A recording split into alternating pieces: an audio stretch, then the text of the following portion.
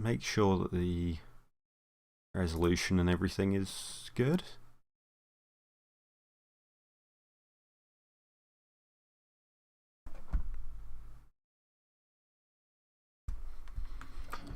Okay. It's readable, I think. We should probably zoom in a bit. Oh yeah, the first run has already happened. Randy Kamskra in the 2016 Ford pickup. I assume it's one of the course cars. I'm so glad they've got that on there. It's brilliant. But yeah, okay. It's a little bit delayed. Oh, actually, my phone's a bit. Is it? I might be a bit behind. But yeah, if you're following along on the actual one, ooh, I wonder if we can get a weather thing. I'm not sure where to go for weather reports and stuff.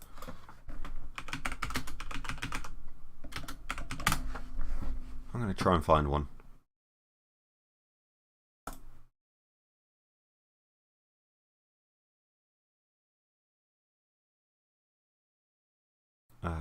Oh, there's...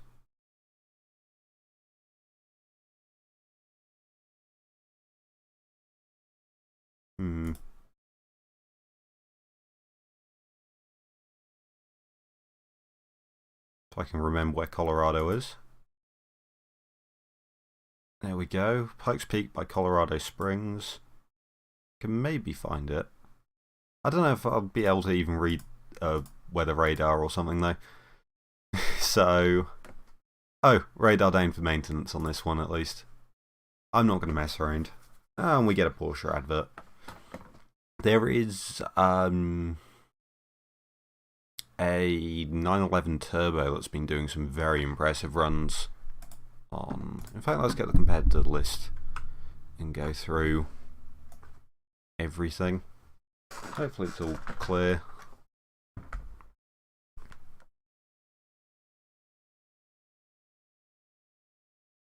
Nope.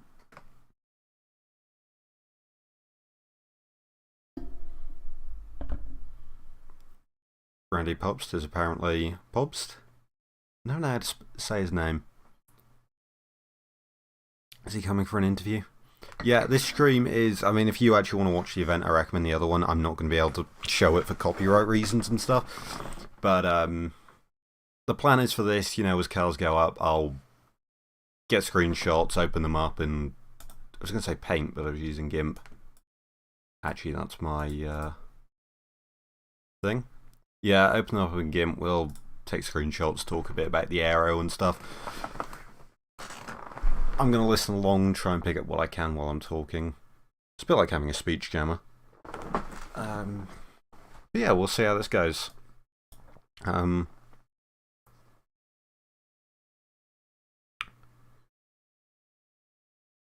hope that Tesla goes well.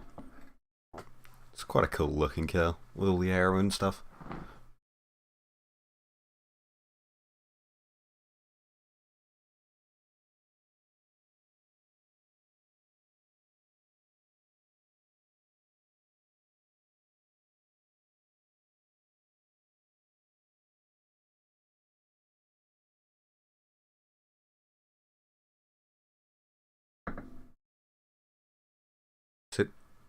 It did 39.1. It actually did it. Because I think that's the Goodwood record, right?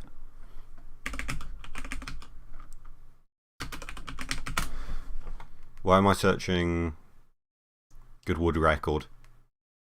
Am I also just... There we go. Festival speed. Hill climb shootout winners. Did that beat... Because the IDR did 39. That has been the record. Also, did I flash my... Need to be cautious. I should put a thing at the front to cover the search bar.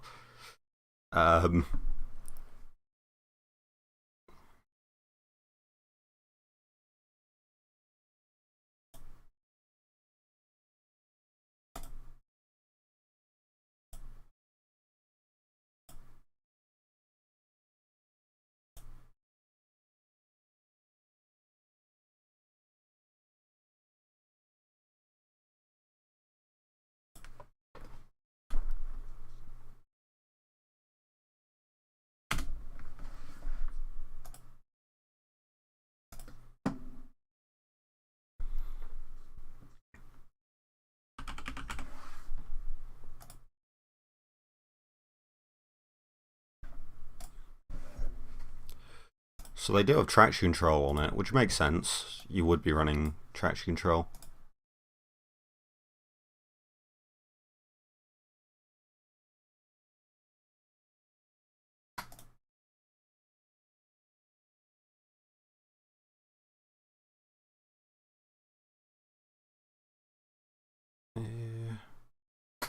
Right, can I transform this now? I should have done this better.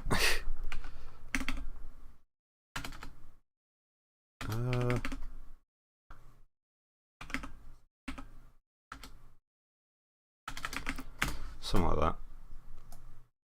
Oh, I can just drag it. No, it's uniform.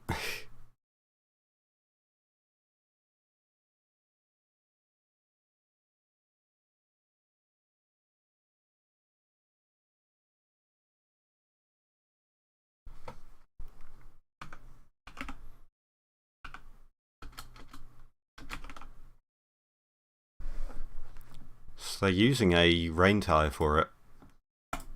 There we go. Something there so it doesn't autofill. Is the Tacoma running this time? Yeah, it's running quite late in the night though. In the night? Late today. Where's the running order? I've got it here. The Tacoma is... Where is it? I'm looking at the wrong list. There we go. Oh, I've got Control F. There we go. So it's running. It's the 49th car down. Rod Millen in that awesome Tacoma. Thing that I'm quite excited about, the Robin shoots Wolf, because that thing's been lightning quick, and the NV8. This thing here, I'm hoping it'll run well. It's been impressive in the testing and stuff, but like it hasn't gone without teething problems at Pikes Peak. On paper, at least, it's going to be a very fast car. Well, I hope it harnesses that power.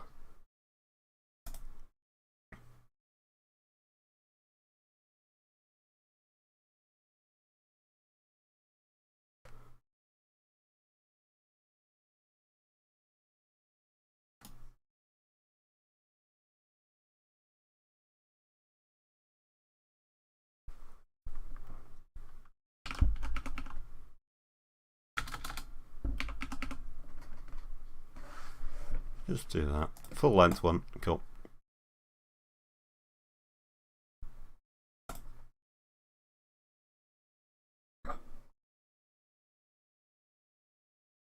I'm so surprised with this commentary team as well. Having Jared as like a lead commentator, who I think is great, and then Tanner Faust there to support him as someone who's done Pikes Peak and everything.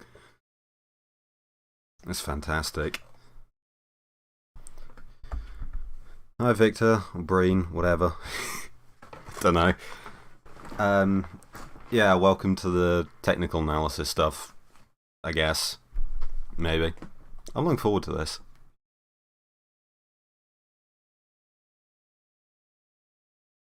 Evija full wheel burnout Goodwood. I did not see that. I've always liked electric cars though. I think electric motors are better than engines from a performance standpoint. It's just batteries are terrible. Could just hook a generator up to make the power and then get that ideal one. Well, I guess that's what the Fisker Karma and stuff do. But then you don't really get the power. Or the weight even. And it's another weight issue and you might as well just have an engine at that point.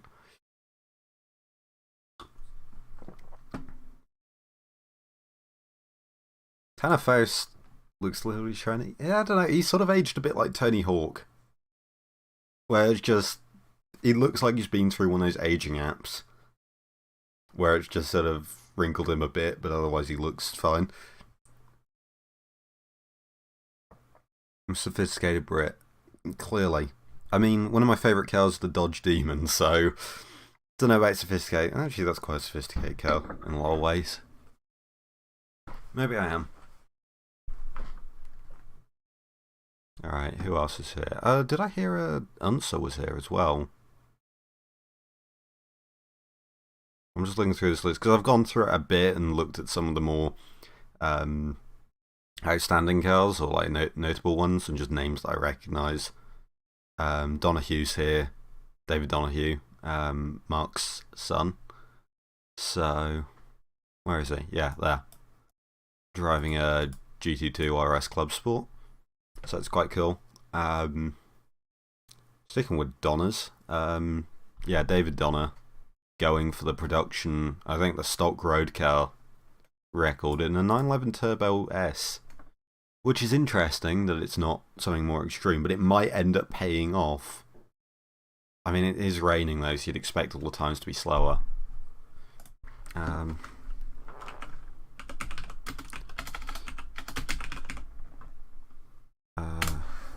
I should have times up.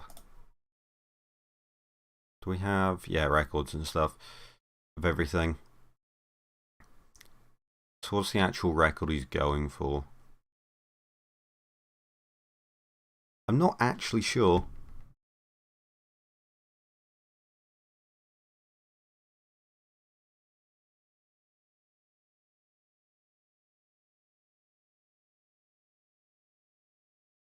Randy Pobbs talking is great. Hi, Falcon. What interests you about the Demon on technical level? Because it's a car designed to go really quickly in a quarter mile and nothing else. It's basically a track car, and I like track cars. Also, I just think things like push rods and push rod engines and, as I should say, overhead valve. Mind you, that's also confusing in a way, because most valve trains are overhead valve, but still, yeah, regardless, I digress. There's a lot of interesting things about it, I think. I love big power cars. That's why I like the Plaid as well. If you think about it, a electric car is actually more simple than a internal combustion engine car. But because there's only one moving part really, and the rest of it's just chemistry. Also, here's the first run. We are starting. Also, I should probably start this up to get a look. We'll wait for wait to see how this goes. There's already people crossing the street and stuff. Actually, that's the brake check and stuff, isn't it?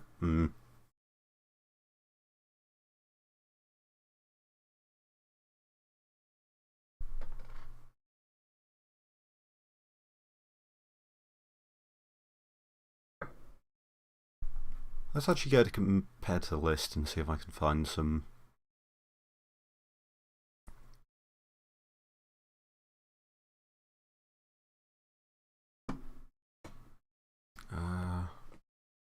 Where is it? Blake Fuller.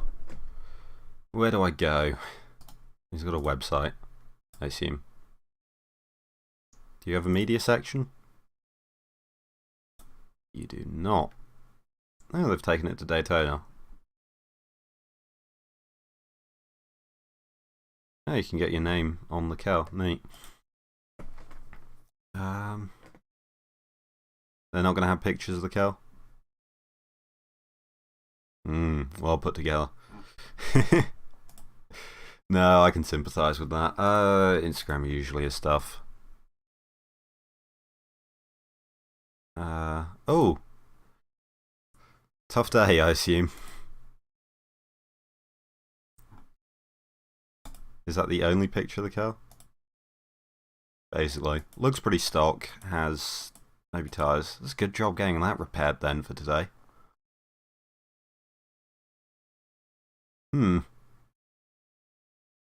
Yeah, the fact they got that put back together. Yeah, good work. Oh, wow, that looks awful to run through at the moment. It's so foggy.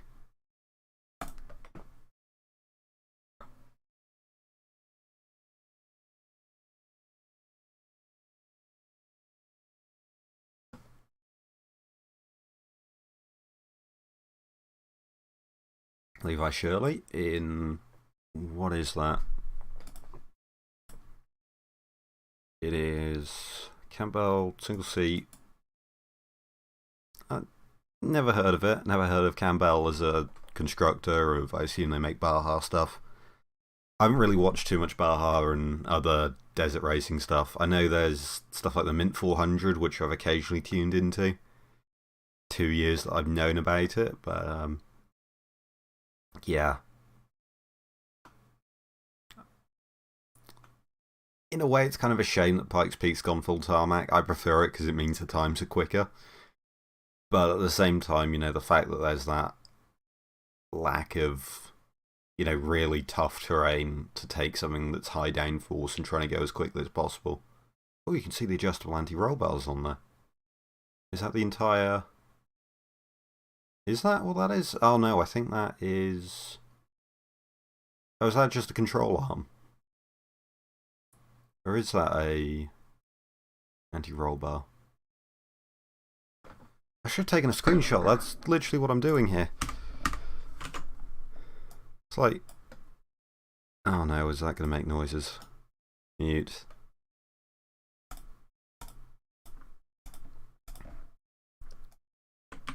Yeah, here. Oh, I did a really good job with the screenshot here, because I think... Presumably you've got a bar going all the way through... there.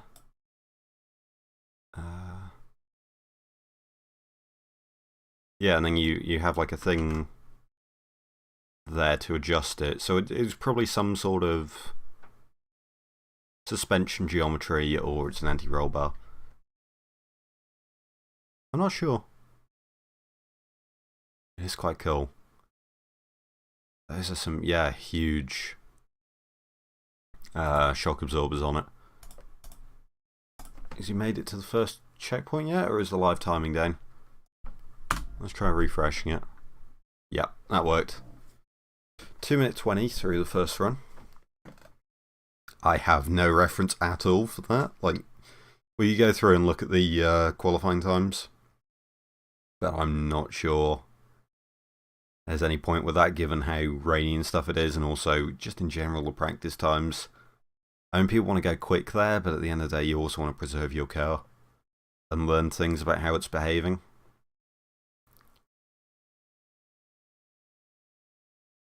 Next up is Just Neil. Ooh, that's some high FPS on the camera.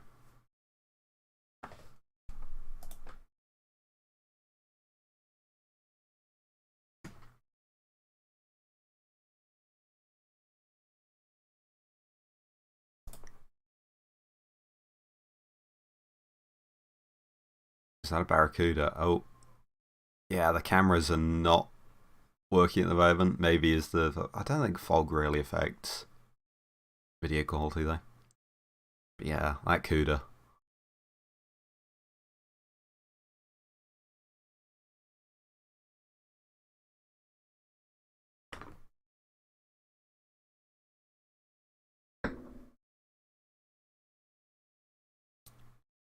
I need a stopwatch or something just to... I should have kept an eye on the timestamp or something when the car left. Actually, you can just go back on the video. So it left about a minute ago. So we'll be halfway to the first one. Oh, would you look at that? Blake Fuller's setting purple sectors. Am I going to have to refresh it every time? That's going to be annoying.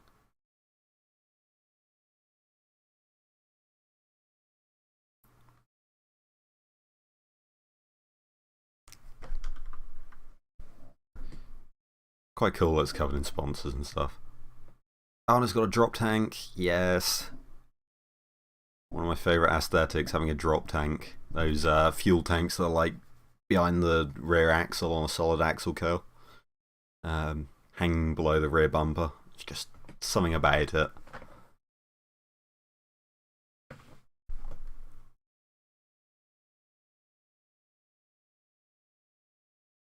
Just got fogged up glasses.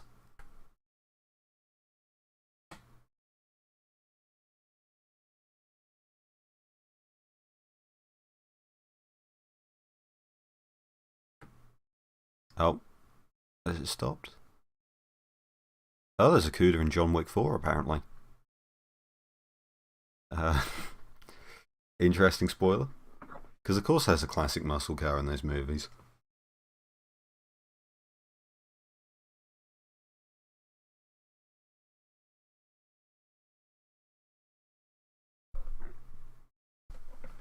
Has Blake gone off?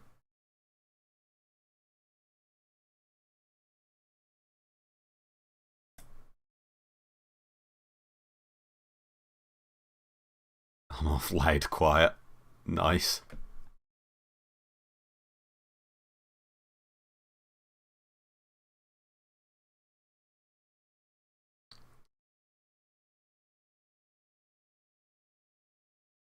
Great sticker on the back of that. Oh yeah, Blake's still going. 3 minutes 17. Again, don't really have a reference for this. We could go and look at the...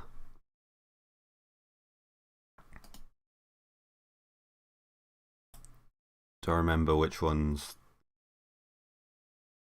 Are they? Because they're split into middle, lower, middle, and upper, aren't they? So I don't actually know how that corresponds to the live timing sectors.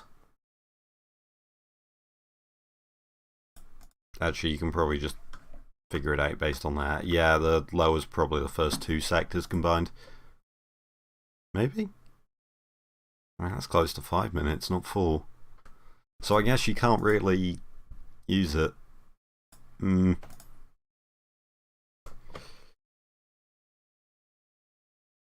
see.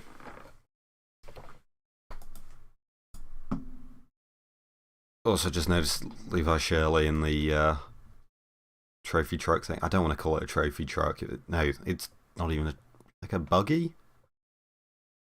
Raid vehicle? I'm not sure what the term is. So where the sun's shining outside. Take off my hoodie.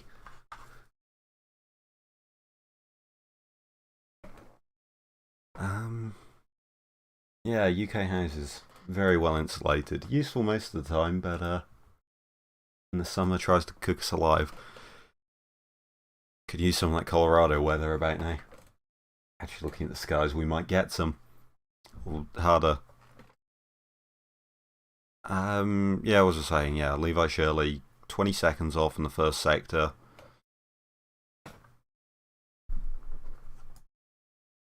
No. Just sitting there spamming Control R.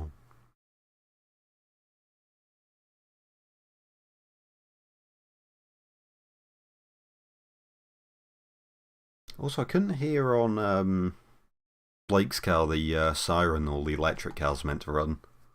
The ones where, like, unplugged performance, I think, are running, like, an extra 50 pounds, they said, so roughly 25 kilos of extra weight just in siren equipment, making it louder than a lot of the ice cars. Because,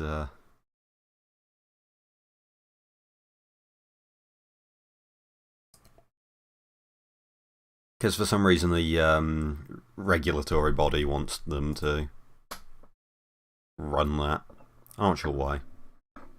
I don't know why they're so funny about that. Just Neil starts running.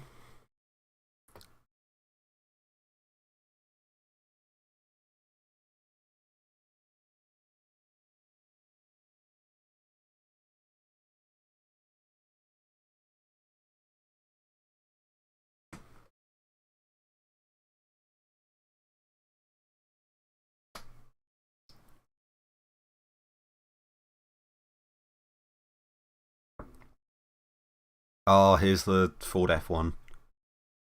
Is this diesel? Because there was, I believe the diesel record is held by a Ford F1. Aaron Kaufman. What a beard. That beard's fit for that car. With a triple element wing there. Some additional supports on the underside, which is interesting. Totally open rear.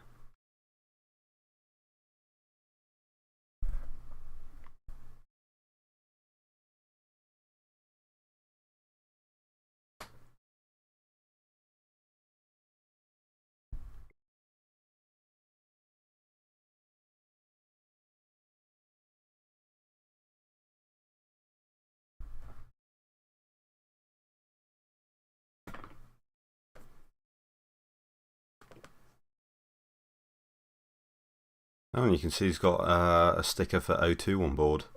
They were talking earlier about how some drivers have oxygen tanks because they're going so high up. Like I believe pilots need. Oh, Blake Fuller's just finished his first run with a 12-minute run.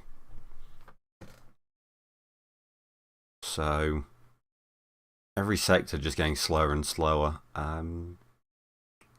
Sounds like maybe there's some problems. I'm trying to remember from the last times I watched this, where I wasn't paying massive amounts of attention. This is the first time I've really sat down to follow along with it. But it's, yeah, we'll see. But yeah, they were saying pilots over 12,000 feet needed oxygen. They're going 14,000 feet. It's like a requirement for pilots. So yeah, the drivers are all, or a lot of them are carrying oxygen and stuff. It didn't sound like it was mandatory from the way they were talking about it.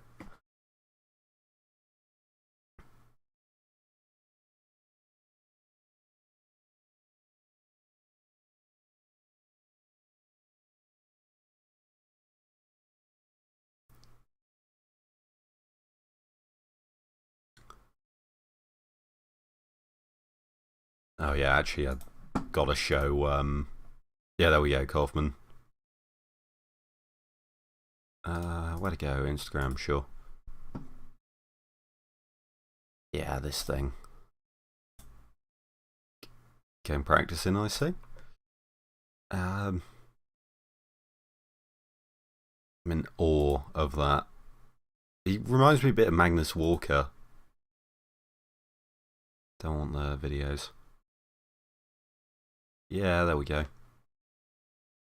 I guess an older run because it's got different wheels on. Or they just put on whatever. They have like a light set or something for the race, but they've got sponsors or something. Or vice versa. Where is Scott Birdsall? Because he's the guy who owns the car, I think they said. But he's running this. This. I think.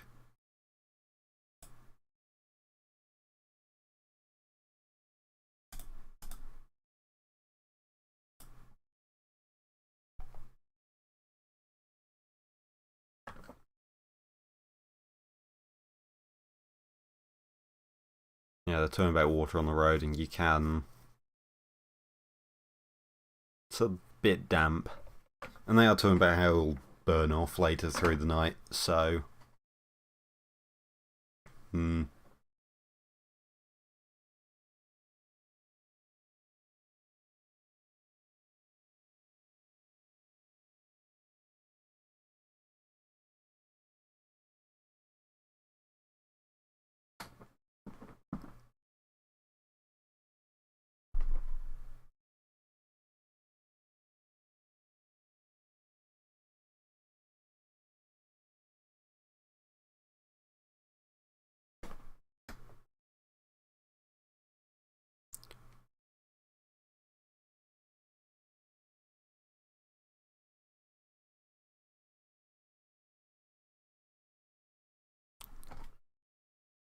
Watch the CUDA go up. Seemed like a weird line through there. I don't know though, because this track's so bumpy and there's probably so many unpredictable dips and things that you probably end up taking quite weird lines. Hmm.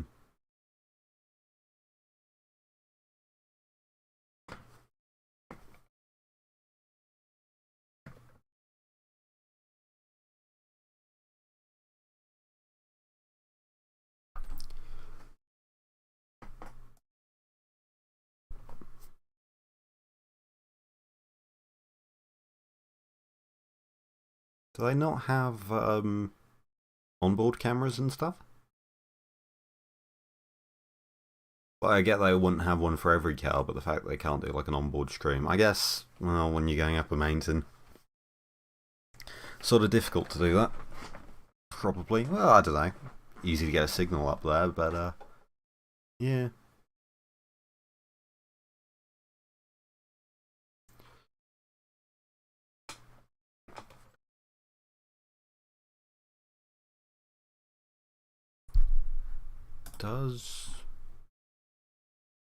Is there a track setup or something talking about the sector splits on the website?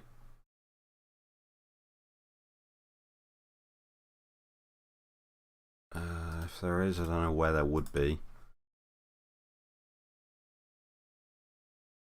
Nah, just it's quite a good way of looking where the tracks are.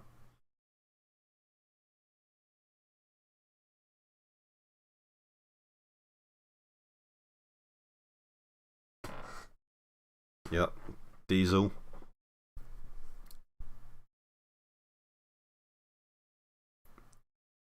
Does it show the sectors?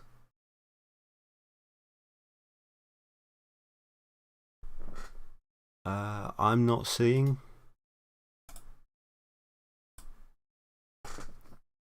I'm not seeing anywhere. So I guess we'll just have to take a punt.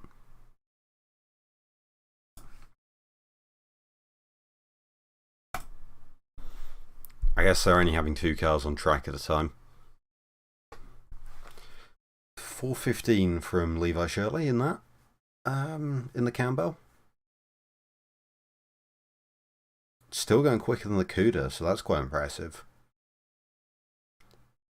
So watching progress. Oh, and here's the an interesting asymmetrical engine cover there.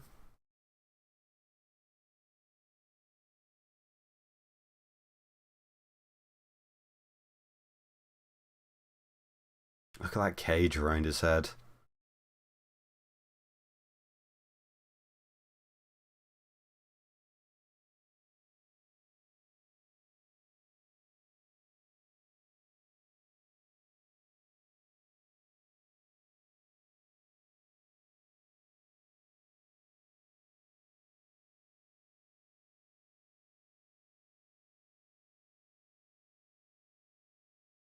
Little intakes over the wheels, it looks like. You've got some brake ducts, looks like it's cut out above the splitter. Radiator intakes and stuff on the side.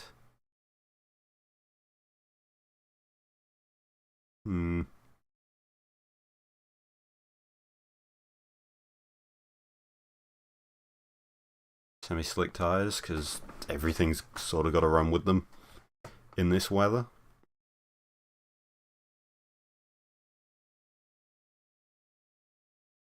What's going on with that left side? Oh, right. I never know which left and right to talk about with a curl. On the left there, it looked like the side. I assume that was a heat exchange, like a radiator or something, but it looked a bit solid or something. So I don't know if it was like a could have been like an air to water intercooler or something. But I don't know why they'd have the flat side there. Could have just been camera quality or something. I'm not sure. I don't know if I'm making any sense. You can see some skid blocks or something underneath the splitter.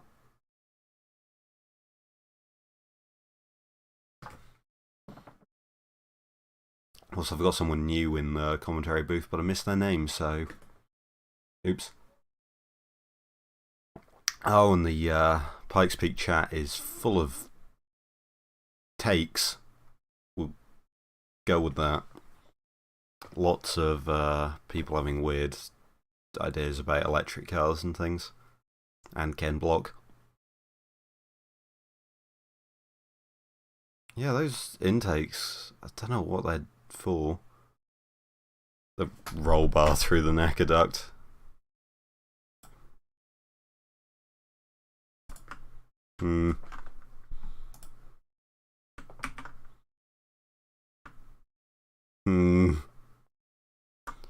Interesting setup. I suppose you do what you do though. They start with a bare chassis, they've got to put a lot safety stuff in. Probably don't have time to ring it through a wind tunnel a bunch of times, and I don't know.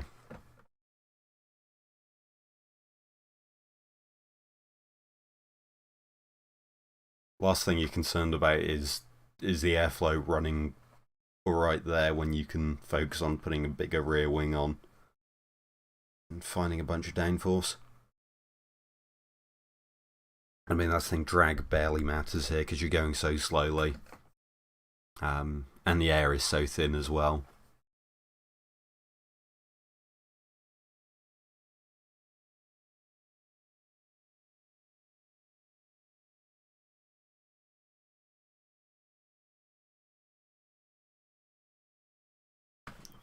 Caymans are only making 250 horsepower by the peak. It's insane.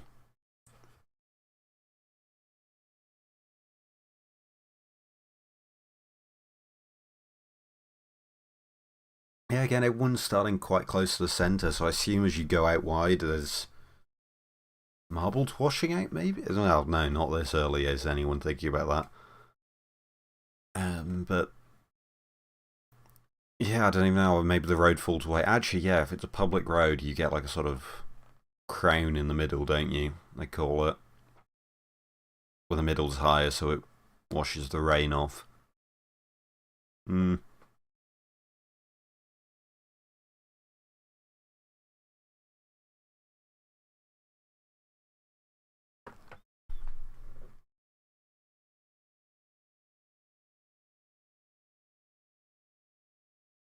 So just now having a big problem in Sector 2. I've just looked back at there now. Now there's not much on screen going on. Yeah, I assume a big moment because the second sector's the slowest so far.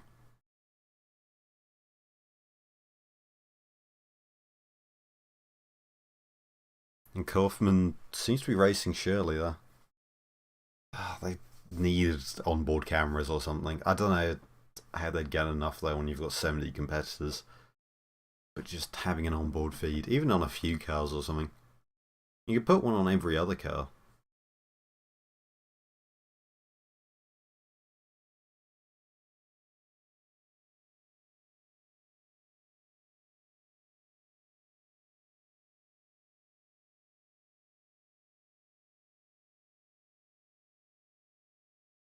There goes the LMP. Scott Birdsall. Yeah, these camera angles are a bit...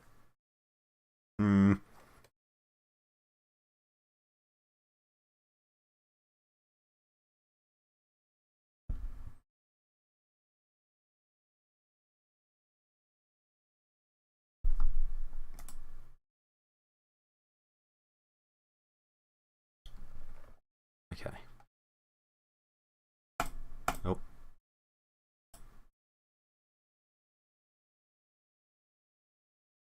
And there seems to be a bone stock Acura. What is that? Is that an Integra? If I can find where I put everything. Yes, that is the new Integra. Totally gutted out.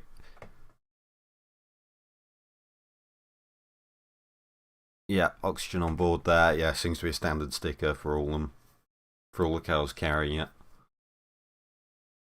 So weird because it fitted the aesthetic of that Ford F1 so well.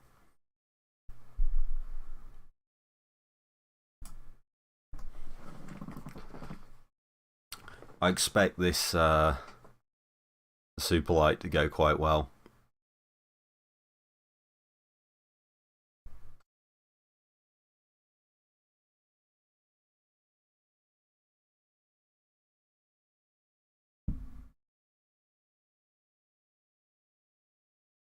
What's that average speed? Less than 60 miles an hour. You can tell.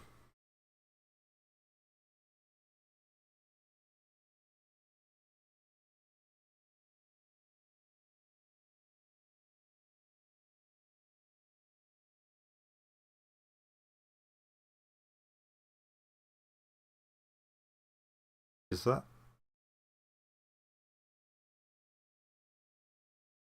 It's having problems.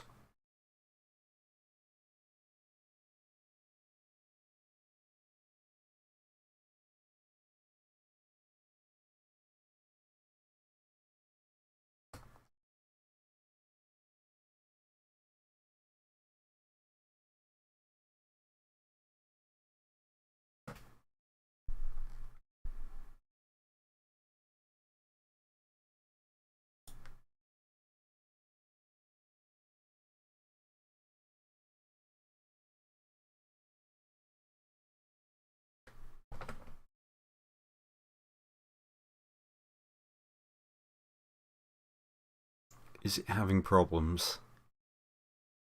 Um, at a 230 through Sector 1. So it's not exactly, I mean, slow, and it might just be a bit sketchy. It's only two-wheel drive and the conditions aren't perfect. So difficult to judge from here how dry it is. It's saying it's cloudy raining, though, on the weather thing on the screen. But, yeah, the fact that nothing's coming close to that Tesla. Look at the way it rolls coal on throttle. That's great. Does seem to be lightening up quite quickly.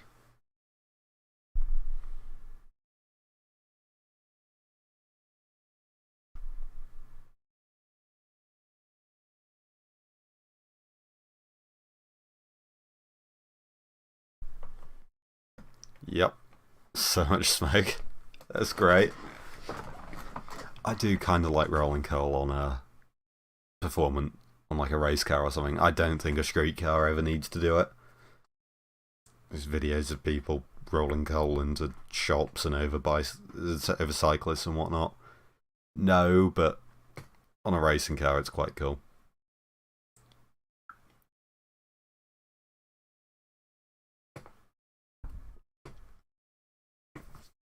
It's the same as like a puff of brake dust and stuff you see sometimes.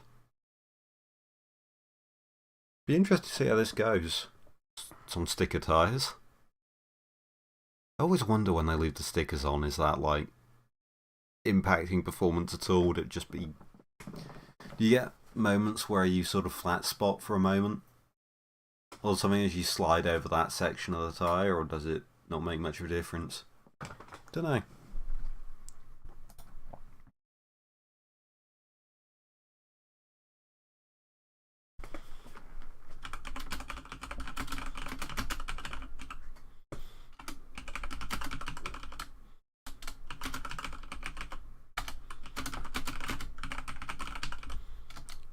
Oh, we have a new faster sector 2 time, so I guess bit of traction issues in the lower section. Be interesting to see how that performance continues, because now it's sort of an uphill battle versus the Tesla, as I believe the course sort of tightens up.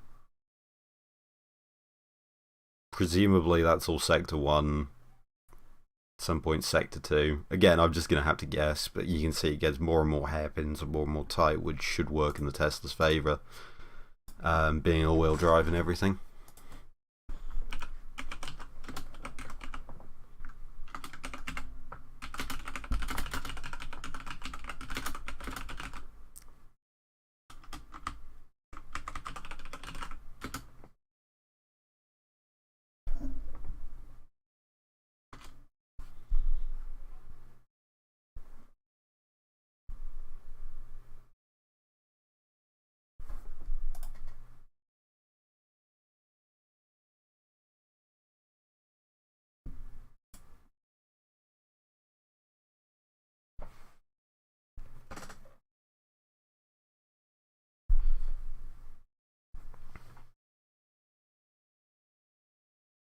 Actually, they put 3 cows on the mountain at once, have they?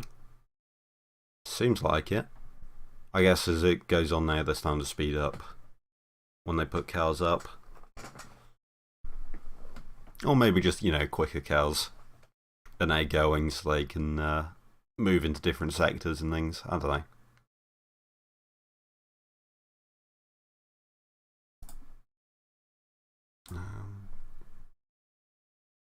Yeah, so now it's just a Shelby GT500. Seems to be pretty standard. I didn't see the tyres, but I assume they're running either some road tyre or a... I don't know what sort of thing, like a high-end Michelin or something, like a Pilot Sport 4S. I've heard those are pretty good in the wet, and they're sort of like a good all-weather tyre, so it's probably something similar to that.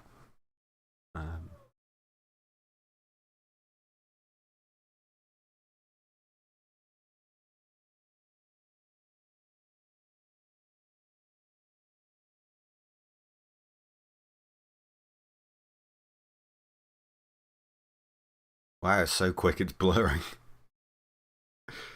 Uh,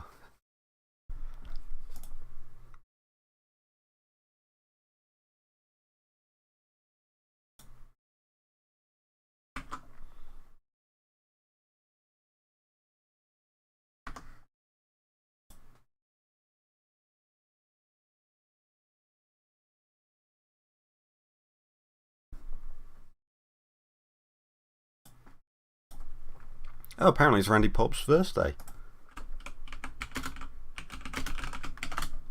It's great to hear. Well, hopefully he has a good run then, even more so. The Integra's set the quickest time. Either track's drying out or everyone else has been. I assume there's starting to be a dry line forming and the rain's going away, or the precipitation and stuff. Because that, or they've done some serious stuff underneath that Integra.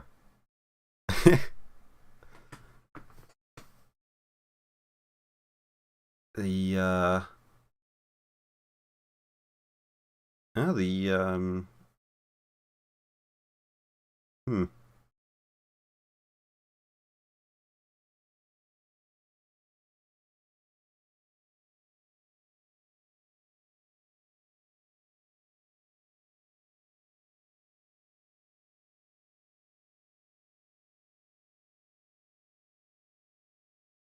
just hearing about that turbo speed they're talking about right now.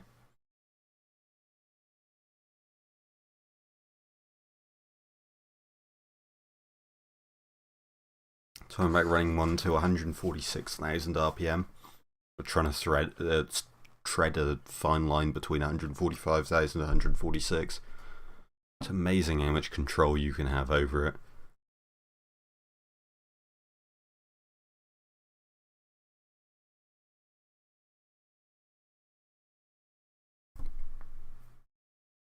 Oh, Scott Birdsall must have had a spin or something because 451. Yeah, that's by far and away the slower, so I assume they spun around, but the fact they finished that car looks loose, and look at the amount of rain on the camera. Yeah, that thing must be so sketchy to drive.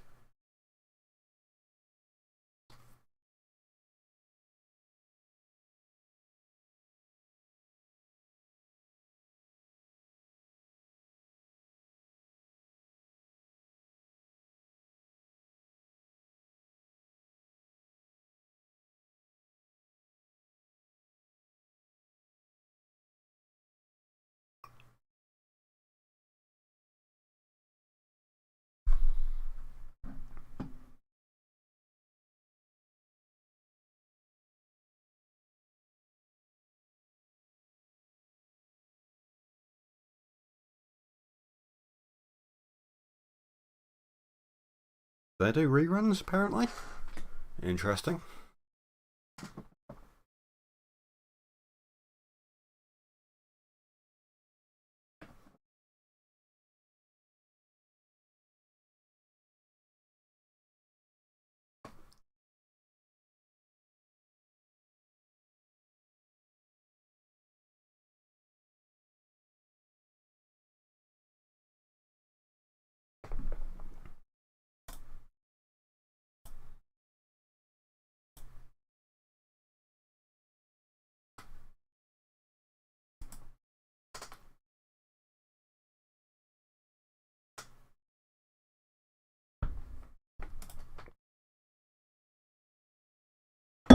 Oh, sorry about that. I have a glass of water and I just pinged it against. I'd imagine that capped out the mic.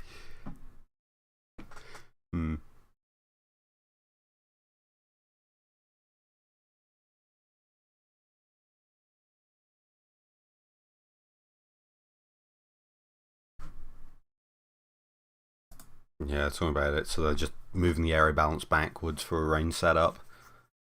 Bit more rear downforce to give it a bit more stability, which makes sense. But they can't really do anything like soften the suspension as you would do, because the aero is just so sensitive, and they can't afford to do various ride height runs and sweeps and stuff like that. There's also not a lot of standing water, which I believe is one of the other reasons they adjust the suspension in Formula 1. It wouldn't surprise me if your end of straight speed is actually quite similar anyway, and the main thing you're swapping is mid-corner speed. Because you're not going particularly quick anyway, so there's probably not that much of a speed delta between dry and wet. But as you're going through mid-corner, obviously you've got way less grip. But I don't know, I'm just spitballing there, that could be total rubbish. I say, if I say something, it's my own thoughts. There's the Acura.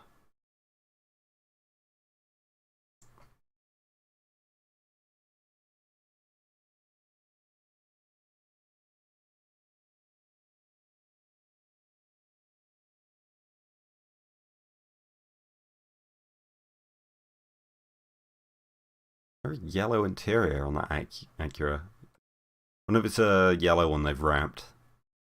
Because all the concept cars and stuff were in that bright yellow, weren't they? That's probably the case there. Yeah, you can see more little dots of yellow about, so I think that was originally a yellow car. Yeah, that's the stunning aero analysis you want.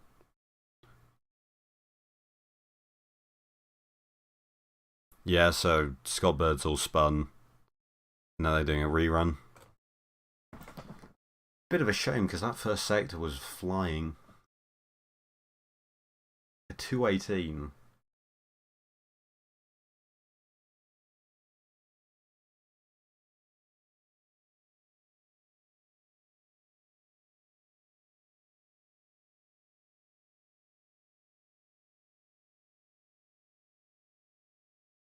So Birdsall's finished with a 1434, basically a 35.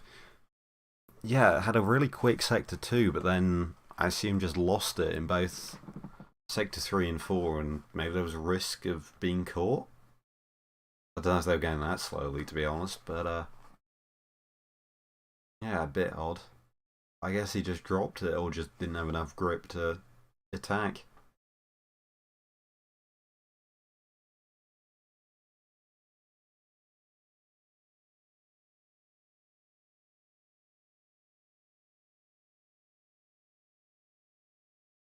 Tow truck out, so I assume. Well, I don't know, because everyone's finished. Everyone's set times on there. Are they just moving it into position?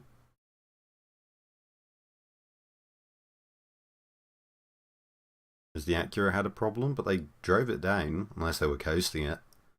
You probably could do a soapbox run all the way down. That's an idea. Pikes Peak, but afterwards they just drive down without the engine on. Or I guess in neutral, because you probably want power steering.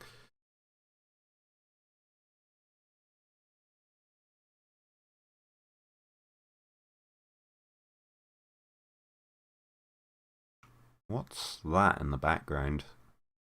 Behind those people. Is that it would look like a 911 GT2 or something.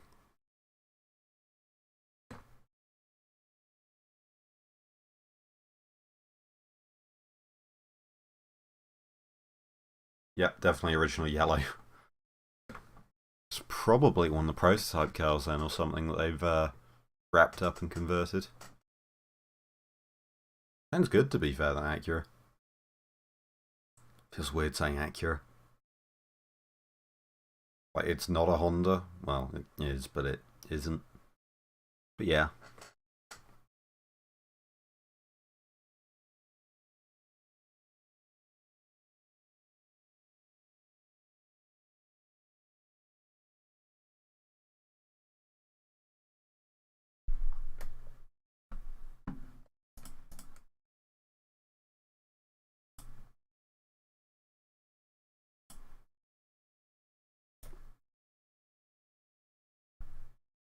We've got 10 viewers on the stream, apparently. Cool.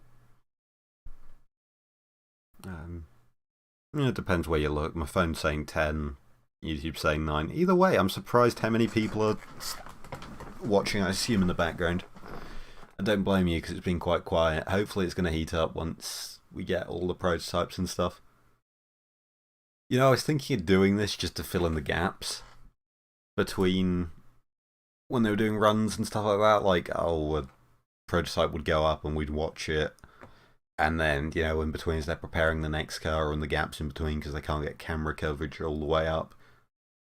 But, yeah. Cars that spin a specified length from the start are allowed to come back down and restart. Interesting. Alright, so I guess there was a spinner. But they're in Sector 2. Unless they managed to trigger the sector thing somehow. How? Is it all-wheel drive? With a rear bias?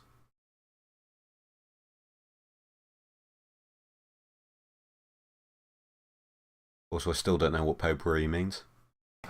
Yeah, if I only had the internet.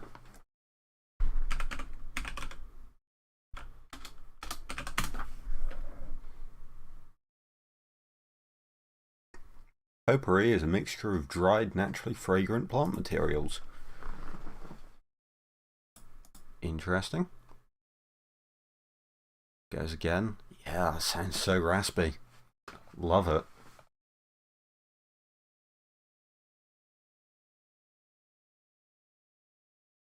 Also, what's that course car on the right there?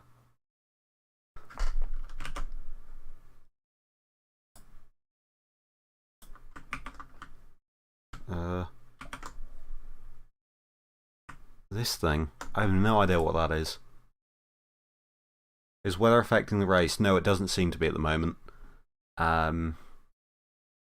There's a bit of fog and stuff, so I guess, you know, drivers are having to cope with that, but it's purely a driver issue thing, not a actual schedule running thing. It seems that the Integra that just ran spun out and they were allowed to restart. Apparently that's a rule, where if you're close enough to the start you can restart. But yeah, the weather itself, I mean, it's making the cars a bit slower, but it isn't harming the actual schedule. So look at that camera setup on the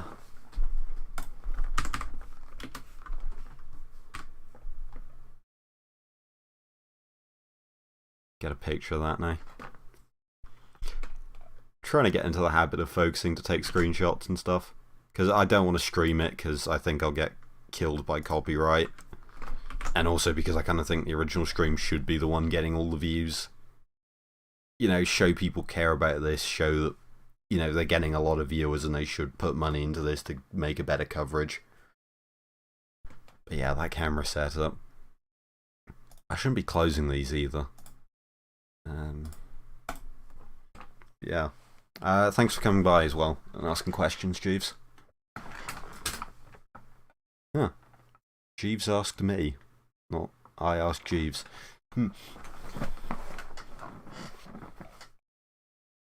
Anyway, yeah, that Acura was very quick, but we'll have to see if it is raining then. Cars do have drops on it, but I can't tell if it's actually... Oh, puff of smoke. Oh yeah, they've got the wipes on. It is pouring down. What's the...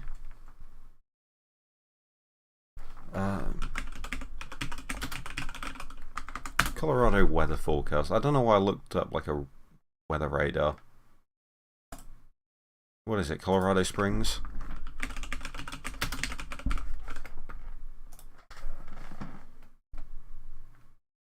"13 degrees, raining. Rain ending in 8 minutes. Okay, yeah, so it seems like...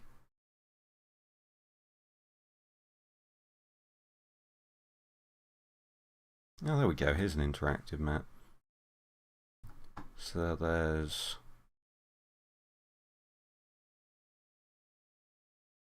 Oh yeah, the rain just completely disperses after a bit.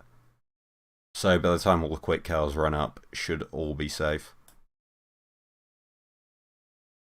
In fact, can I find the actual road? I think I actually know where it is.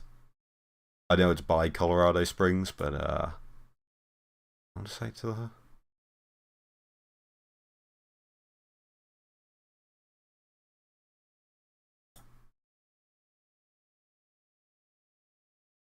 Interesting place names. Watch it not be that one like right next to it. It's like all the way over here and it's only technically in Colorado Springs or something.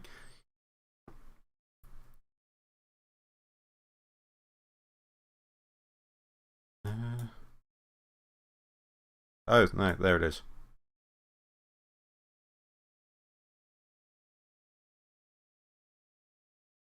So it is just little drops of rain around the bottom. Doesn't seem like it's going to be a big issue later on. Oh, that's good that I found a place then. We'll keep that open. Okay. Huge.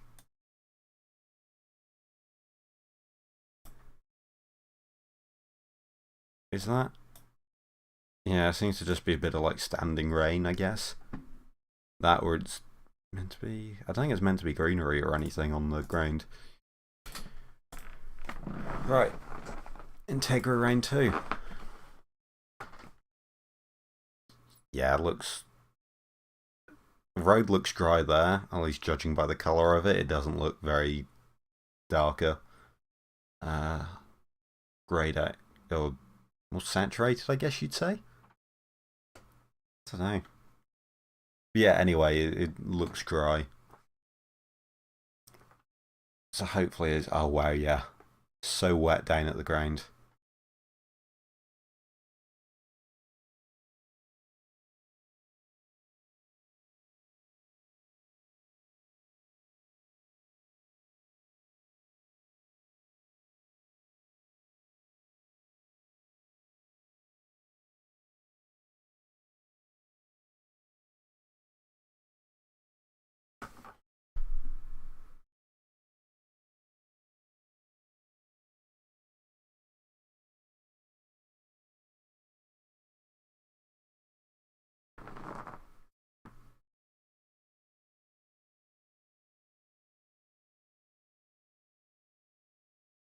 There goes the Mustang. GT500.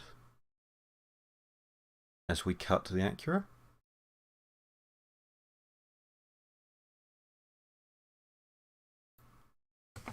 And where are the sector splits? Please. Like I was saying, they give us a course and they give us that, but we don't know where any of it is. Oh well. Unless maybe it's. There was a big course map thing, but.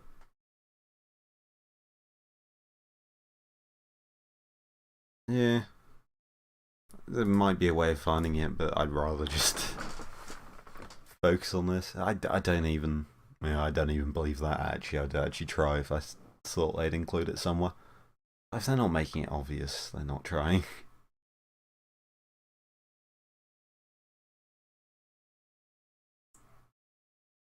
Oh, another. Oh, that's TLX, not Integra. I don't know Acuras. We don't get them in the UK, so yeah, another O2 on board. I didn't see one on the Integra or the Mustang actually. It's quite a distinctive sticker as well. Quite cool wheels on that. Sort of they look like a sort of tougher rally style wheel.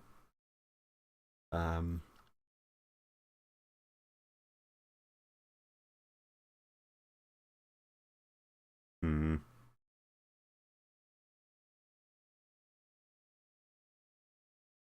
Additional front splitter on that?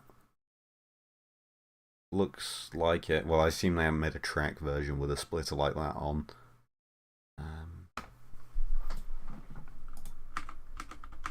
Did they? I'm just going to go back and look at the. I can't see a diffuser on it. Well, there's something there.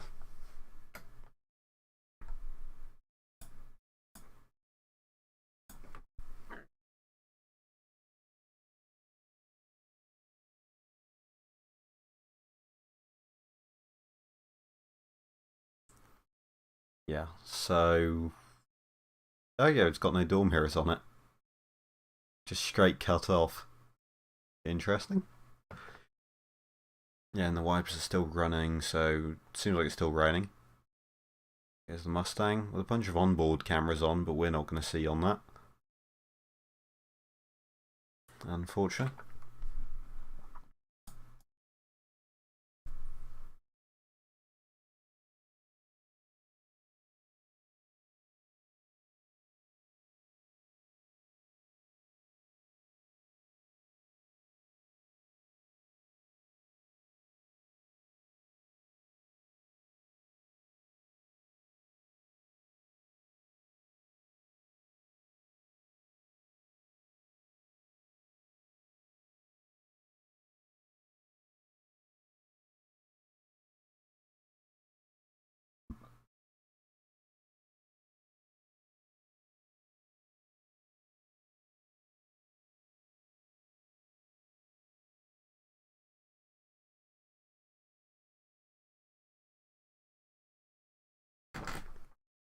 Blake Fuller being the first run seems to have lucked out in a way.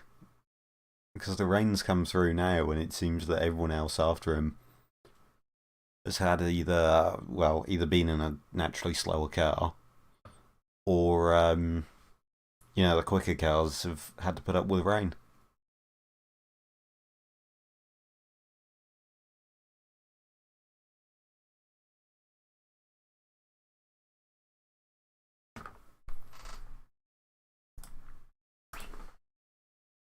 TV's already threatening to turn off, as it wants to do.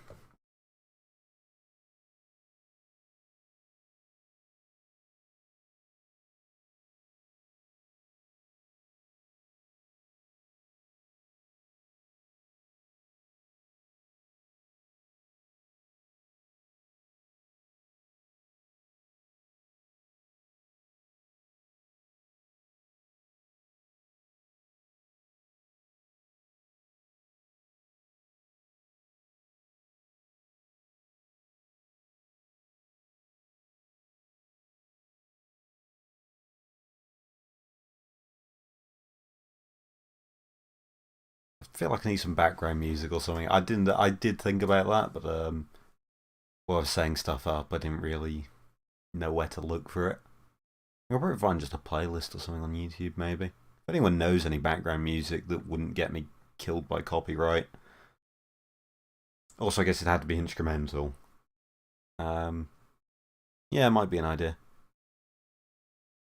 Or we'll just find some generic engine noise videos to stick on. Like with I'll just put Climb Dance on loop, actually, in the background. That Ari Vatanen movie thing. Film. Did it win an award or something? Yeah, that probably qualifies it for film.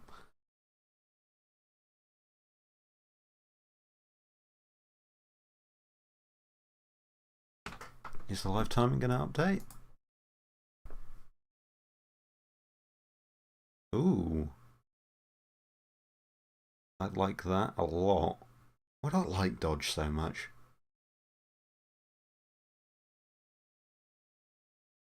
Oh, that's the Hellcat Red Eye, yeah.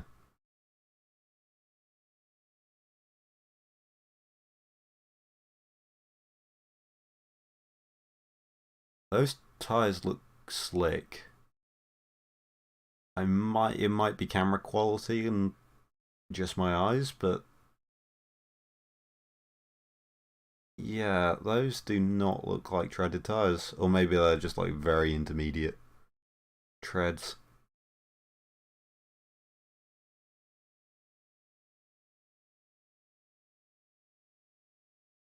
I kind of already want to go to the toilet, but I know the one time I stand up to go away, something insane will happen. I figure they'll make like a natural break once the exhibition runs end.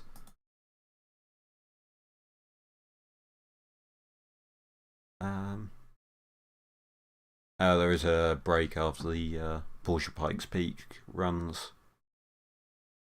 Hmm.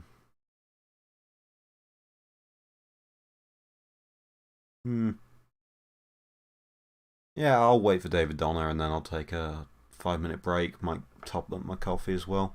I've got Dr. Pepper here actually. No, I kind of want to wait on that. I had prepared with drinks and stuff. Not food though, really. Oh, there's a pizza or something. Yeah, but I kind of... Do I want to... Of course I want a pizza. Silly question.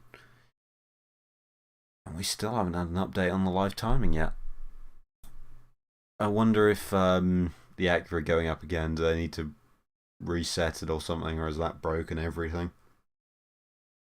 Just never going to work again. It wouldn't surprise me with the way this is being ran. It really wouldn't surprise me at all.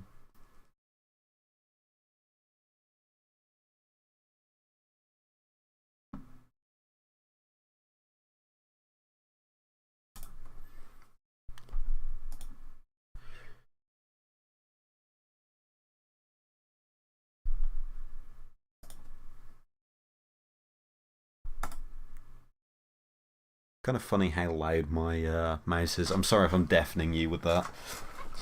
And probably my mic's picking up, like, everything. Should run it through Discord. They're, like, audio muting, background noise dealing stuff. What am I thinking of? What's the term? Noise reduction, maybe? Like, just background noise filtering. Filtering, that's a good word. Basic word that I should have known off the top of my head, but, yeah. Oh, the fact that all the cameras have an individual sponsor, yet they couldn't get more. Like, how much do you really need? Because you need... Not even a high-end camera. Just a GoPro would be fine, and then just, like, a decent connection. Surprised they don't have, like, a... yeah, I guess dealing with range and stuff. I don't know how you'd go about it, to be honest, but there's got to be a better way of getting more cameras around the course. Maybe they will do that. Maybe for the morning while there's fog and things, not so viable.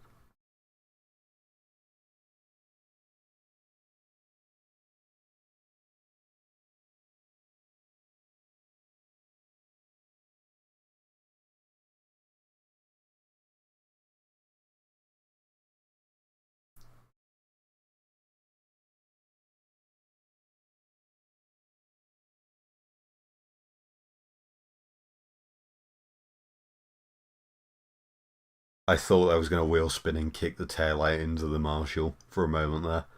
Just something about the way it left.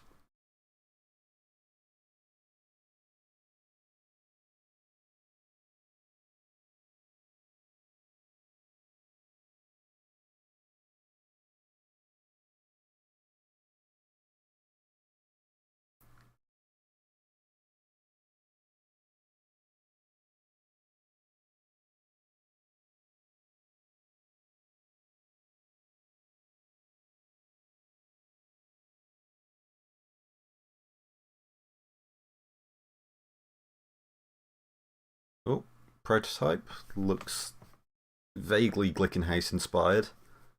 Although I'm sure the Glickenhaus livery is a reference to something. I don't want to call it like a copy or anything. But that livery with the white nose and stuff, it's quite a cool thing.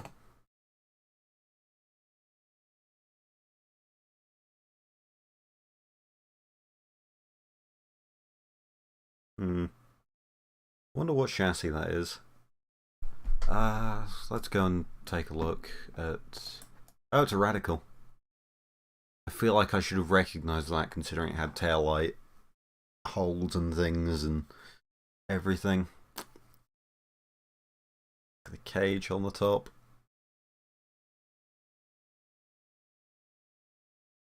Also, I'm sorry that I'm sort of flashbanging everyone every time I go to this menu. I did go out my way to set things to, like GIMP to dark mode and stuff. But since this is running in like a black screen, usually I would have put everything as a light mode just to keep it consistent with the PDF. But that wasn't really an option. Oh, this is the diesel. The triple turbo PDK diesel. So, does that mean it's a diesel engine with a Porsche transmission? Yeah, this thing's cool.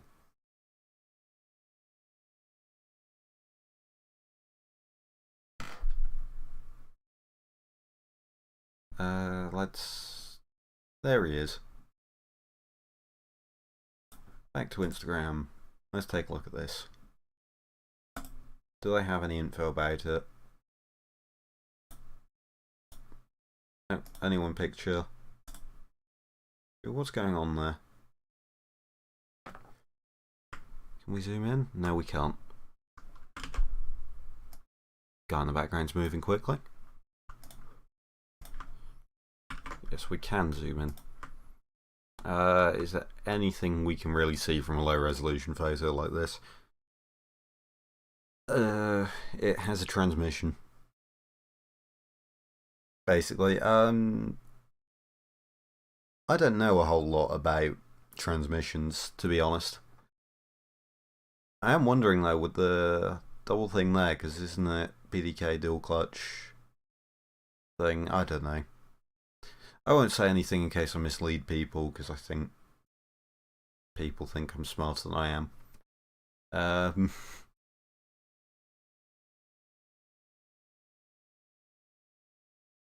Interestingly, looks like there's a push rod sort of bell crank setup on top of the spring and damper. I wonder if they've got a third spring or something that's connected to, or maybe that's how they're doing the anti-roll bar. Oh, look at the way the lower arm's attached. Or is that the tail link? Maybe? Oh no, there's the... I really hope I'm being clear. Yeah, you can sort of see it. I think those are the anti-roll bar connections, maybe. It's really difficult to tell.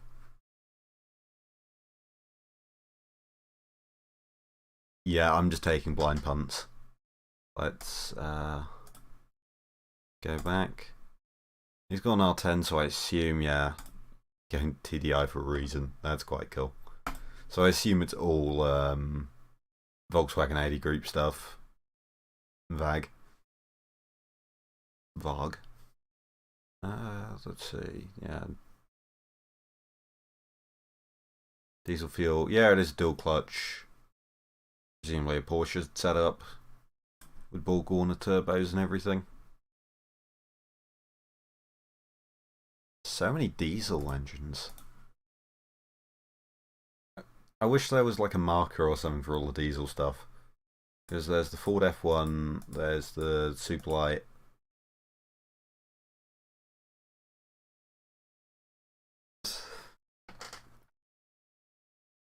And there's that. And then following the diesel, we've got a Tesla Model 3.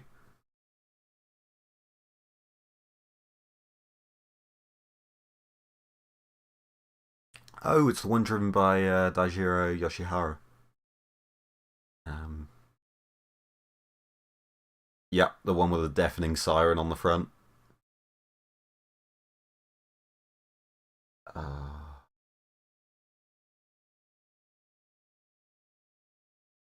Let's see, what can I glean from this? Little swan neck wings, big Voltex kit. With a spoiler underneath, looks a bit bigger than the factory one. Oh, I wonder if it's got jacks on board. It's got a hole for air jacks on the back. Underneath the rear left tail light. Interesting with the wheels there. They look fan bladed on the rear. I do find it weird because I've seen papers and stuff on different wheel designs. And you'll notice this actually on LMP cars and Indy cars especially, but try and get a picture to illustrate what I mean. Yeah, so the wheel here, you've got like a fan section in the middle. I've seen papers and stuff on wheel aerodynamics, and they've sort of suggested that the opposite is more aerodynamic efficient. Maybe for trying to cool the brakes as much as possible, this is a better setup, since you're letting more air out. Are they? It doesn't look like there's any angle or anything on the things. In fact, it looks the same as the front wheels, but just with this centre cap on top. So I'm not sure how effective that really is. Looks cool though. Sort of interesting that the front doesn't have anything similar on. Maybe they're desperate for brake cooling on the front and just need to open it up as much as possible. Because I've also heard anecdotally that stuff like turbo fans don't really work, but they look cool. So, well, I heard that from Marshall Pruitt. I do put a bit of weight on his words. He seems to know what he's talking about. So, yeah, I don't know how interesting to know about these wheels, but I am seeing them quite a lot, so maybe they found evidence different to that one paper I've got. Really something I should look into because I find it quite interesting. But you do look at it on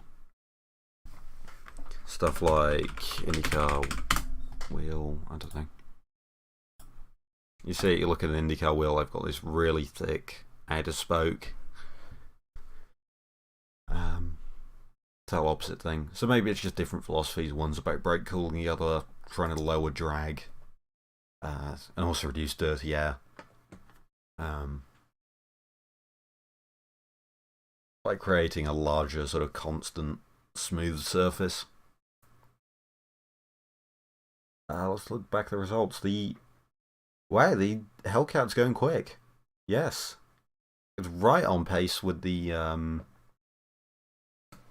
Model 3, or the Model S, sorry, that went up earlier. Was 7 seconds quicker through Sector 1. I wonder how much of that was the tracks drying and how much of it is just it being a quicker car. Because the weather's been a bit sketchy, but I don't know, we'll see.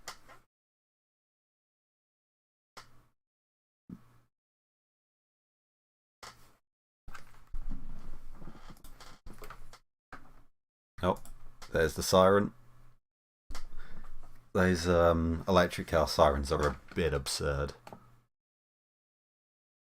And apparently, yeah, every time they've, or Unplugged Performance at least, the Randy Pobst ran car, they said that every time they've done it, they keep getting asked to make it louder. So again, they've got like 50 pounds worth of siren equipment on the front.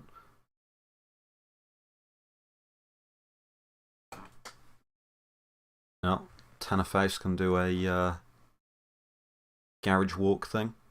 Cool.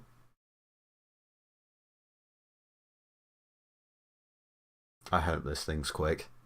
Again, I am sort of on Team Tesla. Oh, the Radicals just set the fastest Sector 2 time. Things are starting to light up now.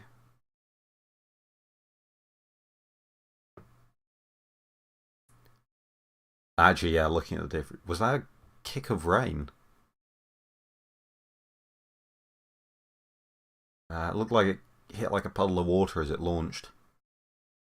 Yeah, everything's happening now.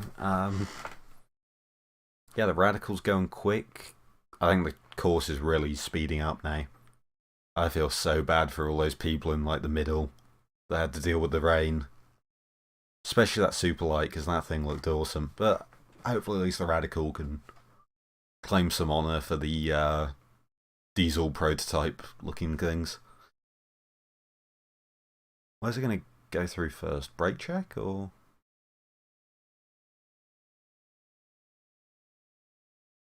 Or when are we next going to see something on screen? Oh, grid walk from Tanner. Oh, I referenced Magnus Walker earlier, but he's actually here. Oh, he's running.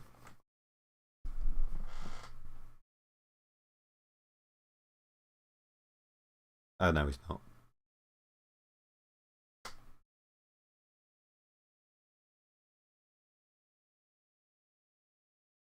Yeah, no, he's not running, never mind.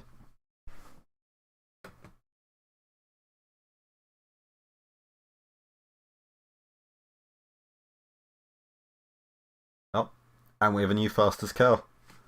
Hellcat goes to the top.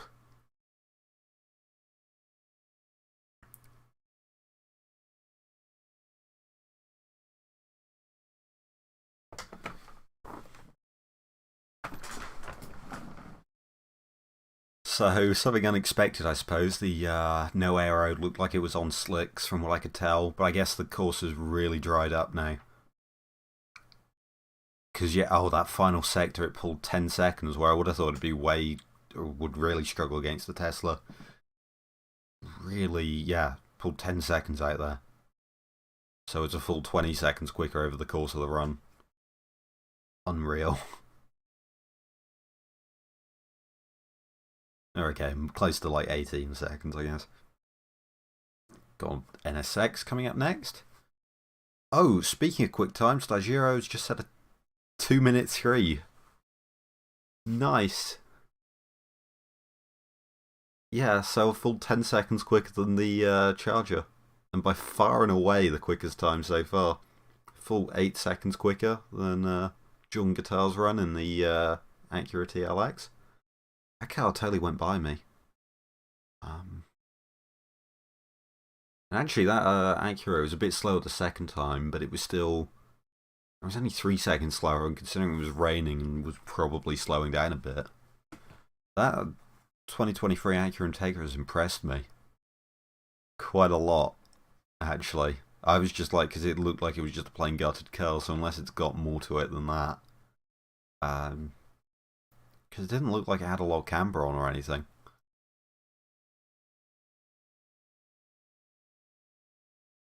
I think I'm going to take a short break once the Porsches start running. Because there's not really a lot to say there. But we'll take a look. But yeah, take a break, get some more drinks and stuff.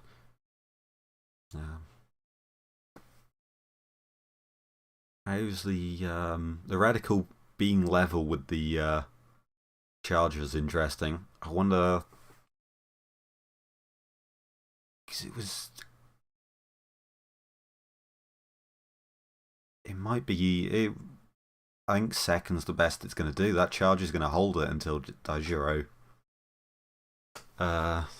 gets up there.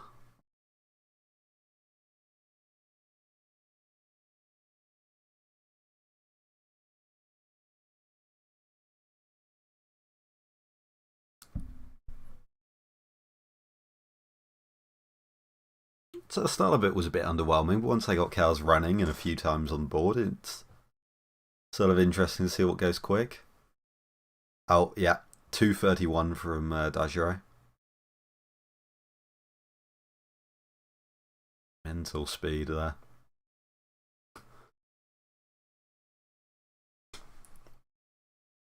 I wonder how quick it's going to go on. Nick Robinson goes, and the Acura NSX looked pretty standard to me. Did have a sort of sizable diffuser underneath it, but I didn't really see anything that looked too far from stock. Probably had some basic stuff done to it, but yeah. Oh, and here we go, Randy Popst in the Unplugged Performance Model S Plaid. I will get a picture of this, because I want to talk about the... I should full screen that, really, so we can get some higher res pictures. But yeah, the Infinity Wings. Which, yeah, these things, the way the wings are curved like that, so as the car sort of yaws through a corner,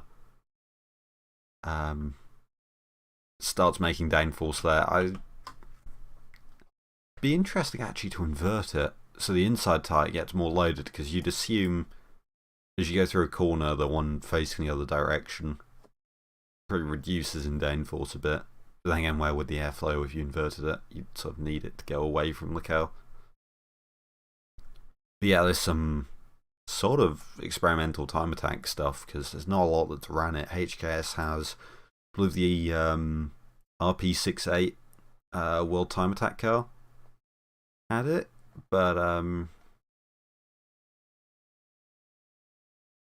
yeah, other than that, it's been sort of unused and stuff, and I guess really it's only got its place in insane time attack like this. Something like an open wheel car, you'd focus more on doing Venturi tunnels and stuff. Oh, interestingly, side skirt there is only halfway. I'll get a picture of it now. I'm noticing stuff and then having to backtrack a bit to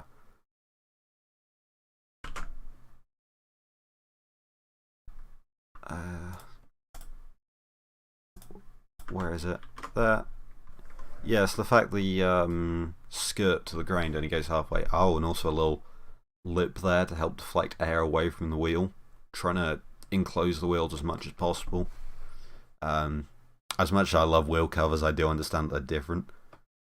71 CUDA, yeah, CUDA's been running as well. Welcome Chaser.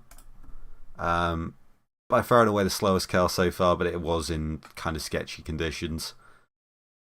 Yeah, full minute off anything. But yeah, did look quite stock from what I remember.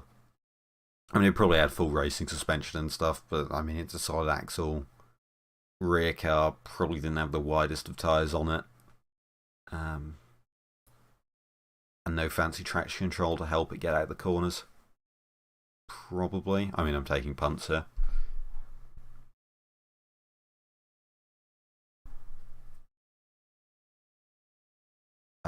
Oh, the NSX actually being about as quick as the Model 3.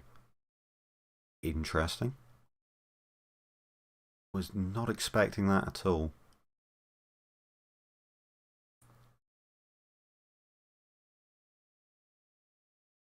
Oh, that NSX looks flying, to be fair. Or it did before the video stopped. Right, I hope this car's quick. This thing, it won't go for the overall, nowhere near, but it's... As a production-based electric car, I am quite excited for it.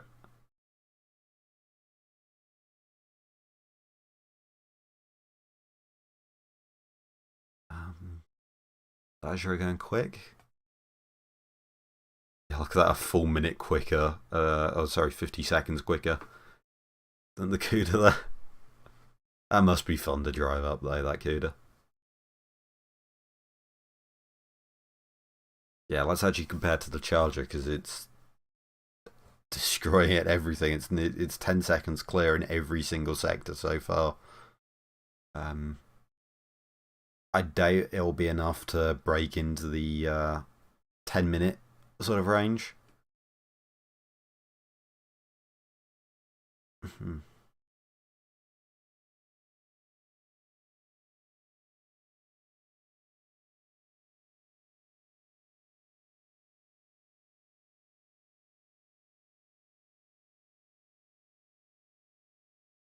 The fact they've still got wipers up and they're going for a run like this. Oh, and there we go, the Acura now, as it goes up the hill and the air gets thinner. Also just the fact that it hasn't got aero. I'm amazed it was so quick through that first sector. Considering it's got no aero and everything. That's, yeah. Seriously impressive run by that NSX there. I do love that Acura always come out in full force here. There always seems to be a few of them running. It's nice to have sort of manufacturer support here. Or runs up acknowledgement. Because the event's only as big as the respect people give it.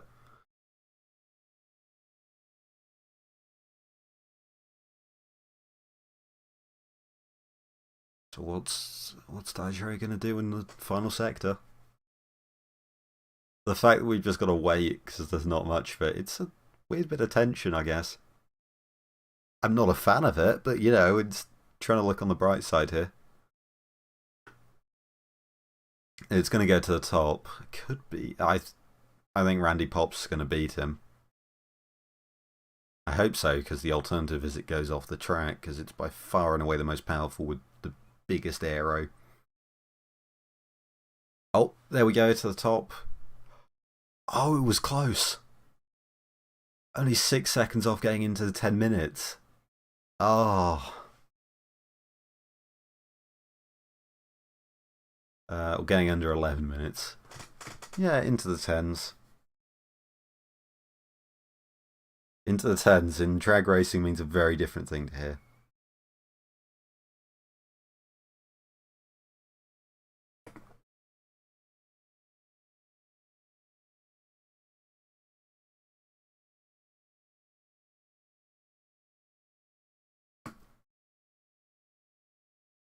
So Are they saying that Pikes Peak used to have a sort of parc fermé condition? We'd have to run hand the car as it was in qualifying. Here we go. Also doing an interview with the guy running the NV, so I am going to try and listen to that. Pobst. Okay. Right. It'll go under 2 minutes in Sector 1, I reckon. Or I hope. I hope this goes deep into the 10 minutes.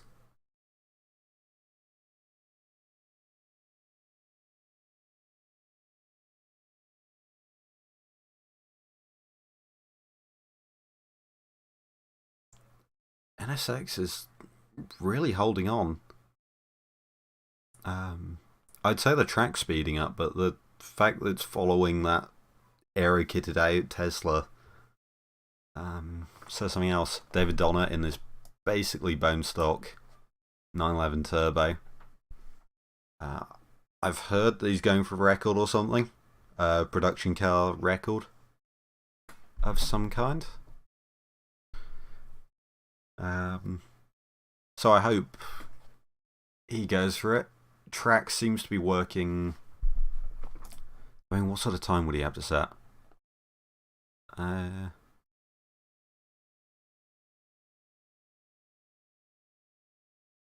Is there any sort of... Nope. I was hoping there'd just be a production car record, but not really. Oh wait, no. Production car. Yeah. A 1018 I don't think's doable in these conditions. Yeah, I'm absolutely blind though. Yeah, Continental there. No, that's got to be an aeroed up car with a 1018. Was that the GT car they ran? Because they ran a GT3 car and put a bigger wing on it and aero and stuff. It's probably that car. Something blurring through. Oh yeah, Randy Popst has gone under 2 minutes. Fast and Giro by 5 minutes. 5 seconds. 5 minutes, yes. Gone negative.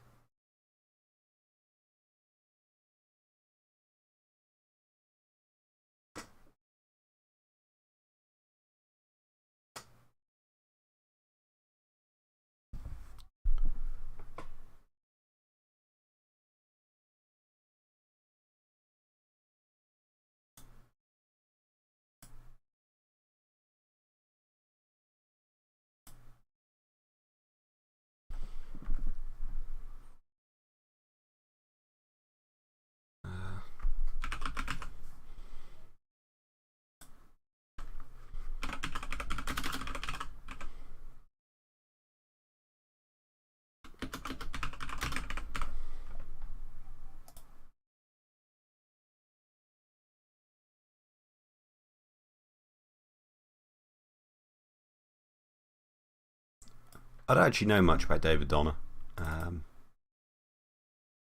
So let me just make sure. Yeah, good. That's working. Look at me trying to be professional.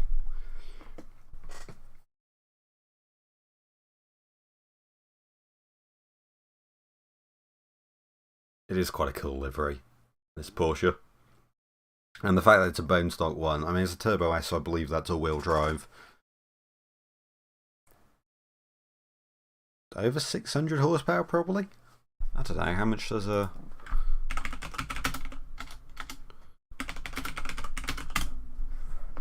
I literally know nothing about the specs. 0 to 16 2.6 seconds, because of course. Yeah, 640. Porsche are quite good about technical specs usually, so we can probably glean quite a lot from it. Let's talk about the Aero. Maybe not on this.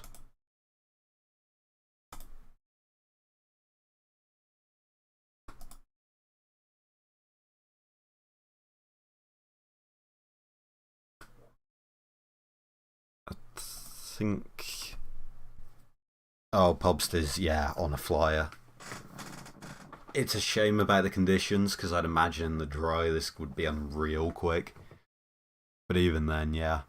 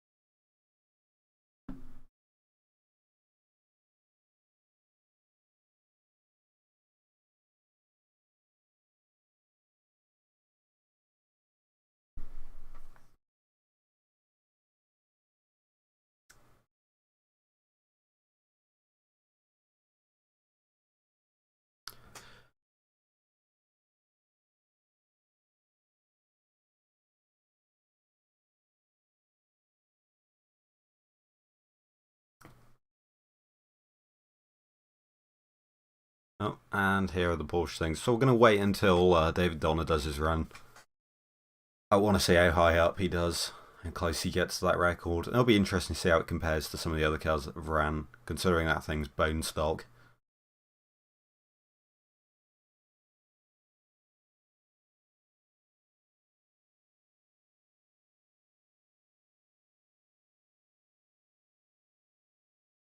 Quite a cool livery on that Porsche, to be fair. I like all the little stickers in the window. Quite a big gurney flap on that as well. Interesting how it sort of bends backwards. A 2-minute run from David Donner in the first sector. Oh, this is going to be quick. That's some serious commitment right there to bring a bone stock car. That's an incredible drive. I wish the coverage was better. They do a radio show, which is probably better than watching the stream in a lot of ways.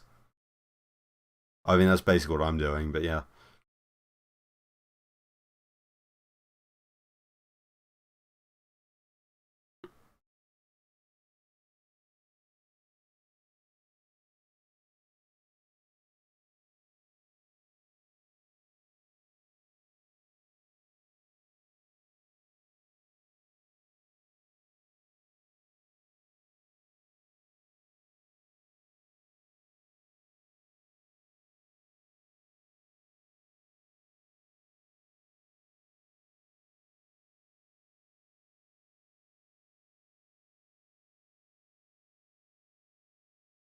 It does look so wet and sketchy up there. Look how slow it's got to go just to be safe. Can you imagine being those spectators standing on the edge there? With a car coming at you.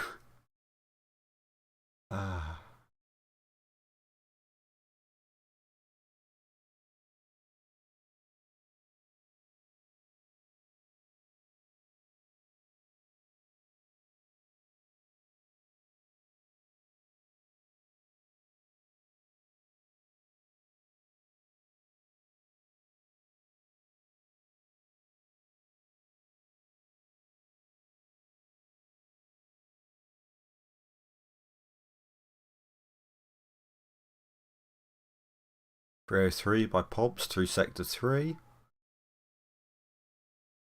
How far behind is Donner going to be? I could genuinely see Donner going quicker than the Tesla. Yep, quicker through Sector 2. God, that thing is unreal.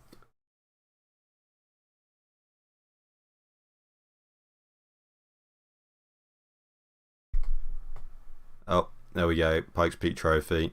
That's pushed everything over. It's okay, we can do that. Keep everything on screen. Someone with a really long name's going to show up now, and it's going to get harder and harder to fit everything in. I wish they gave it an acronym or something. Yeah. I guess Yokohama don't pay for an acronym, though. Group B vibe intensifies. Yeah. Yeah.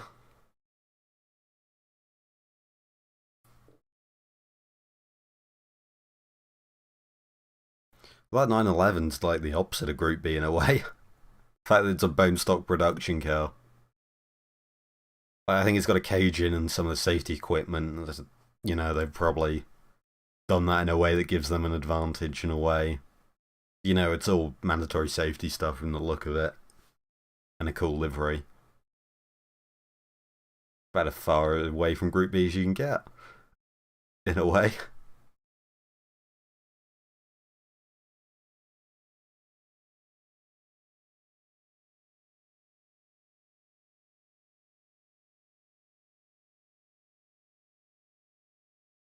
David Don's been running since '87. No wonder he's amazingly quick. But yeah. Oh, that's true. Donner in the all-wheel drive.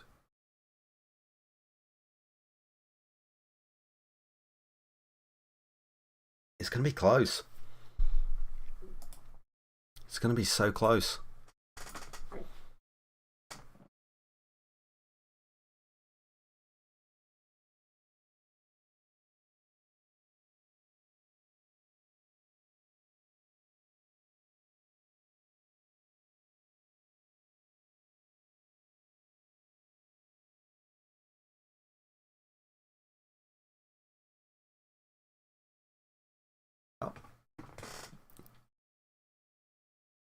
Randy Popst, did he bin it in Sector 4?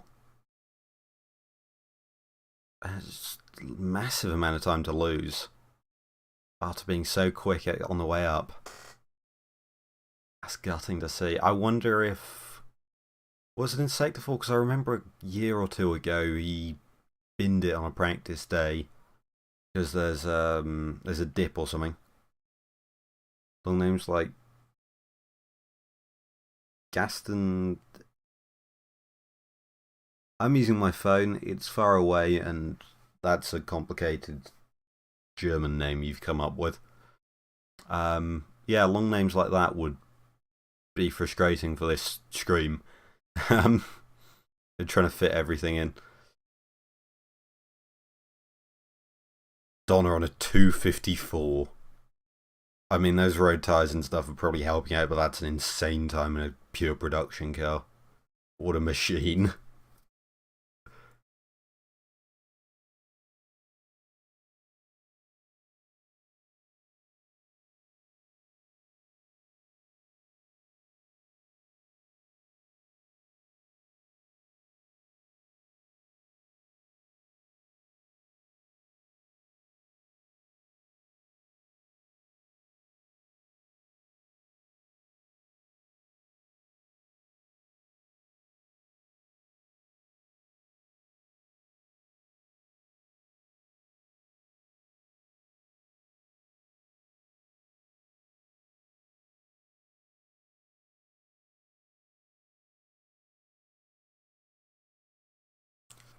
How's the weather looking?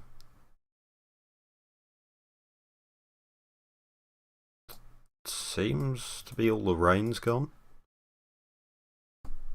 That looks sunny. That wasn't Donna, was it?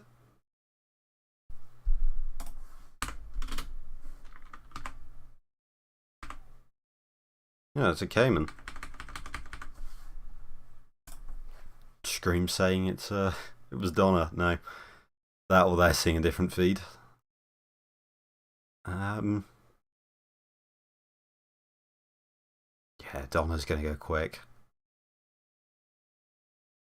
Quite far into the tens. Could they do under a 10:30? Because all the time seems to be coming in Sector 4 now. I guess as it dries out.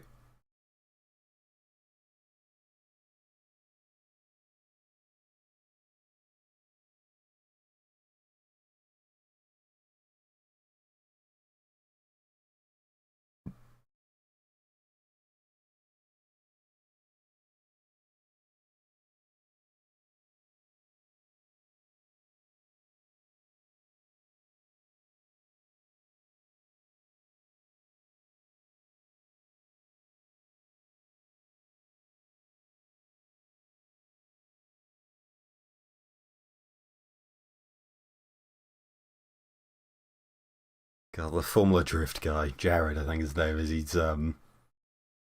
has some lines. What's the fact they're saying Pobst and Donna have no time, despite the fact I've got them on the live timing here? It's definitely been enough time for them to have done it. God, this stream is a mess. Oh, Donna's done it. 10:34 in these conditions in a bone stock 911. That is some run. Wow. That is incredible. It was 68 mile an hour average speed up there. Right, I'm going to take a break. I'll be back in a bit with a coffee and an empty bladder. Where do I want to put this? How was I going to do it? Nope. I had it all planned out and then the Porsche showed up and...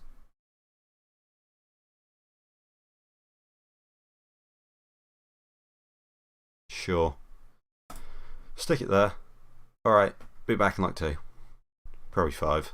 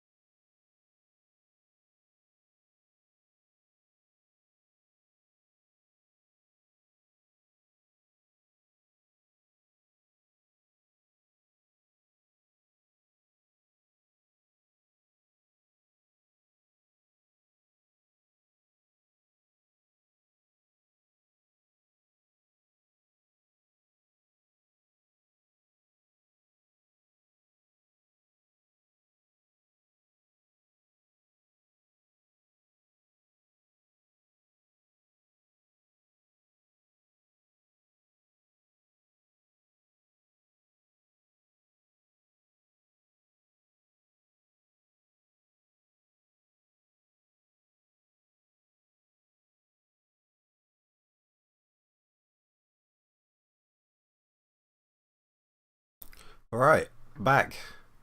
Probably could have been back a bit earlier before the break. Oh, right as the break ends. Cool. I timed that to perfection. I'm not going to say anything. No, yeah, I'm eating noisy food, so get myself muted while I was sitting here. But hey. I was like, oh, good, I can listen to the commentary and get a feel for things again. And then they cut the break, as they do. Anyway, yeah, any, for the people here, and surprisingly many, or I'm surprised at least, any favourite cows and stuff? I don't know. What's the feeling of everything that's ran so far?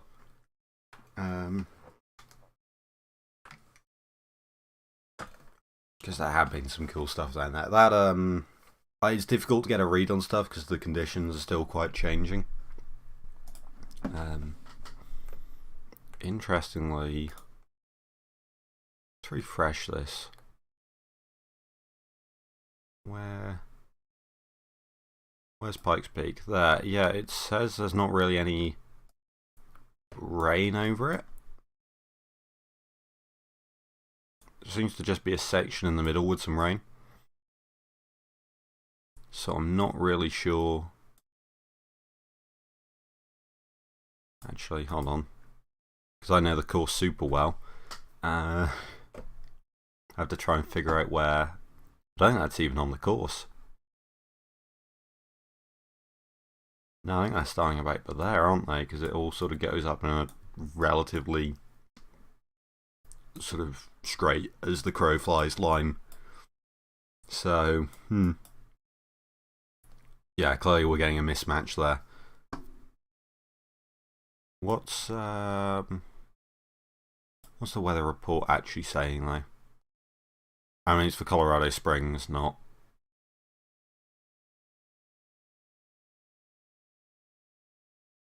It's saying rain.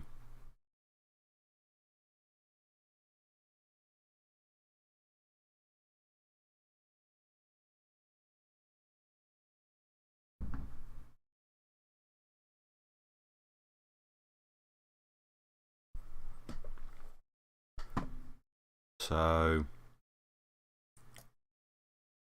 didn't they just have Cam Ingram up, or was that a mistake? Oh, if only there was a way of telling who was running.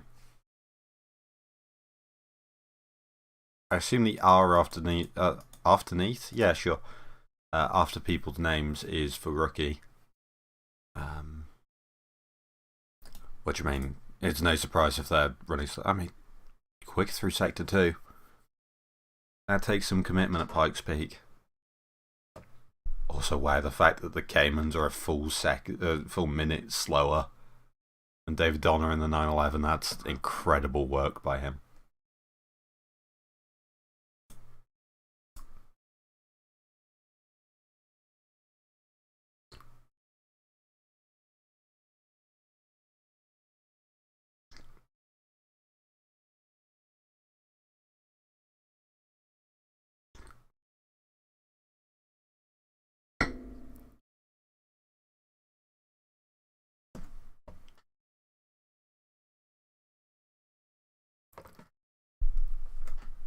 The camera's apparently hardwired, but they run a cable from the mountain to Colorado Springs way just to get internet there. Fair enough then. Sort of understandable then that the stream and cameras and stuff. Hopefully they've got more set up, and then after the race there's things being uploaded. I'd hope.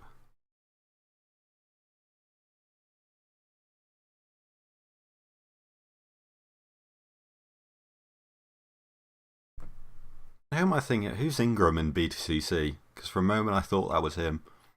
But yeah.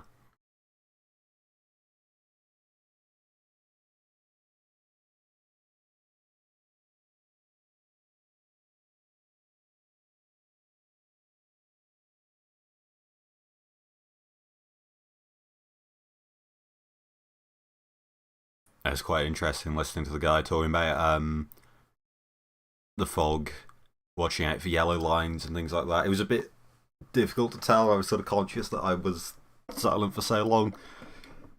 Yeah, if I do that, just assume, and like I haven't said that I'm going for a break or something, just assume I'm listening in. You might be too, actually, if you've got both streams open, which I'd recommend you do. I'm quite happy to be like a Q&A person.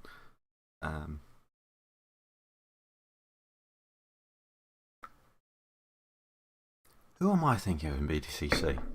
Is he also Cam Ingram?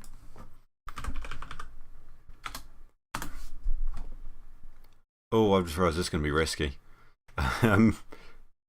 Current season. Oh, Tom Ingram, who I assume no relation. Yeah. Also, George Hess III running up the mountain now. What a name. It's like Boris said the third. Oh, so that's what he said. We've got confirmation.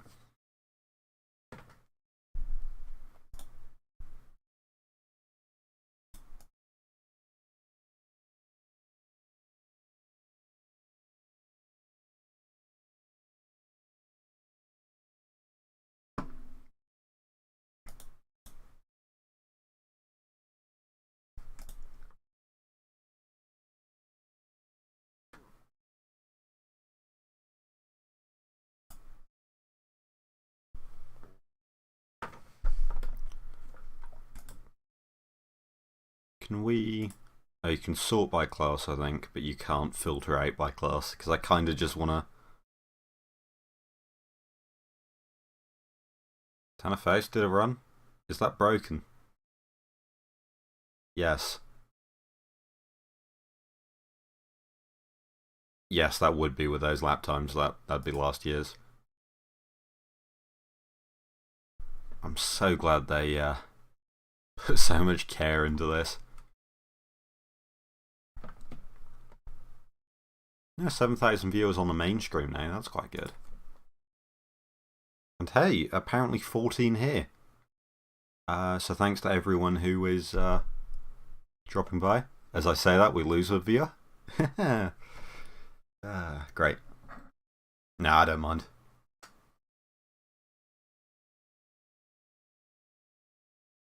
I do just think it's funny though. Right as I mention the viewer count, it changes. For the worst.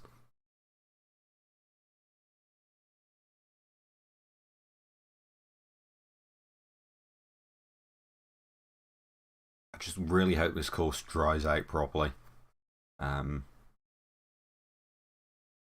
don't think it will, which is going to be a shame for the Envia and stuff, but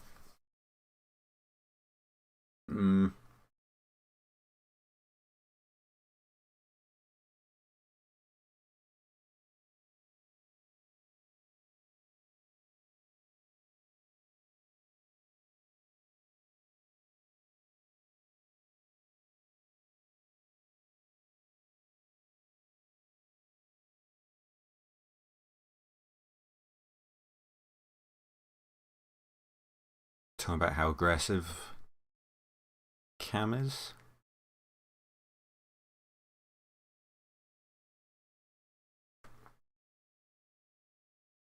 I'd love to know what happened to Pobst. I wonder if he said something on Twitter or something. Actually, I think he uses Instagram.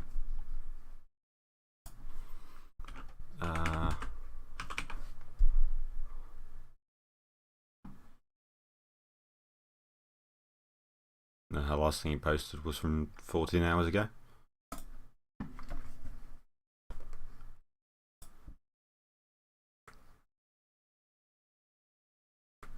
Yeah, maybe Unplugged is actually gonna talk about it.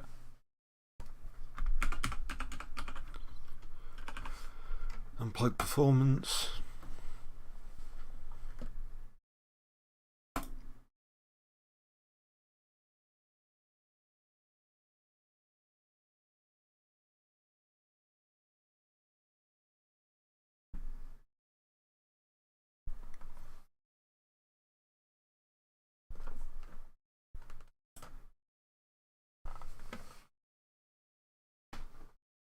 I quite like this Porsche bit now. It's a time to relax a bit, because I remember towards the end of the exhibition run now, it was all starting to heat up, and I don't think I was quite prepared to keep track of everything as quicker and quicker times were being set. Fortunately, after this, it's all going to cool down, because we're going to get the quick runs at the start, and then everything will gradually taper off.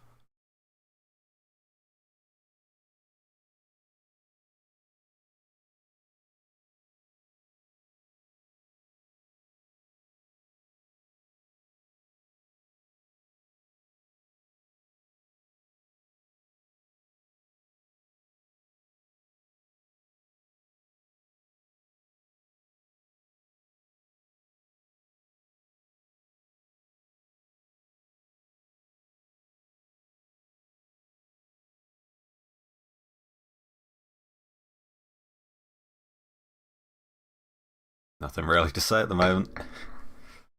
Things are going up. Actually, just noticed one of the GT4 set a 211, yeah. Up in the... Wait. Cam Ingram on a 201. What's the record? I think they're a 10-minute 33. Oh, by Travis Pastrana. Huh. Fair play to him, he can drive. Yeah, Ingram there. I'd love it if Pastrana takes that Subaru up to Pikes Peak. It's a shame they... Goodwood and this was conflicting. Such a weird schedule to do it like that. I guess the problem is the summer, there's like everything's packed together once you have the Indy 500 and Monaco. And then Le Mans the weekend after, or 2 weekends later.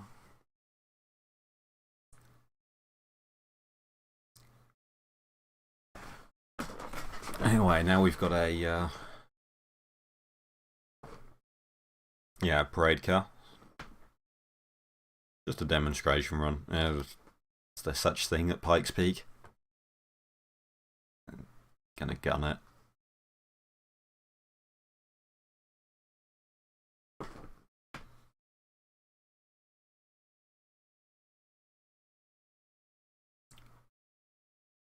Wow, Cam Ingram right on it through Sector 1, and then I guess through lack of power and grip, because he's still the quickest car, although, well, actually 10 seconds clear of George Hess in Sector 1, and only 3 seconds ahead in Sector 2. They're both in Sector 3 together, though, so unless something's happened to Hess... We'll see an overtake at Pikes Peak.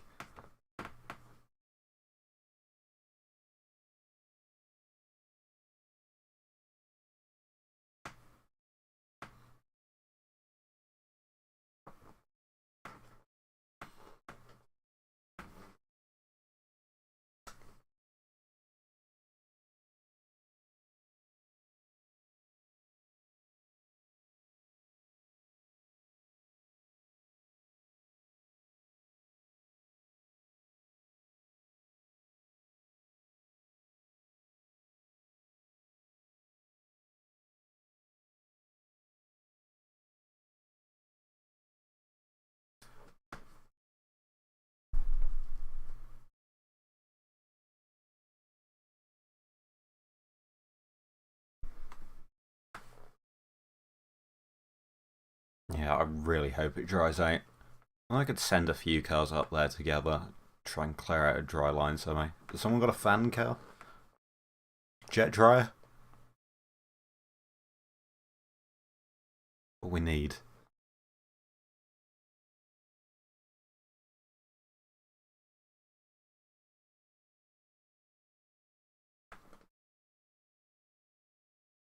I didn't realise Tanner was from Colorado.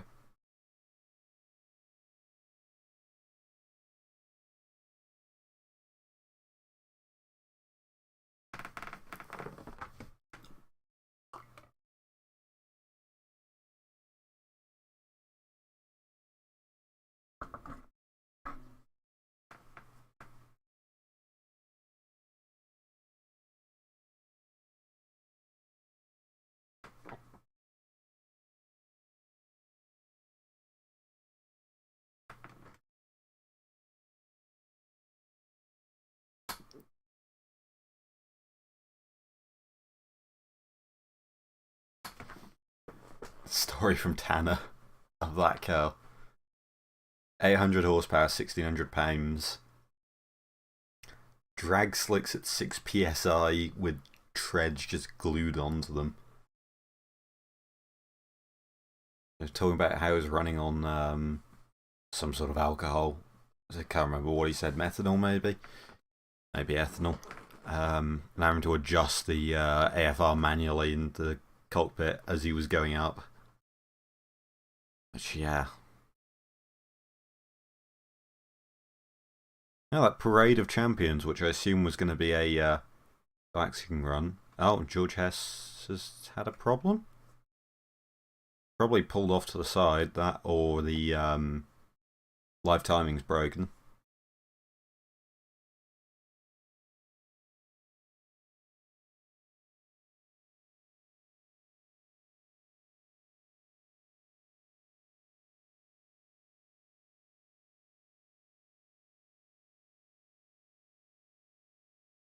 Here it goes. I can't remember which livery that was. Yeah. Okay, that was Cam.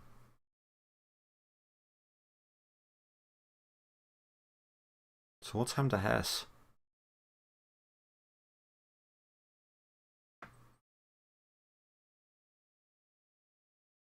All those people there, right. I assume there's not actually a steep hill there.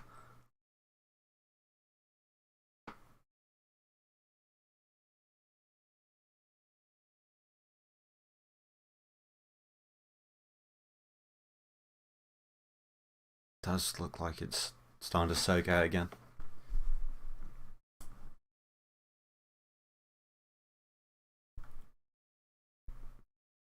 Where is...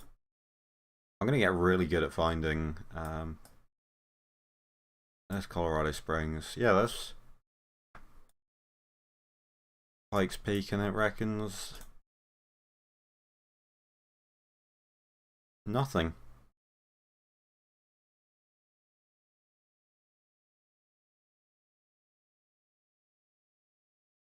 Yeah.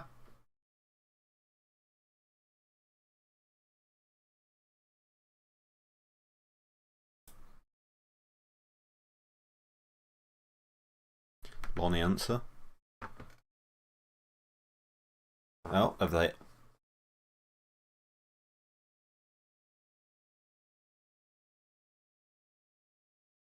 Have they just noticed that George isn't running? Yeah, I reckon he's pulled off.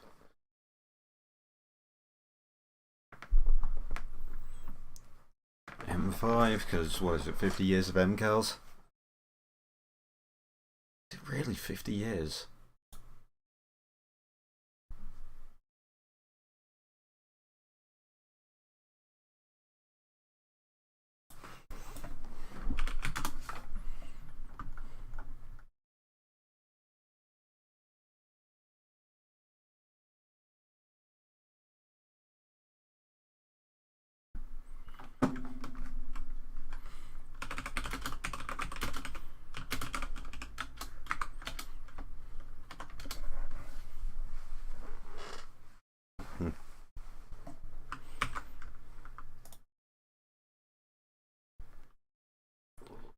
What am I looking for? That one.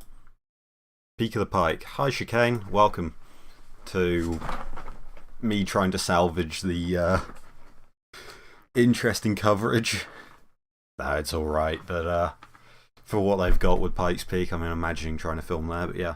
Thanks for this live timing screen. Never seen such poor live coverage. Yeah.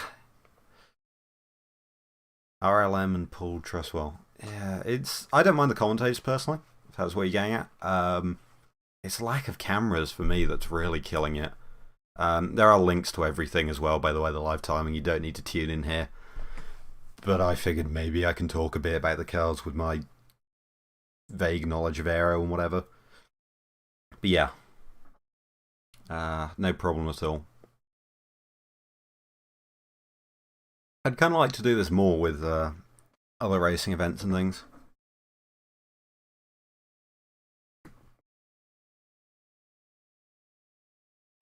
Yeah, okay, so there's a car that isn't working, and no one knows why. Cam Ingram goes to the top of the Pikes Peak Trophy by Yokohama. I assume that's the name. Oh, Porsche Pikes Peak Trophy by Yokohama. I want a paycheck. I need to go. Colorado isn't that far. Yeah, oh, I'd love to go.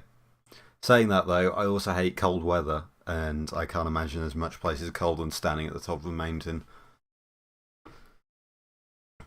I guess you could wait at the bottom, but like, I'd want to be halfway up.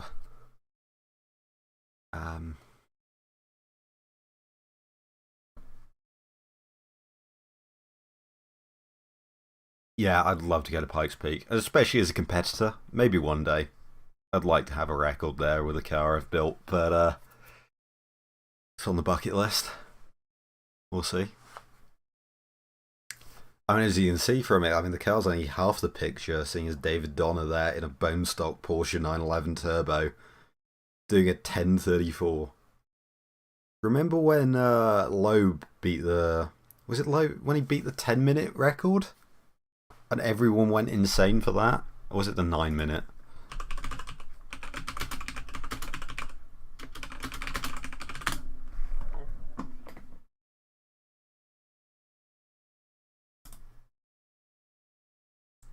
What time did he set then?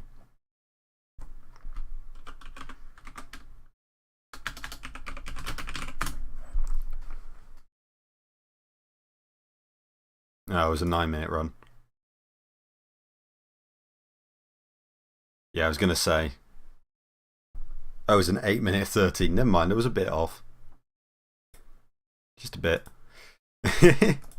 I remember this track. Well, but yeah, no, the fact that, you know, a car with 0 aero, road tyres in slightly rainy, foggy conditions in a track where you really need visibility and trust without any safety. That's one hell of a run from David Donner there. I mean, it's a shame actually that conditions weren't better, because he probably could have gone for the like stock production car record with the time like that. Yeah.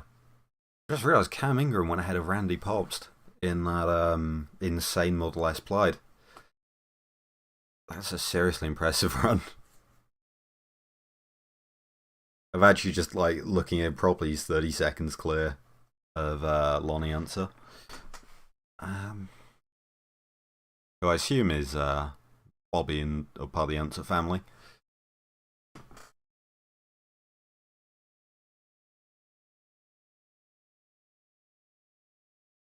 So what is the next car to run? It's one of the Wolves, isn't it? Yes, it's Robin Schutz Wolf TSC. Which is at the top here.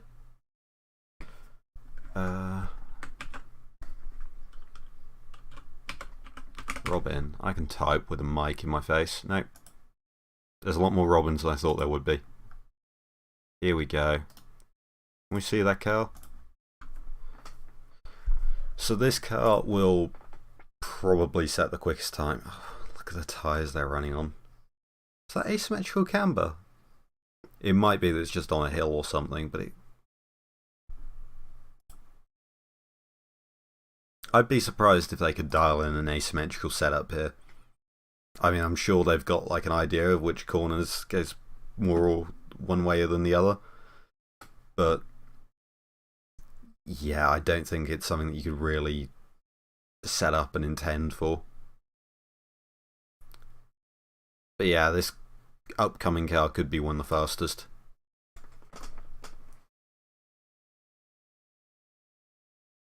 Here we go. It's up on the big stream now with some big rain tyres on it. Grab a picture of it. I've got so many pictures of stuff I've been taking. £1,400. K20 turbocharged. Why are you saying top speed? No one cares. It's Pikes Peak.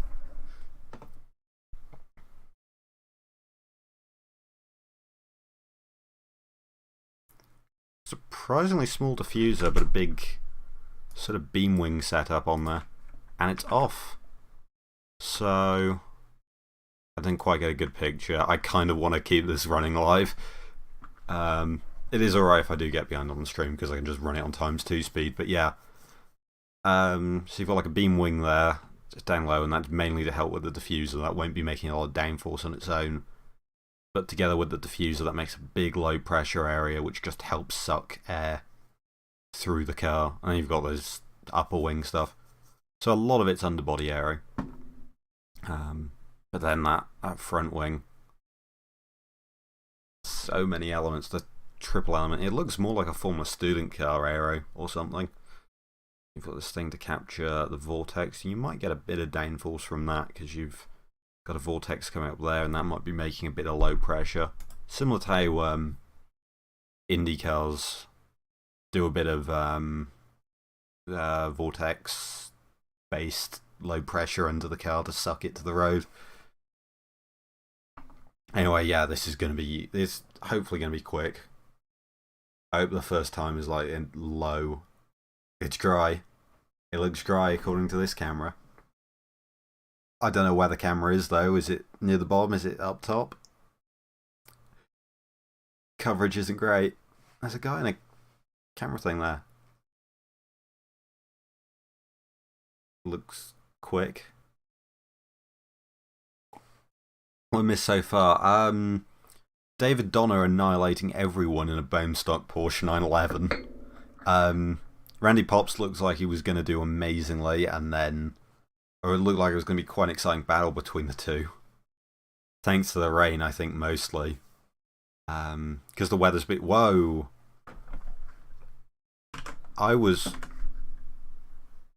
Sorry. I just saw what showed up next. I should probably start closing these. Yeah. I was not expecting that. What is it? It's another wolf, isn't it? It's a Ford Open. So I assume that's a Ford engine, and then the rest of it's all custom. But yeah, the weather's been sort of sketchy. Oh, rabbit on the track.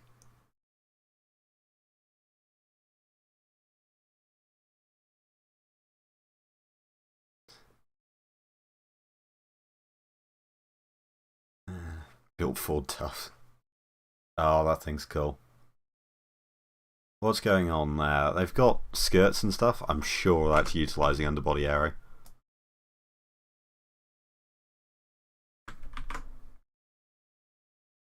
Yeah.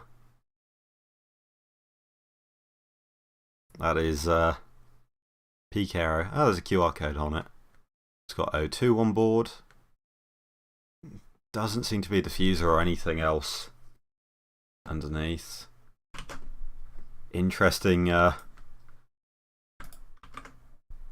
fuel tank setup there. Looks shed built in the best way, I know. Oh, that's fantastic. Let's start to close some of these down. Oh. I haven't even changed any of these, I've literally just pasted them out. Has the wolf... Oh! You know what, let's just wait for... Oh, this wolf. Robin Schultz and that. 1:42 through the first section. Look how quick it is through there. Or I suppose you can't if you're watching this one. But yeah.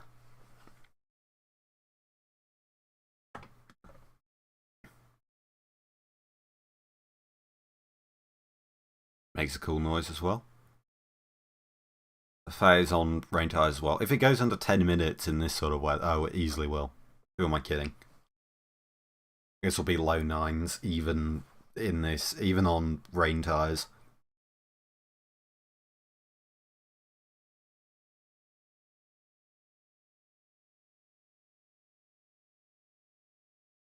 Porsche 911. Is this the Champions Emotion Porsche.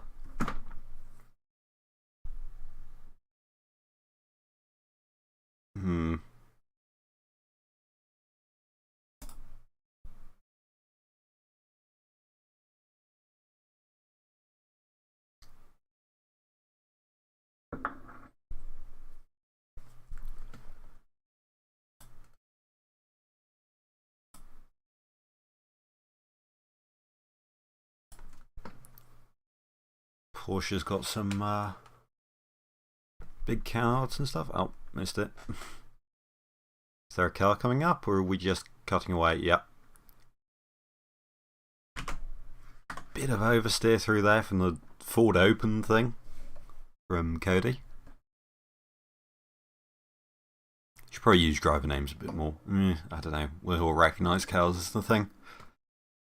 I'm bad with names unless they're associated with a cow. But, yeah, that thing looks quick.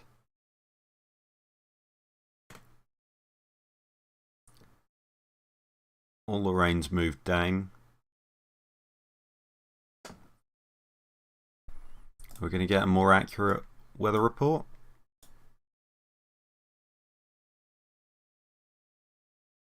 No, we're not. Doesn't seem to really be reflecting reality there. Unless I'm looking at the wrong road. Don't think so though. Looks like the hill climb, but we're just not seeing anything.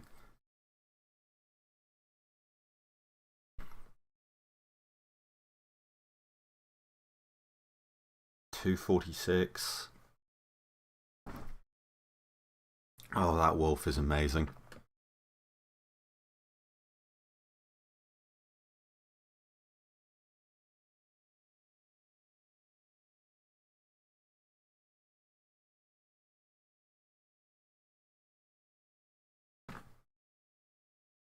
To be fair, Cody's car is still right on pace. Like Ford. In the loosest possible definition. When I said Ford Open, I just assumed it was like a Formula Ford or something that maybe they'd scrapped wings to. Not that I was in for a shock.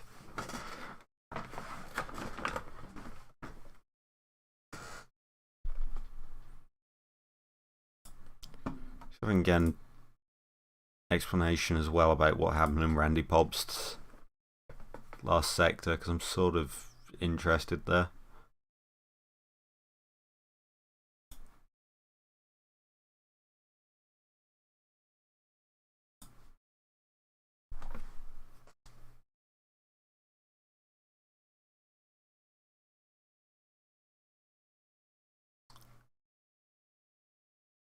$219 from the Ford thing.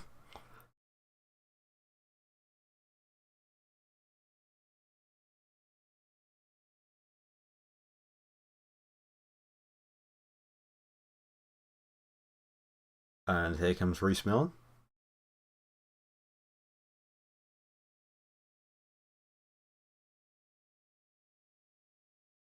Nice cut away right as the car's meant to go.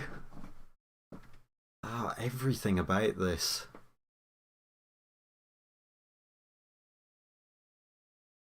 Yeah, this coverage is poor.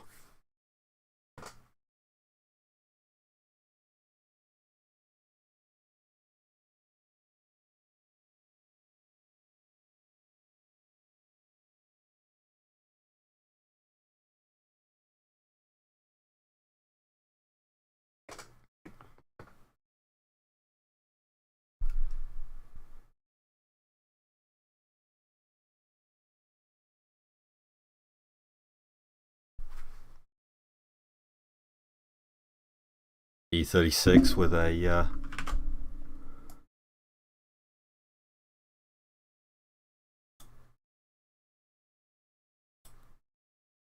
just gonna. I need to clear some stuff. I'll probably the next one I do, I'll just clear them all. I think I can do that. There's a side exit exhaust out the front fender. The coverage is unironically bad. That's not really much to say though. I mean, they've got at least footage and stuff. A massive spoiler and rear wing combo with a interesting sort of strut thing. Truss. Have they got diffuser exits out the front doors? Oh, the way they're sculpted and everything. Like just the way they it's sculpted into there, and I assume they've got exits and stuff out.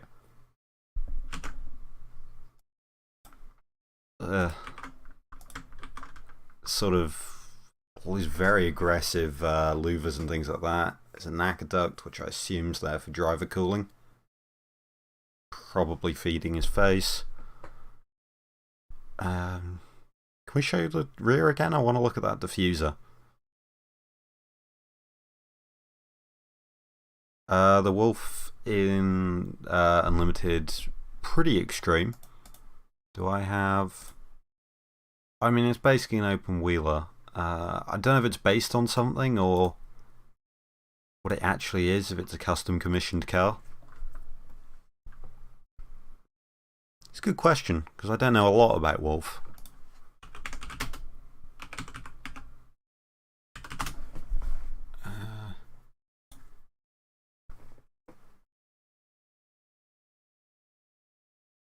Does seem to be a modified version of an existing chassis. I've got some open wheeler thing that I'm... is in F3?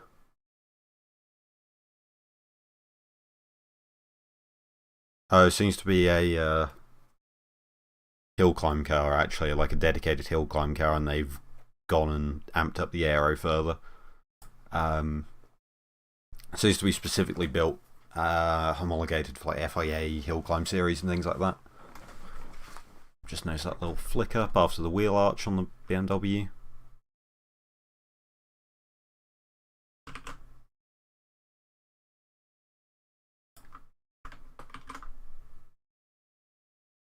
Let's... a 1009. Oh, look how slow its final sector was. That sector's at eating cars. I wonder... because I remember Pobst a year or two ago talking about how there was a big bump or something that caught him out, I think, when he had a bit of a crash. I think it's the same thing again, maybe. I don't know, actually, don't quote me on that because I can't quite remember the course layout and where the big problem areas are, but they're interesting that two of the most aggressive Aero cars have had issues there, so I wonder if there's some sort of bump catching out the cars that really have to run close to the ground and have aero sensitivity. Another reason to slow down. If it just gets really bumpy there and they've just got to cost time. But then Daijiro Yoshihara, he had that Model 3, very high and aggressive on aero.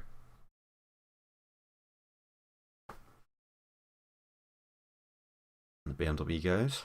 Oh, David Donahue next. Well, I've got a route for him.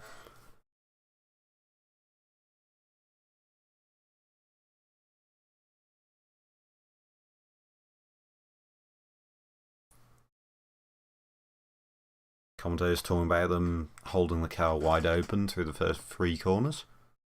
So that E36 seems to be able to go some. I need to close some of these.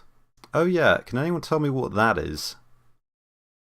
Because I've got no idea.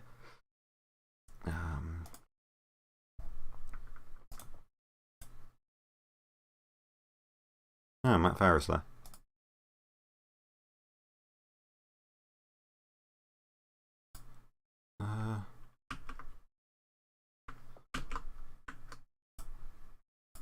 No.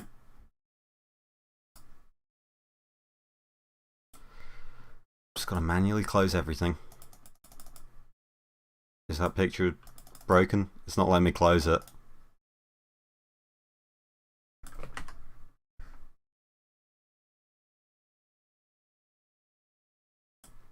It's decided the wolf stays.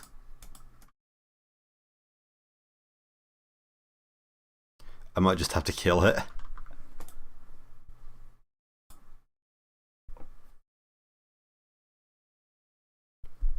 Oh, no, there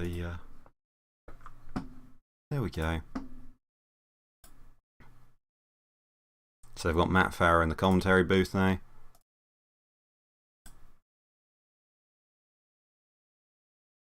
Just want to look at this BMW a bit more because there's some seriously cool stuff there, basically leaving the entire rear face of the tyre exposed to try and funnel out the wake behind it. I've always wondered if it's better to actually, like, obviously it is better to leave the rear open, but like, if you kept the wheel arch as tight as possible and then just streamlined it nicely, would that be better? I guess just giving an option for it to for the air to escape is better in this situation.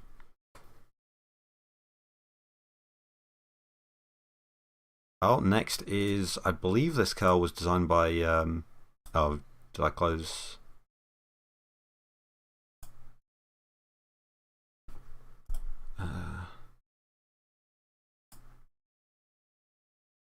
There we go.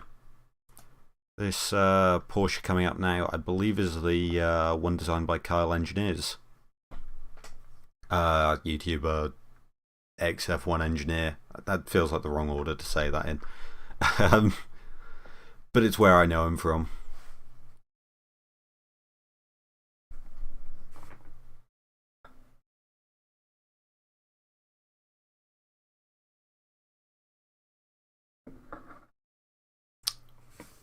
I would actually...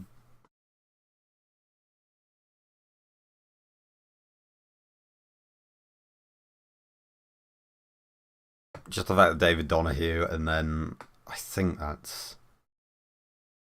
Is it? Let me check on his website.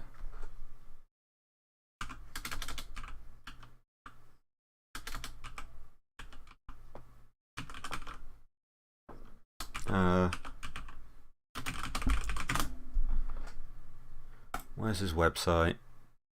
About...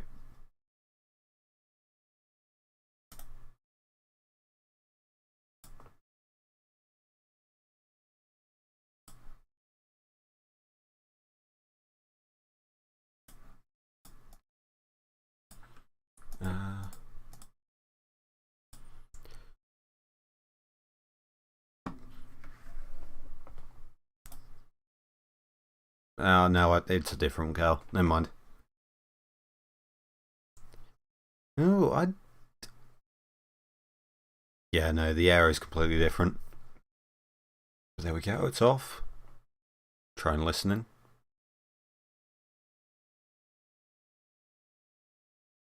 E36 has an M6 twin turbo V8 with 1200 horsepower.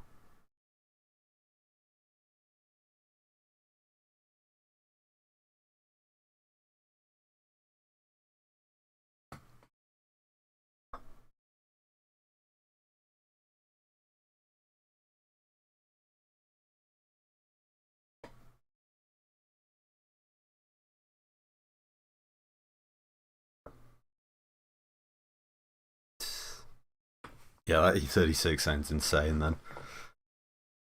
1200 horsepower M6 engine. Ooh, Camaro.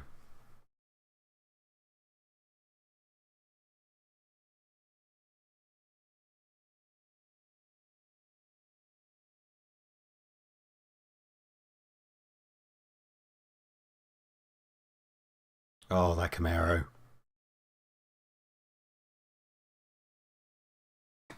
Looks like something out of the Crew.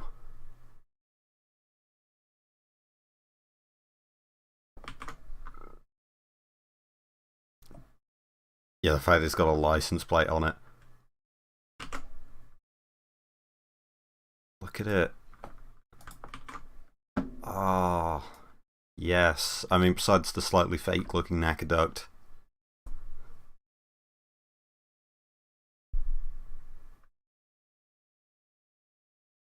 It's got what? That's probably brake cooling. That intake's probably going to gearbox cooling or something like that. And you've got some front exits there. Canard splitter. quite a big but simple diffuser, which is sort of sagging a little bit. You probably want it the other way to get higher in the center. No, actually. Because you get a bit of a vortex, I think, in the corner, which I think helps flow attachment. So, I mean, then again, you sort of get them from the straights as well. I don't know.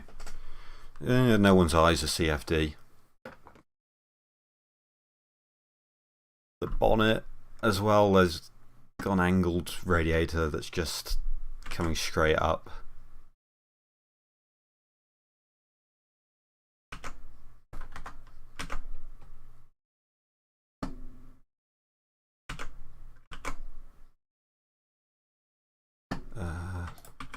Don't mind me being terrible at taking screenshots. So it's got this huge radiator up there, which I suppose you need as you get to the top, as the car's been running for a while. And it gets, air gets thinner. I mean, it gets colder though. I wonder how it works out. I mean, I assume you need, you need the cooling air more than the drop in temperature gives you. Really interesting front airfoil thing there. Like, it's a properly shaped airfoil, it looks. Brake ducts there. And just something to make it look like a Camaro on the front there. Oh, that's fantastic. I love it.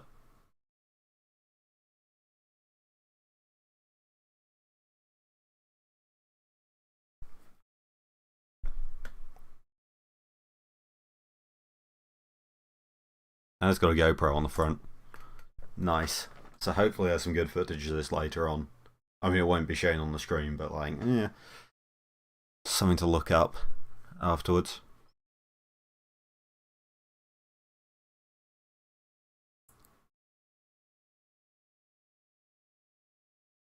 Oh. Car just stopped. Oh, the engine's just stopped.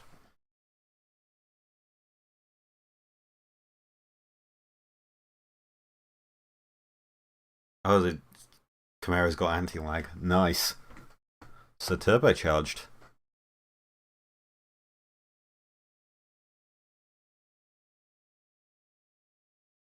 M3 set a 219.8. So it's on pace with Cody in that crazy Ford thing. Attitude's a bit slower through the first sector, but it might be quicker later on. It'll be interesting to see if it does catch up or not. Maybe based on what I've seen. Yes. Sorry, the Envy came up and immediately, yeah. We are going to stare at this a lot. This is the car I'm most excited for. I want this to go the fastest. I don't know if it's got the tyres for it. They look... No, I see a tread on it. Those are definitely rain. Are you going to move?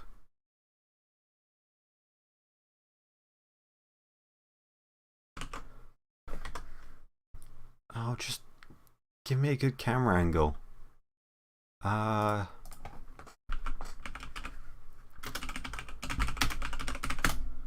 we're looking it up ourselves. There's a bit of damage on it.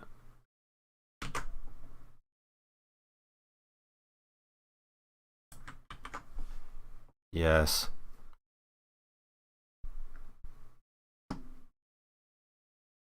Right.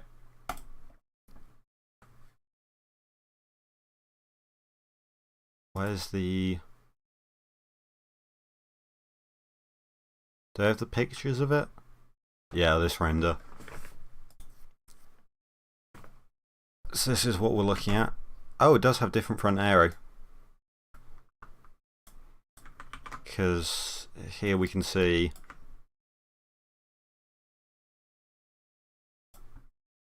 it's got extra wing pieces at the front. Few gaps though, mostly to leave room for the strut to hold the splitter up, because I guarantee it'll make a lot. Bit of driver cooling there, looks like. Yeah, a bit of a gap, mostly to make way for the strut, but probably because they've got a bit of a through flow setup. I mean, they've got these massive barge board sort of things in front of the tyres. Push air out as much as possible. I remember when this car first ran, it had open rear wheels. And since then they've done the opposite. They've closed them up as much as they can, really.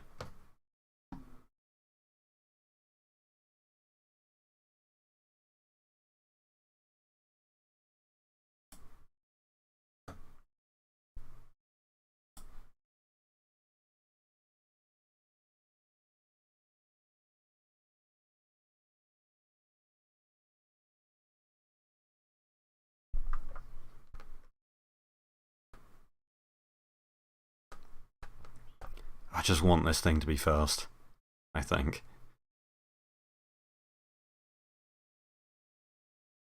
How's the Camaro going? 156. Relatively quick for the first sector. David Donahue. David Donahue in that Porsche seems to be going on the same pace as the bone stock Turbo S. I don't think it's that anything else is slow. I think David Donner is just superhuman. Oh, that was a run. Hopefully there's some good footage of it later.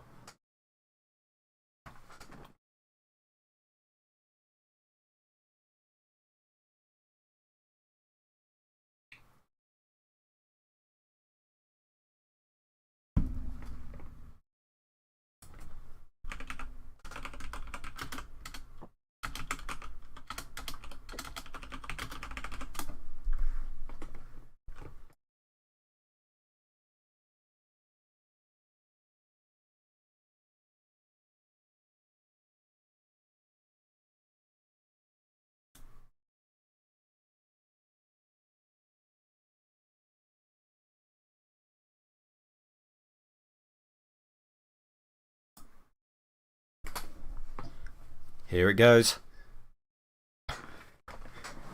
It's another time that I'm excited for. Mini wheel covers for a mix of things, I think. Did I get a picture of it? Sort of. I think the thinking is because wheel covers sort of, stop you from getting at the wheels, which, okay, isn't too much of an issue here. Bit of it's that, but also you don't entirely want to trap air in, you want to be able to let it out.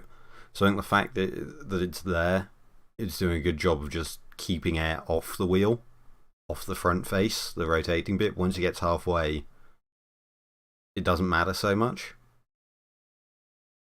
I think.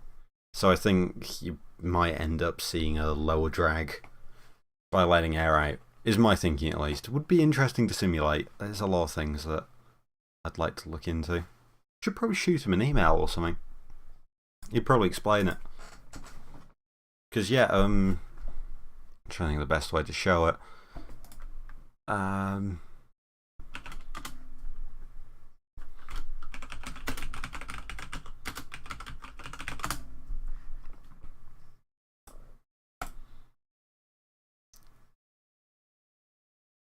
Because,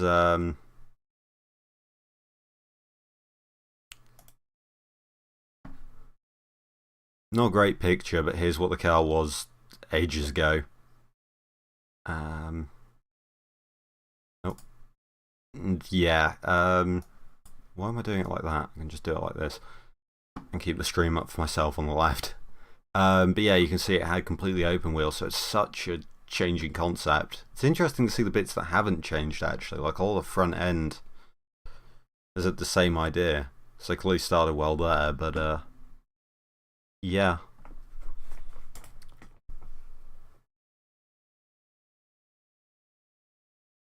Oh no.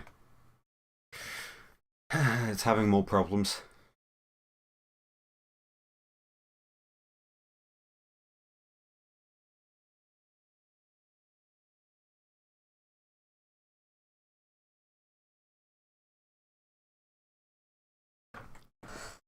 It's only doing a 2:05. doesn't seem like it's going to light the world on fire. More problems for it. And if I don't think anything's going to go quicker than shoot then if this doesn't.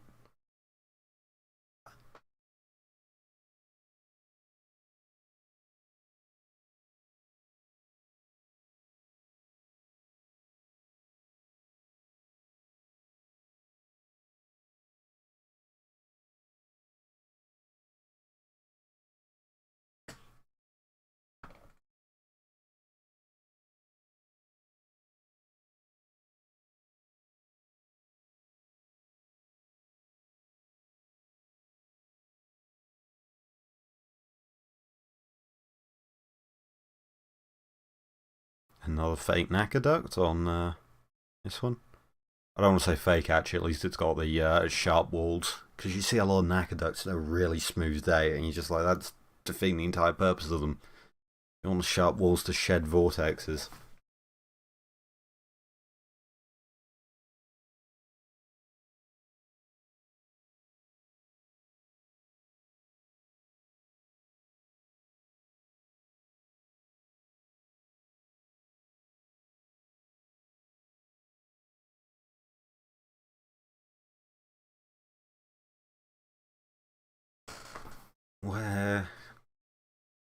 Where's the end of it? Is this next one going to be quick, or is it just going to slow down? It wouldn't surprise me if it only goes halfway up.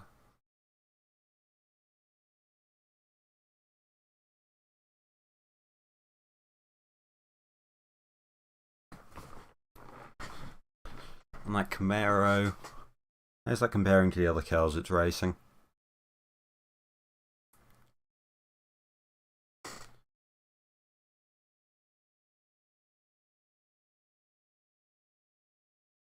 David Donner being in second place. Like, the conditions played out for him as well. But that's kind of unreal.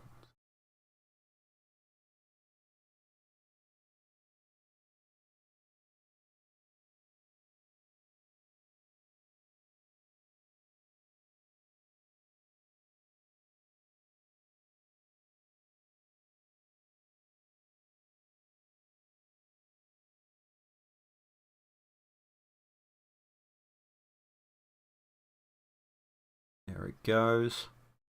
That does not look quick or comfortable with how hard it was bumping there.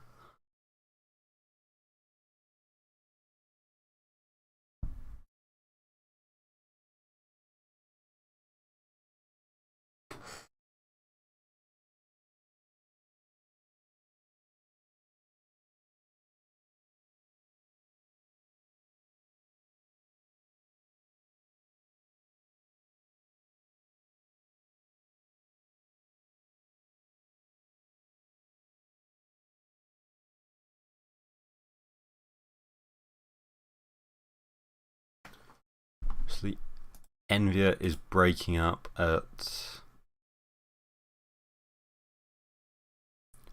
Where is it? About here.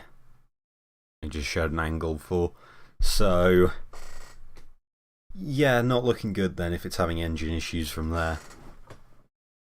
Next we have a hugely aggressive Civic.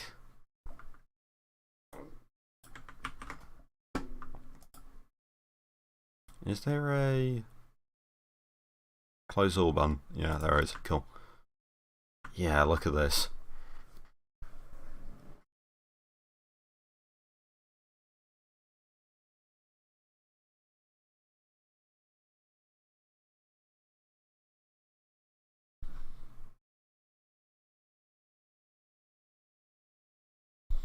Lower the camera a bit. I want to see more of the air around the front wheel arch. Nope. There is some quite aggressive openings. Even the nope, open up the brushes tool by accident. Yeah, so we've got a big opening ahead of the wheel, interestingly. Or ahead.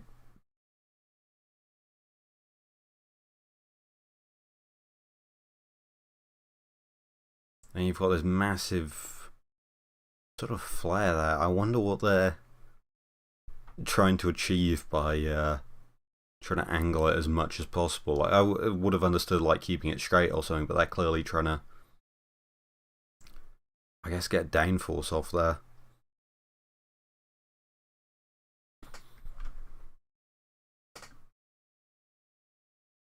And a lot of bonnet vents and stuff.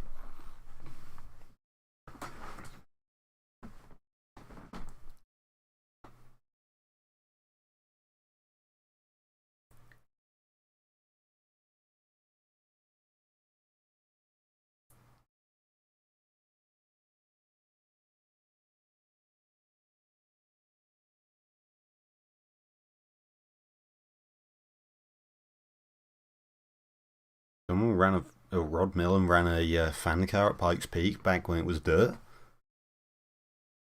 Never thought about running a fan car on dirt before, but that sounds hilarious and also awful for everyone going after him. So, any favourites so far out of in chat? Cars that have ran? We are up to 24 viewers. Huh, cool. I might do these watch-alongs more often. I kind of like just rambling about the event, and also when the coverage is this bad, you know. Where am I looking? There. Has the Enviat broken down? I think it has.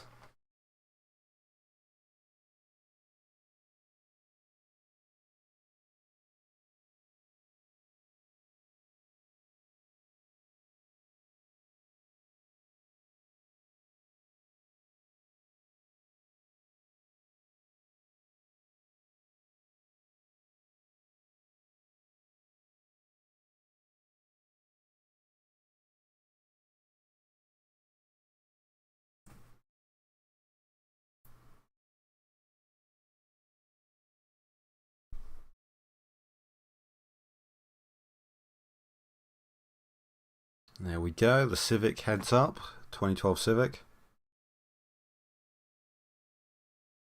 And, oh yeah, the other Wolf's up the mountain. Got distracted looking at other stuff, but there it is.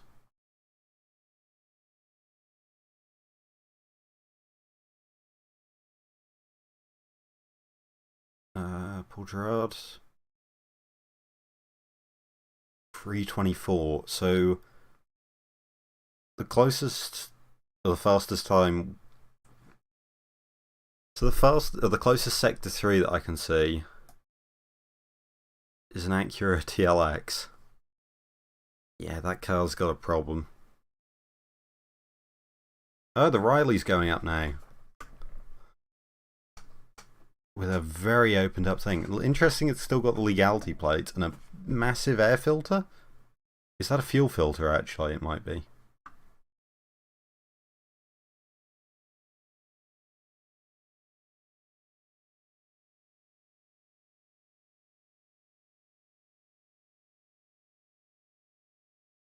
Jesus saves, bros.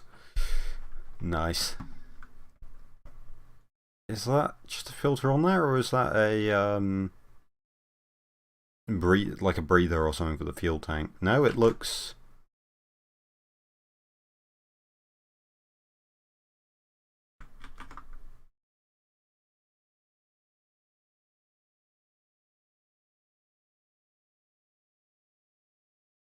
What's that antenna on the back of the Civic?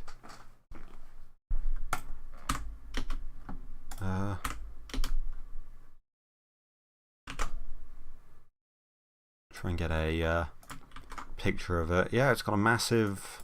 Is that a DRS actuator, or is there a coping saw strapped to the back?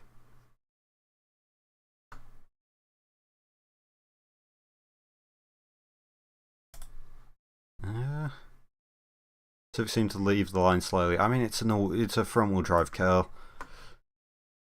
All things considered, you know, the start's a fairly small part of this course.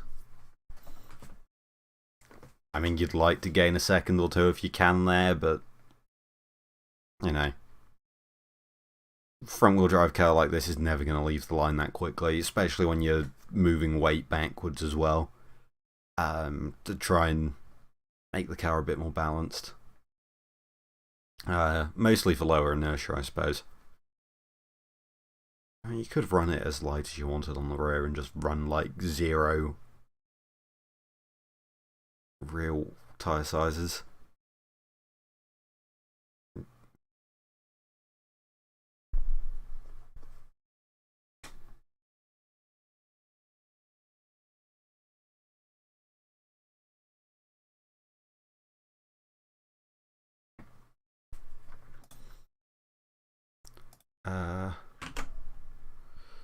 Find a picture of the...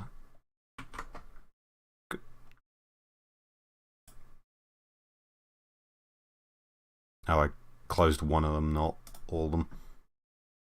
Oh well. That was good of me. Yeah, very open, but interestingly, yeah, running these legality plates. I wonder if it's because they're required to run tail lights or something. And that way then it's at least built in. Rather than trying to wire your own. Because I would have thought that'd be like one of the first things you'd remove. I don't think they're in for any reason other than to help slow the cars down a bit. And give them a bit of a surface to run tail lights. Or at least I think in LMP1 they were.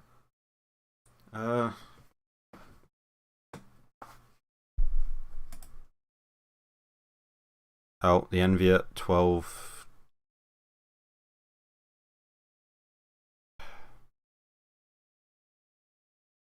So slow everywhere.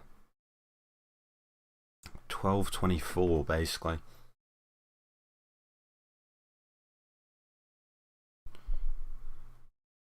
Civic's going quick.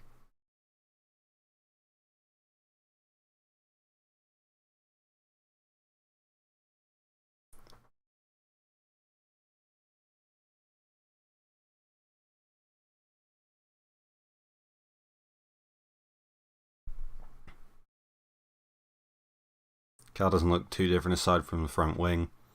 Yeah, that doesn't surprise me. I guess that's air intake. Ooh, I wonder if it's part of the turbo.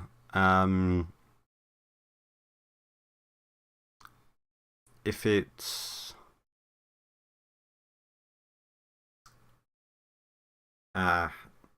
it's got a puncture. Interesting. Well, that's a shame, but at least only one DNF so far. Hopefully it stays like that.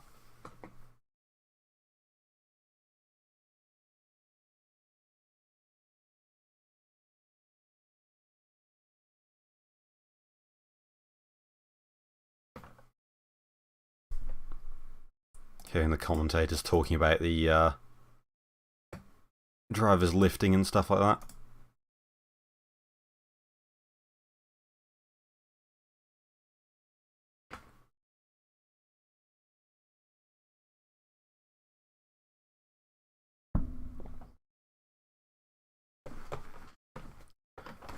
Oh, that's the stock car? They called it a NASCAR. Well, I mean, whatever.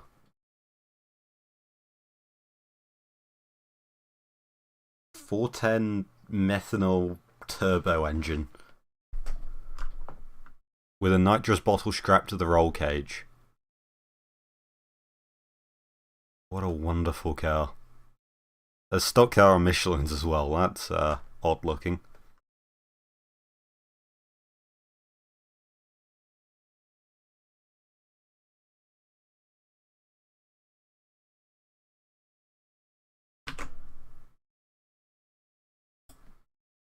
It's the most American team. Nope. I love this thing already. I love a stock car. I love things with silly aero. I like nitrous and turbos and Yeah, this thing is ticking a lot of boxes for me.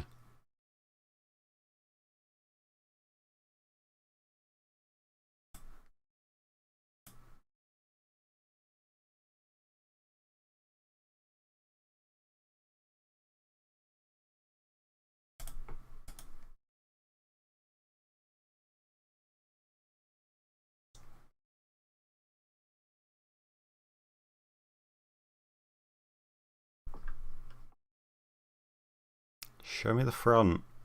Cameraman's standing too close to the car.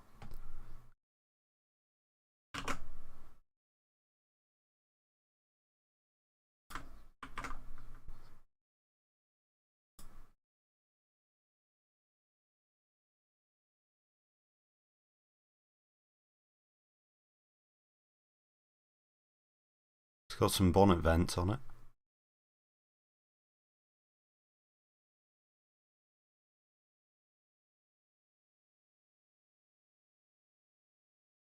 No diffuser though, so it seems to be entirely the only underbody area is the splitter.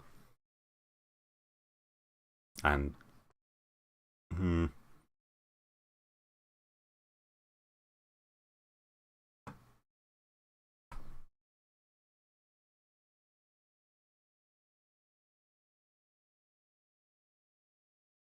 people are cutting grooves into tyres in the pit lane. Cool. I love that.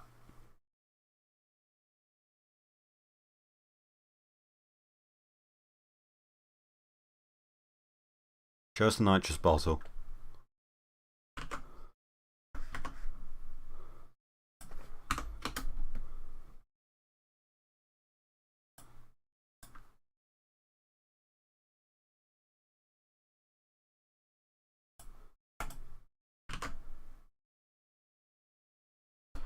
There we go. Beautiful. So I think that's an oxygen bottle there and a nitrous bottle there. I didn't see an O2 sticker next to him though. But yeah, a lot of guys are running oxygen bottles. And I assume that's what that is. Could be a nitrous bottle. Or it might be the other way around and that's the oxygen bottle or something. Maybe that's a drinks bowl. Actually, given the way that... Is that? No, I think that's just his shoulder. I thought that was part of a tube going around. It's difficult to tell, but yeah, it wouldn't surprise me. Maybe I just missed it.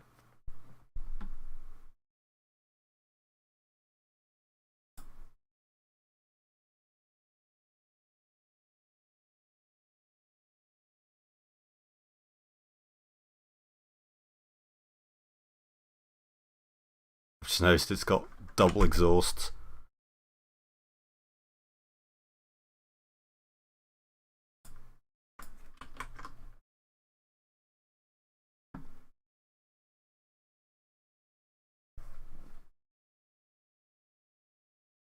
To me, or is the front higher off the ground, like it's got some reverse rake going on? It's difficult to tell, it might just be the angle. I think it's more that the front bumper itself... No, it looks angled upwards.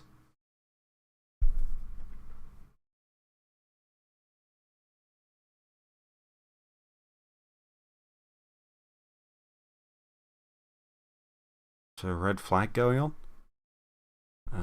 Also, I'm just going to close all these windows. Clear it up a bit.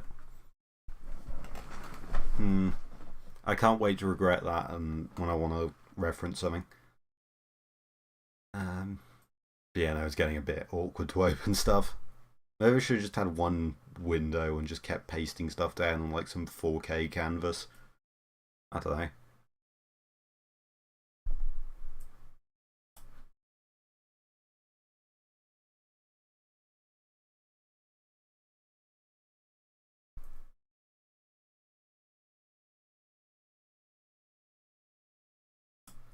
You know what? While we're waiting, because this has set the new Goodwood record, McMurtry Spearling.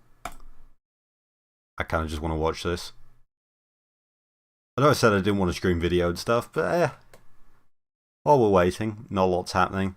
There's not a lot to look at with this cup car. That is unbelievable. Oh, they're going to commercial anyway. That is unbelievable. I'm a bit annoyed that I missed this live, but that is... wow.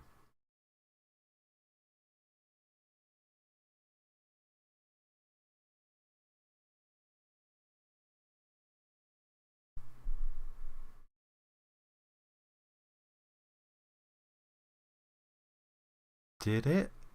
Yeah, 39.08. Did I catch it going sideways?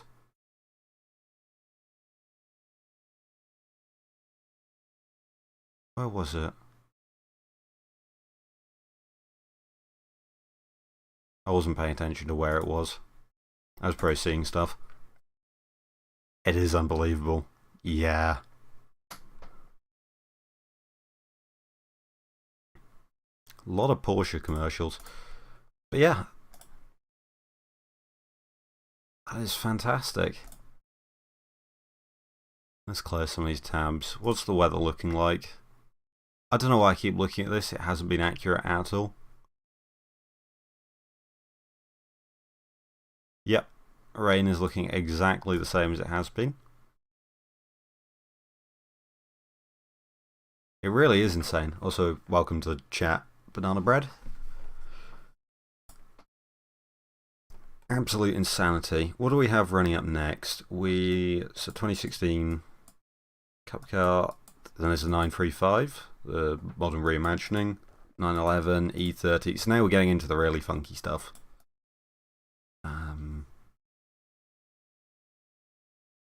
Lots of unlimited time attack cars and stuff like that.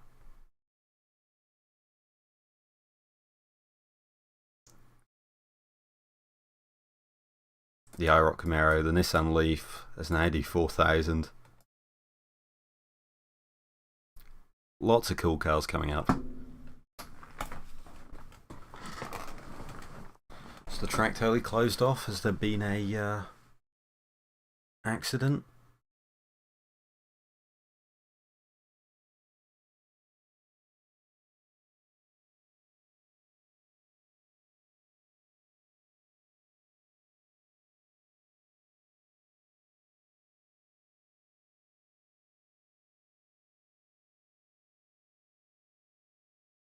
Weather is crazy there. Last week it was 100 F, 100 Fahrenheit. Yeah, just 100 pay respect. Someone crashed. It seems like it. The course being red flagged. The Civic hasn't made any progress, so I'm slightly concerned that William there has taken a tumble, and that would have been in the final sector as well, which makes it quite scary. Hopefully we get feedback from that. Check Twitter and stuff for... I don't know why I'm checking Twitter. I don't trust... Not trust, but like, I don't have any faith that...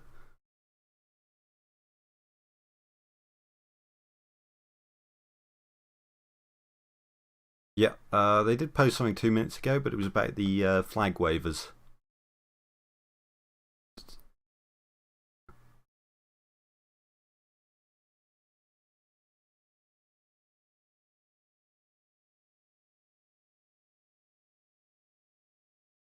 Yeah, these I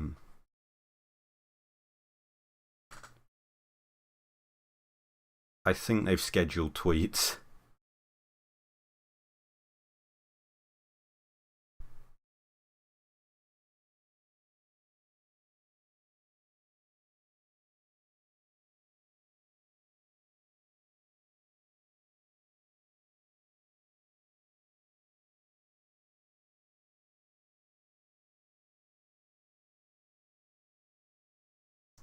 Course is quiet. No news of what's happened. Hopefully it's just something like a puncture or something else that might have slowed down, but, you know, engines exploded. Something not dangerous, but, we'll just have to wait and see.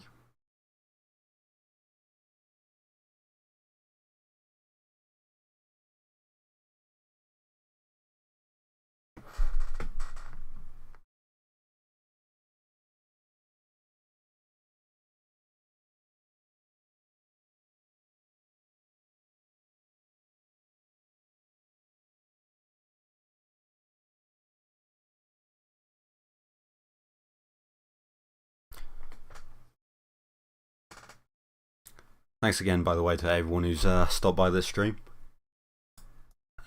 Does mean a lot. As the main stream gets to 7,700 viewers. Which again is good, because I do want lots of people to watch this, so hopefully they'll step up their coverage. Because it's been quite bad. Also, sorry if chair noises and stuff. It's quite a loud chair that doesn't really support me particularly well. And by that I mean I put so many hoodies on the back of it, it's sort of something snapped and now it doesn't really stay upright. Yeah.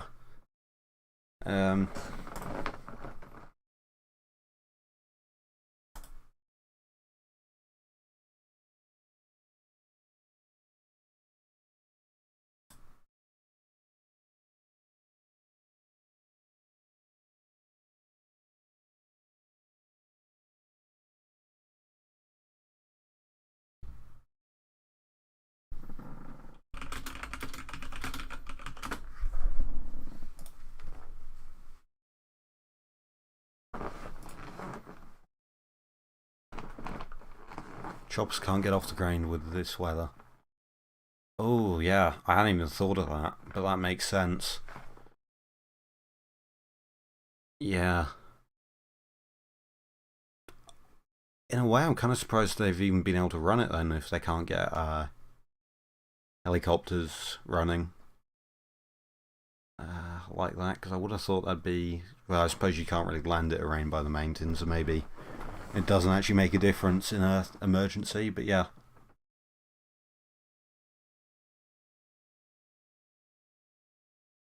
Rolled the Civic above Devil's Playground. If you were to crash anywhere, I believe that would be... Oh...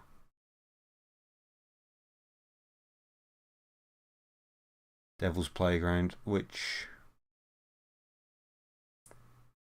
Yeah, there's this sort of kink here, and from what I've heard, there's quite a big bump through here. I believe a lot of cars get issues through here. So, based on what I've heard, it wouldn't surprise me if he had a problem through there or something. Hopefully it wasn't too dramatic of a crash. Using drones, I think the issue is just connection. Is being able to broadcast signals and things like that. Because that's the major problem with filming around Pikes Peak. Doing live coverage is they just can't really get the signal.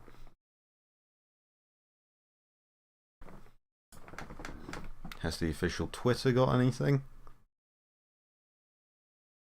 Nope. I'm going to stop looking at that. Pikes Peak hill climb.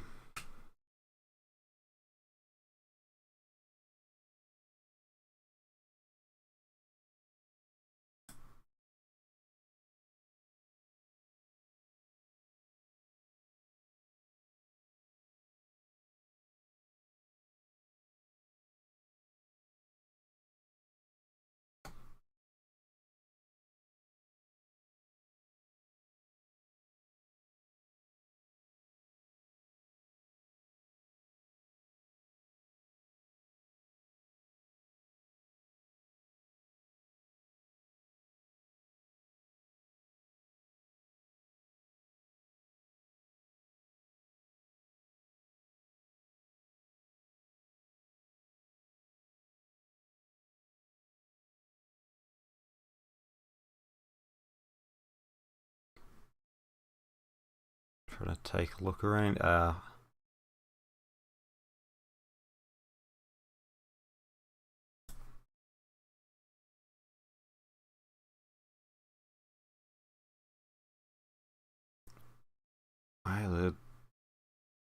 The road was snowy this morning.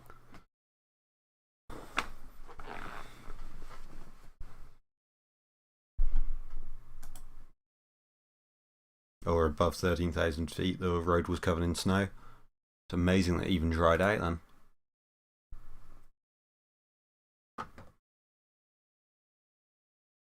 Has the Riley come back now?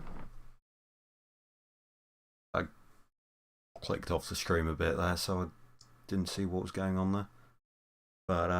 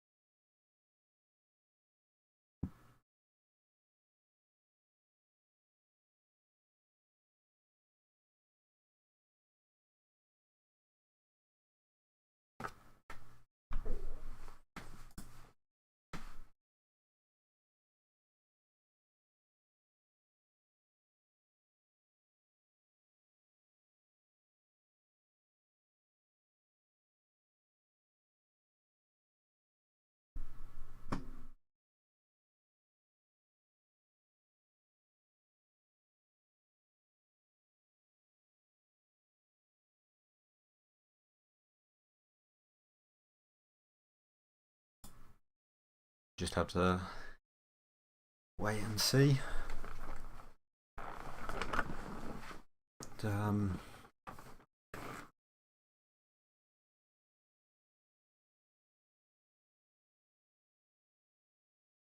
Commentators are back. I've just noticed the Riley's got another air filter sticking out the side there.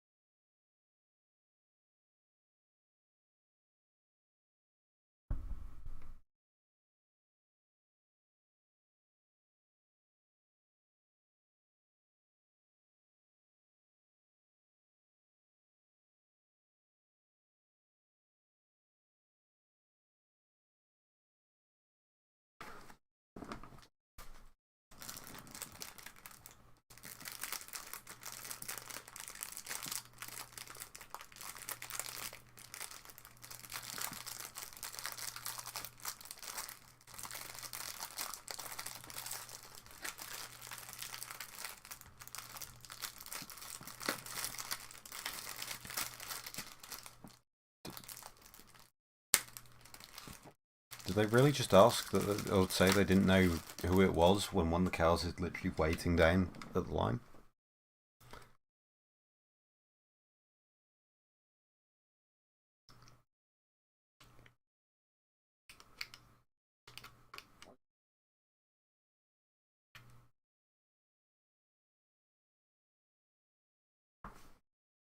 Hmm.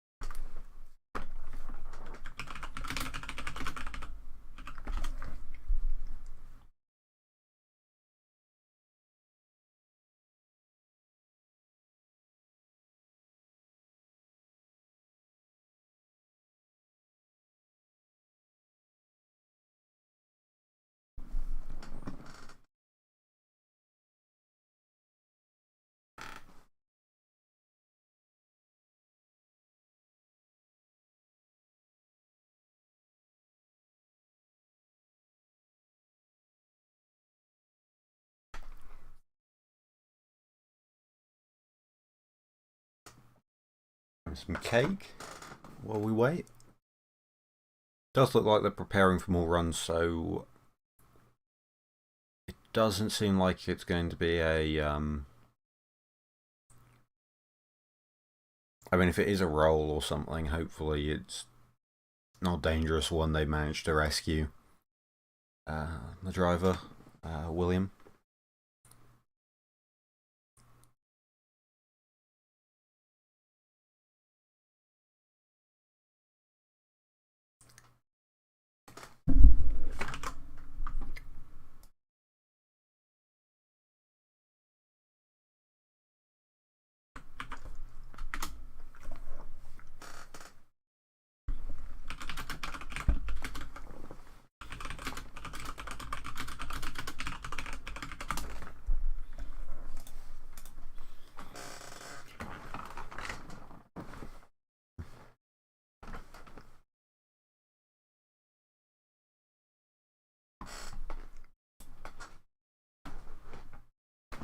Excuse me while I just check to see how much my If you hear my chair making loads of noises, it's sort of me checking to see if it's getting picked up. I wonder if I can get a sound gate or something. I'm not going to try to. For this first one, we're all just going to have to cope with chair noises and stuff.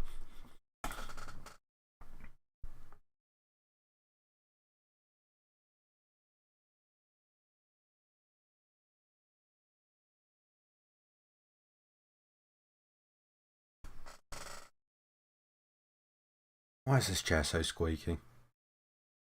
I've got WD-40 here. I could just sort of assault my chair with it.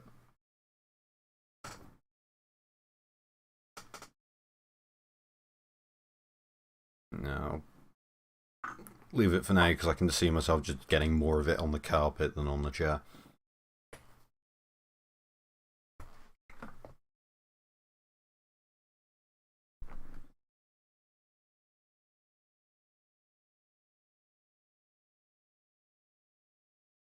How long have we been going for? No, almost 4 hours. It's actually flown by. It really hasn't felt that long.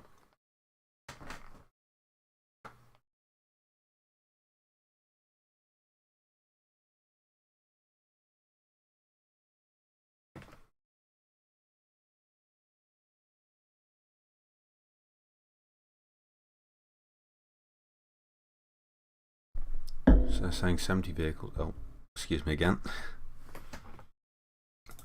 I'm not trying to be noisy, but being able to pick up a glass without hitting your own microphone is apparently a talent I don't have.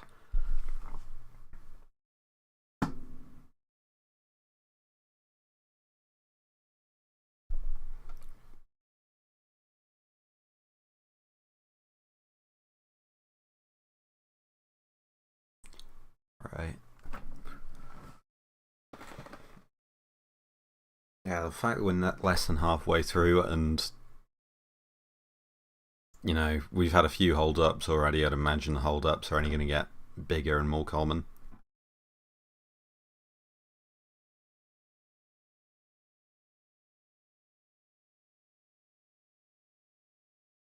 I'm really not sure what the air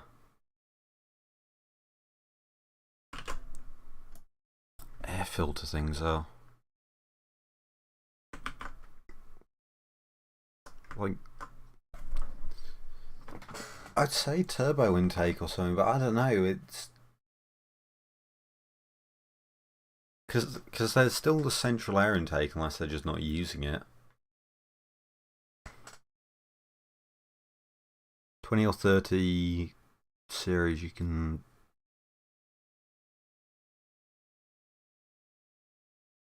Right, I'm going to try something. It might, because I have something. I have NVIDIA RTX voice, but I have heard that it sort of roboticizes me.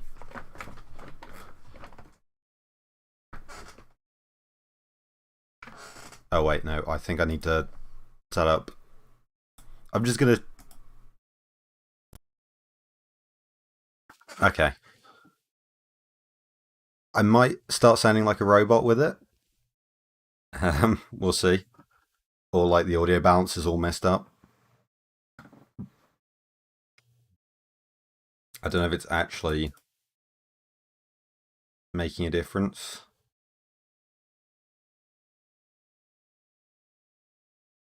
We'll mess around with some settings if I start to sound like a robot, or it starts cutting me off and stuff, because it has in the past. To be fair, my computer's been upgraded since then. So I'm a little hesitant to run it if I can not.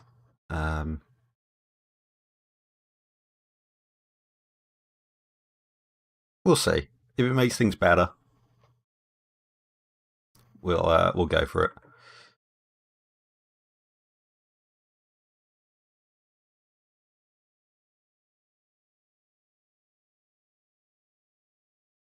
Well, if it is working, then that's working well.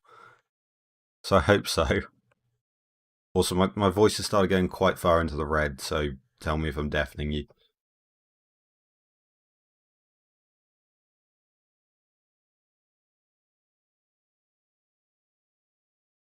Feels much longer with mobile one. Hmm. Yeah.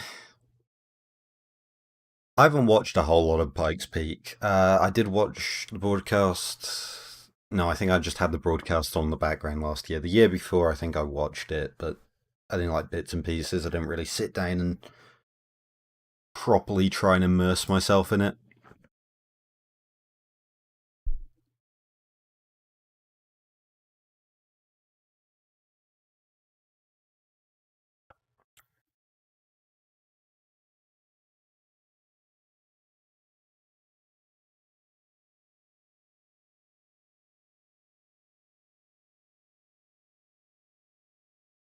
Well, from the sounds of it, I just did an audio check there. Turning on RTX voice hasn't totally destroyed things. I hope. Maybe it has. But no, from the sounds of it, it's working all right.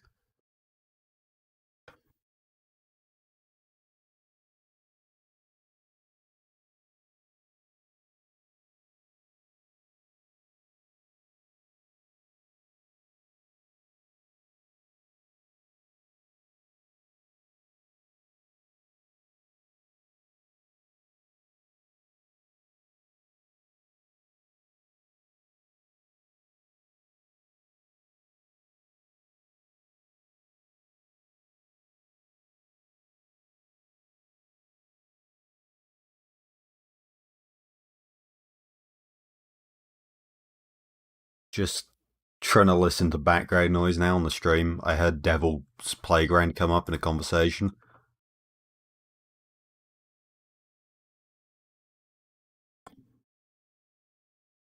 I mean, just the fact that that came out randomly. It sounds the same, but without the chair. Good.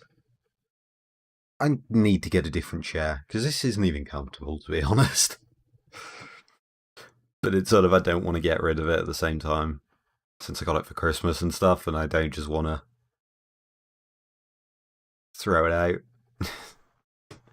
or get rid of it.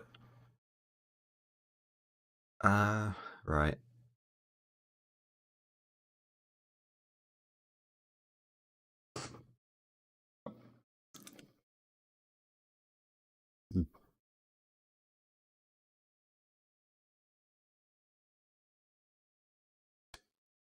Okay.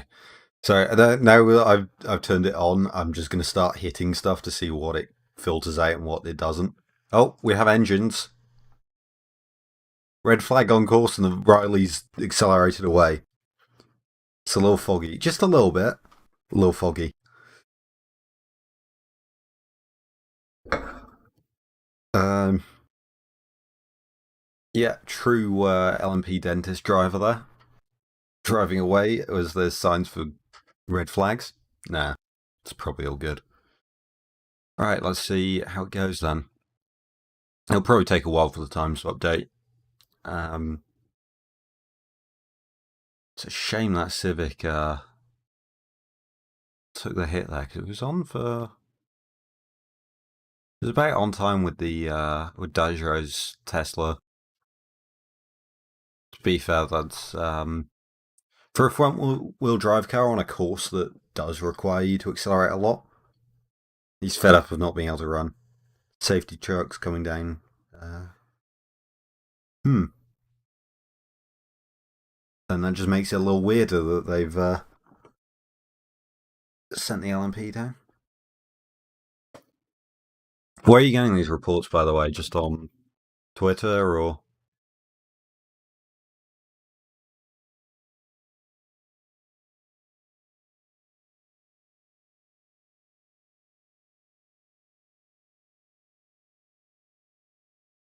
No, red flag has been lifted.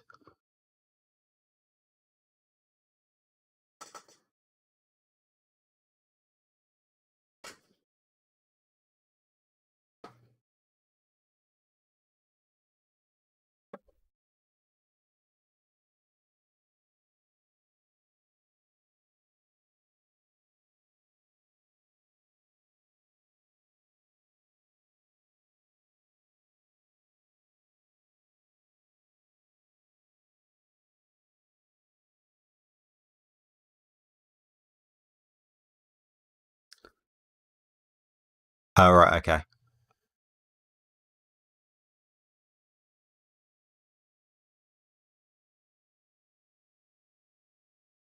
I should really have that chat open, actually.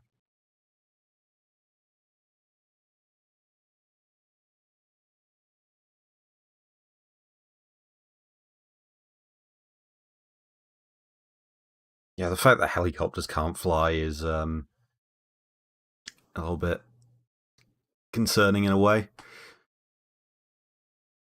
But yeah.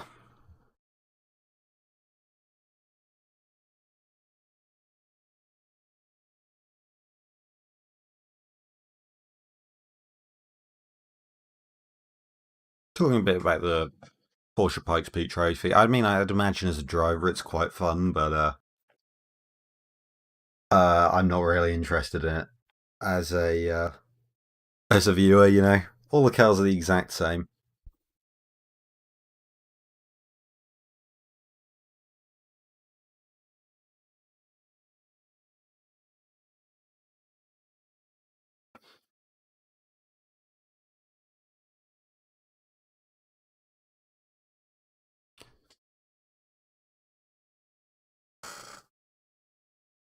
As the times doesn't look like they've updated yet.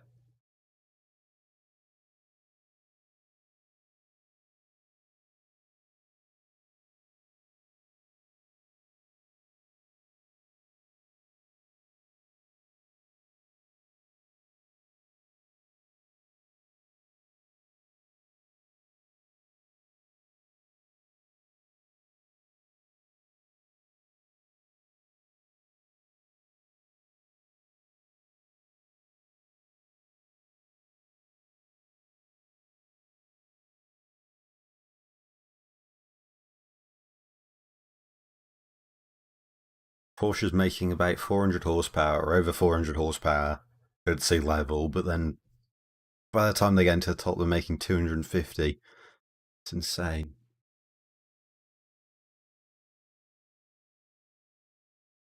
Oh, there goes the cup car.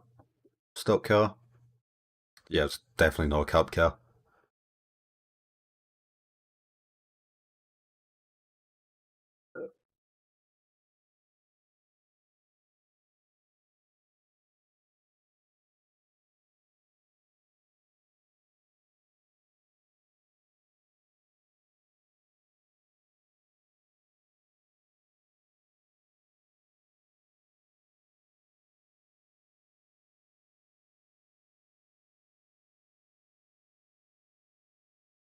Ah, there's the 935.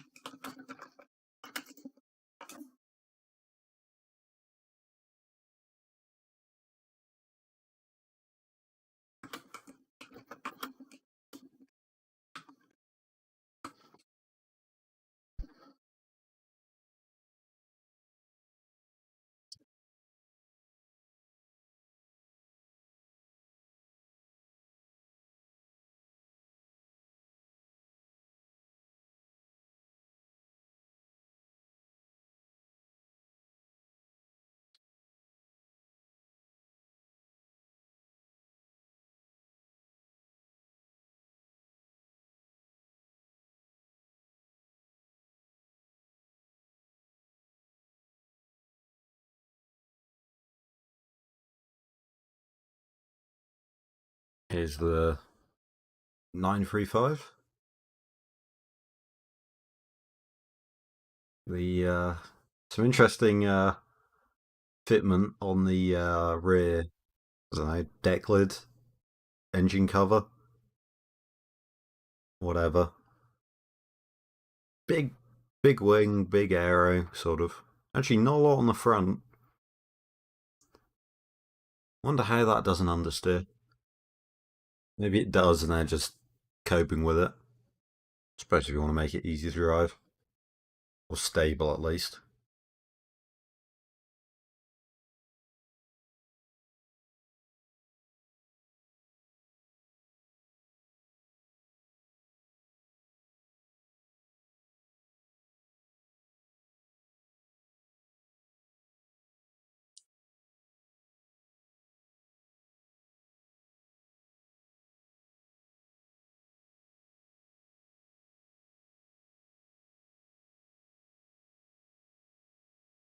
Where's the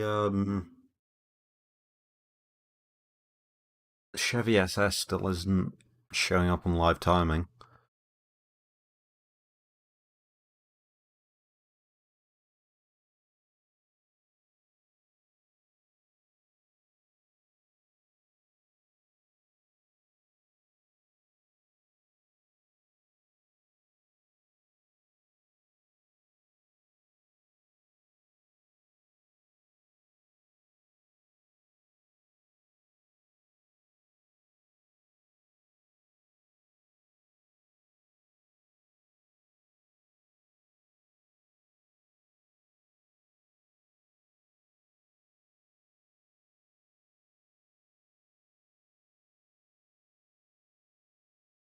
Running on rain tyres, that Porsche, it looks like. I see some tread at least.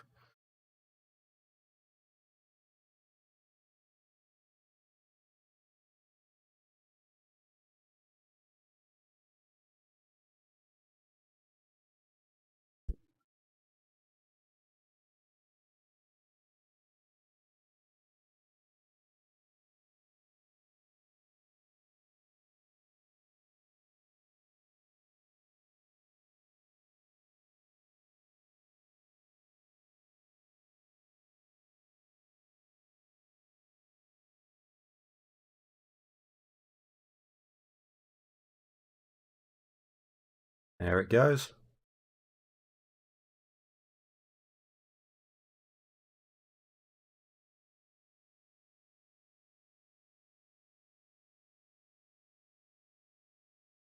Look how much it's rolling.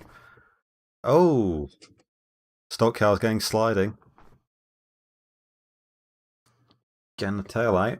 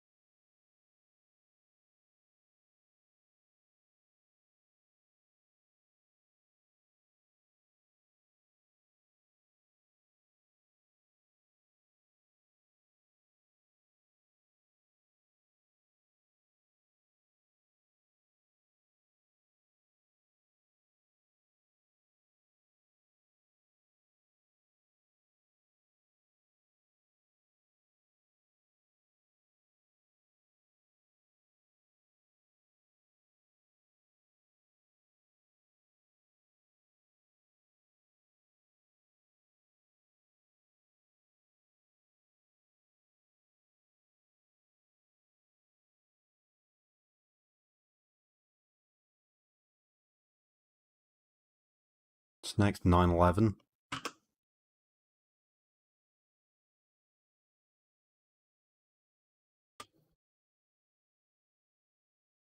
We'll close that.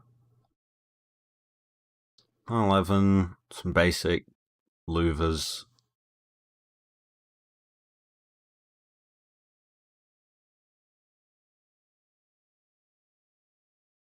Few vents out. Out. Missed the rear shot. Mostly because I held it for about half a second before then they cut away. Some front canards. Advan tyres, rain tyres as well. Oh, they're really only holding it for a frame. There we go. Seems to be the minimum for a flat floor there. Few exits and things there. Either a radiator and intercooler. I always thought that was a weird position to have them on Porsches. I think that's a radiator at least. Oh, of course, it's running number 911. It's, got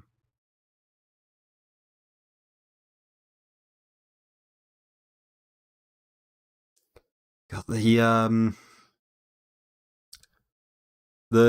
commentator, what's his name, Jared from Formula Drift. He brings out the weirdest references. He just said more cowbell, baby, which I don't know how many people are ever going to get that.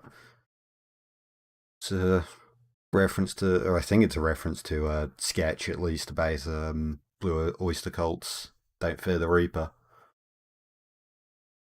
About some exec demanding more cowbell in the song. Quite funny. But yeah. So we've got a little bit of a diffuser there, and yeah, sort of a small arch. I think it's based on the on a GT3 car or something, maybe. So it looks like it could be the old GT3 kit with bits cut out of it. I don't know though. It might be a custom kit. That's not the button I want. Let's look. Maybe there's a what's his name? Gustav. He's just got a website. Oh, he just runs the Porsche Colorado Springs. Okay. It might be an XGT3 car or something.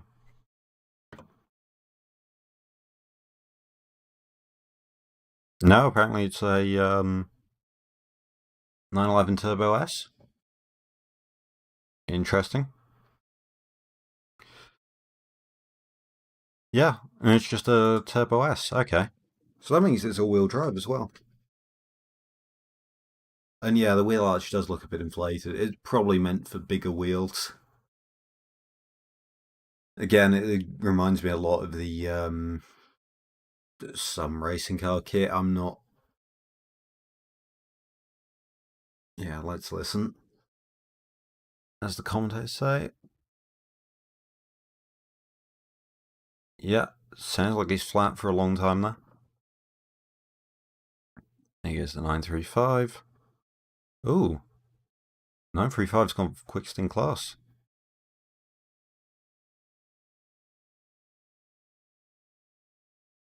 So far, he's only racing David Donahue. It's about a second quicker.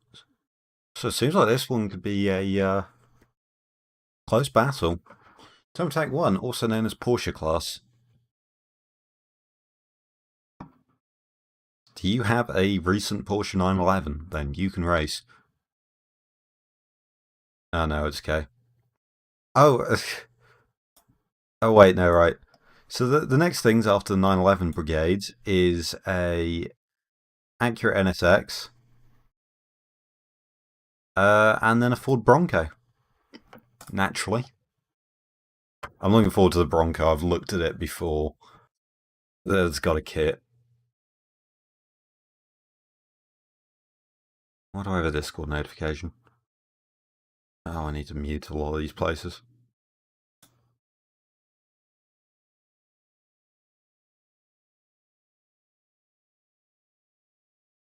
No, wrong one.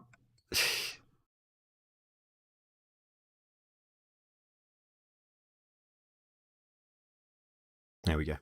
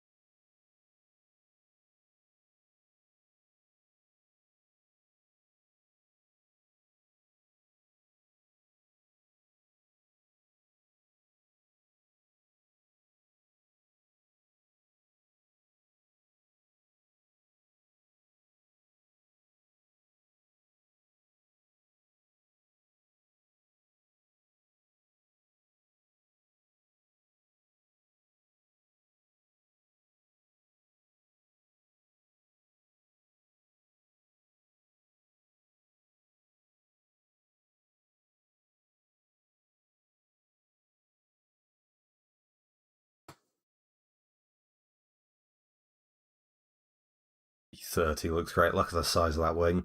Just getting it over the roofline. Aqueducts in a interesting place.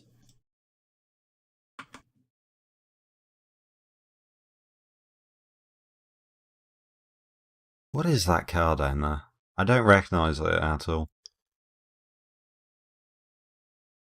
I don't know why I was pointing at it as if anyone could see it. On the course cars. That thing.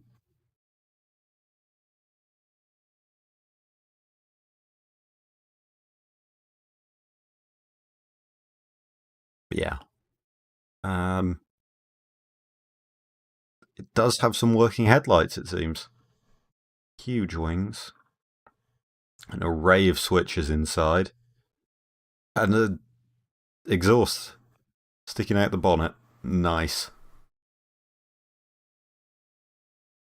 Yeah, just trying to evacuate as much air as possible out the wheel arches.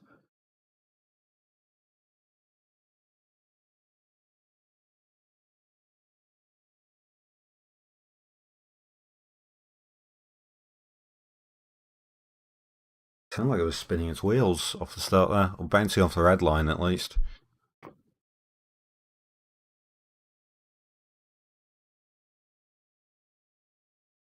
How is... My time attack 1's actually quite close. 26.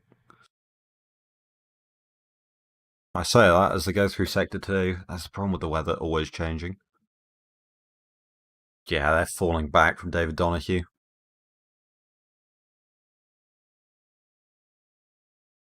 The Nissan Xterra. Is that what that is?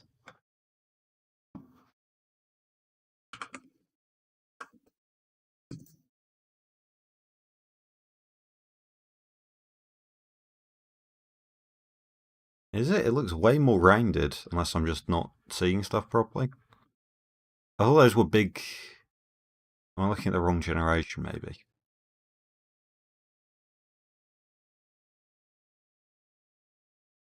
Fair enough, then. Yeah, that is a Nissan badge. Yeah, I just don't recognise them at all. Were they even sold in the UK?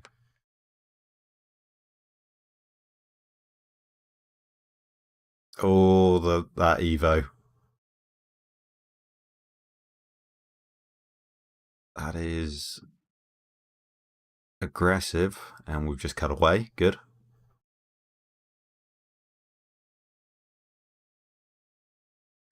Sort of trying to keep up with closing tabs because it's a pain.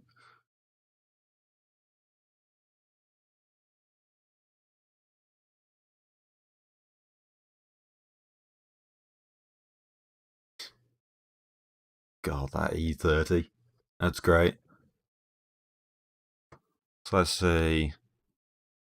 Little side plates. Come on, give me a wide angle shot.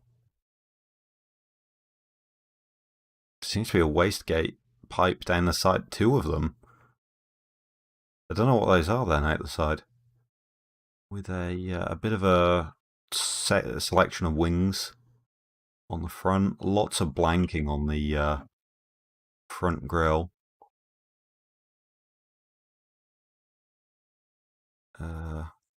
Yep, that one. There we go. Yeah, you've got 2 pipes here. Not that you can really see, but there's a sort of multi-element thing there. Massive side plate, which from what I've heard is the more protect the underfloor during yaw. A lot of blanking there and some brake ducts there. I always find it interesting when they make them flow. Because you've got a massive amount, because you've just got a wall anyway that you're just driving air into, but I guess you would get a high pressure close to the center, so maybe it helps flow air into it rather than just having a straight hole. I don't know. So a light bar at the front, that's interesting. I wonder if it gets dark enough or cloudy enough to warrant one. Or if it's It could be a holdover from other sessions. We're running quite knobbly tyres there. Some very thick tread. Does have O2 on board, some tiny mirrors, and I've just noticed it's got big swan necks.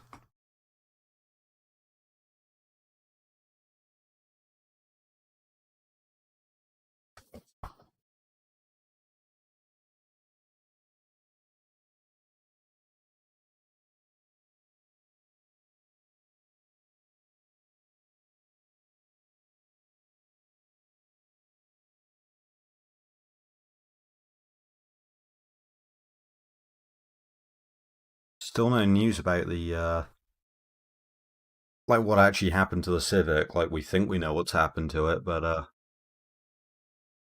mean the commentators don't seem to have been told what happened, considering they're still trying to figure out who it was. Hmm. Check the timing again. Where has Zwart goes second? How's Gustav going? Seems to have dropped back quite a bit.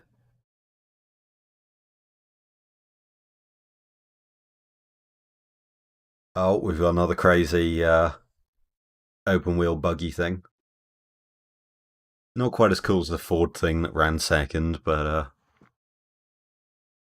I don't know what can compete with that, to be fair. Paul Dallenbach? Dallenbach? Yeah, sure, back. I don't know. I recognise that name from somewhere. I don't know why, though. He's probably like some 90s sports car driver or something, considering it's his 28th run.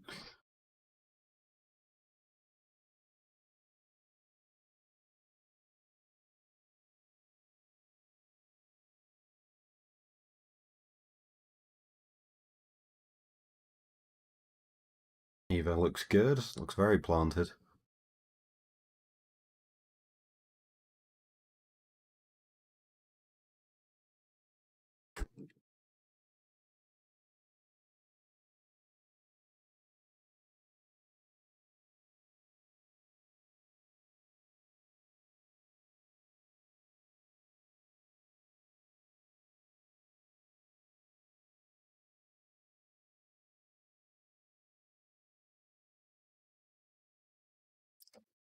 Next up's Jimmy Ford.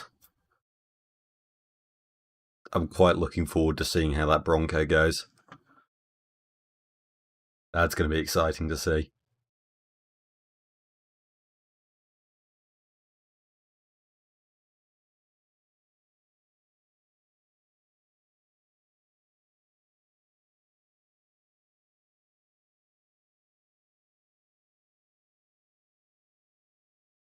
Lund's just finished with a 11:29.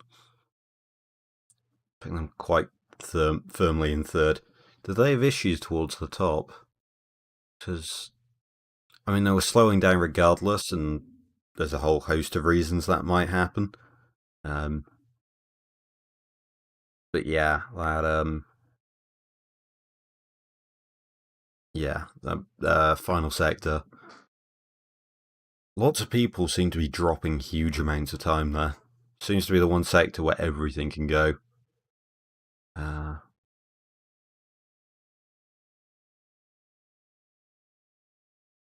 I think because it's quite bumpy and quite sketchy up there. Steinbach is a Pikes Peak International Hill Climb regular. That would explain that then. I mean, well, yeah, 28th entry explains that then. Yeah, no, I'm just surprised that I've heard of him. A bit.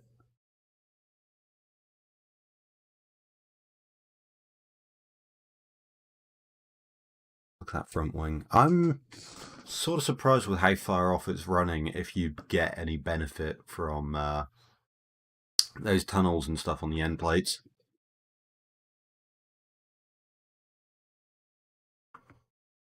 Just uh, Because you've got these tunnels here, and like usually you'd run them quite low to the ground because they trap a vortex, and you can sort of use it to direct it a bit. Is my understanding. Again, you get the same thing. I mean, again, you're shading a vortex off the bottom of this end plate, so I suppose it's not too surprising. Well, actually, go the other way because you're getting the low pressure there, so air's getting sucked around that side. Do I spy a small lip there? Or is that just like a texture on the ground? I think it is, because I can't really see one on that side. But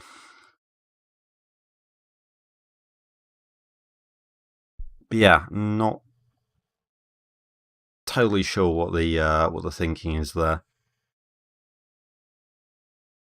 But yeah, then further down, you've got a sort of typical Coke bottle undercut sort of thing going on. Typical of open wheel car side pods.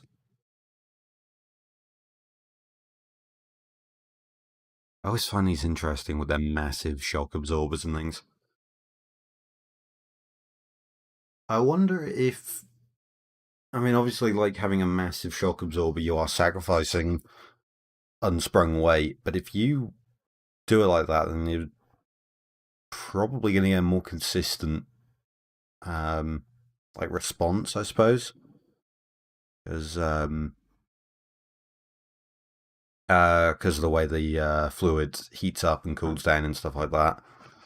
We've had an issue where their RSF1, whatever, they had an issue where they were couldn't control their temps properly.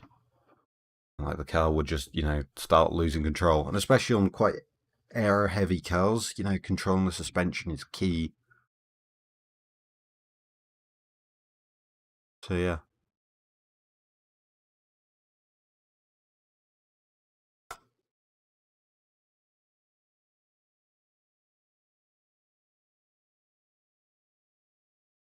Here we go. Look at it. The red headlights. Everything. Oh, that's fantastic. Look at how far back the engine is. Oh, hold on. I have to get a screenshot of this.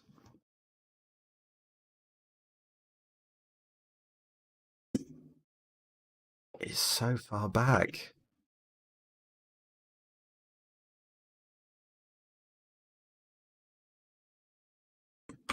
Like, look how much. And that's, with perspective, so it's going to look a bit closer. Like, that engine's so far back, so close to the cabin. That's fantastic. Oh, I love it. And the wing on the roof that I've sort of cropped out because there's a timing bar in the way. Just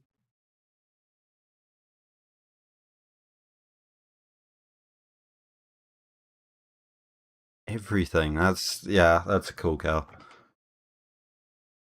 Also, I've just noticed how raked over it is. It's like a funny car or something. Oh, tire blowout on the Civic. So, 2 punctures now. Look at it. That's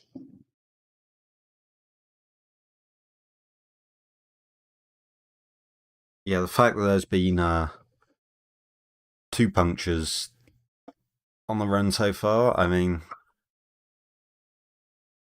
maybe a bit worrying. I don't know. Again, I haven't watched it. I don't know how normal it is and how expected.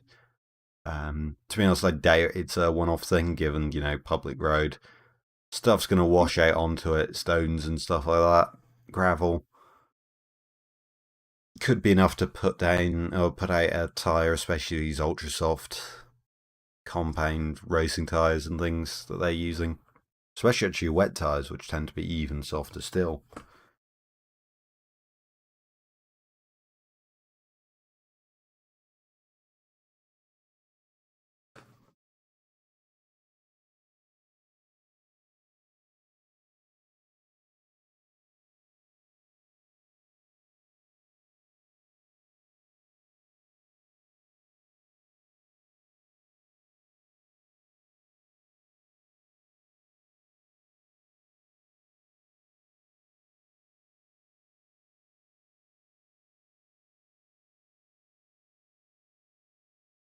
Yeah, this Ford's great. Love this Bronco.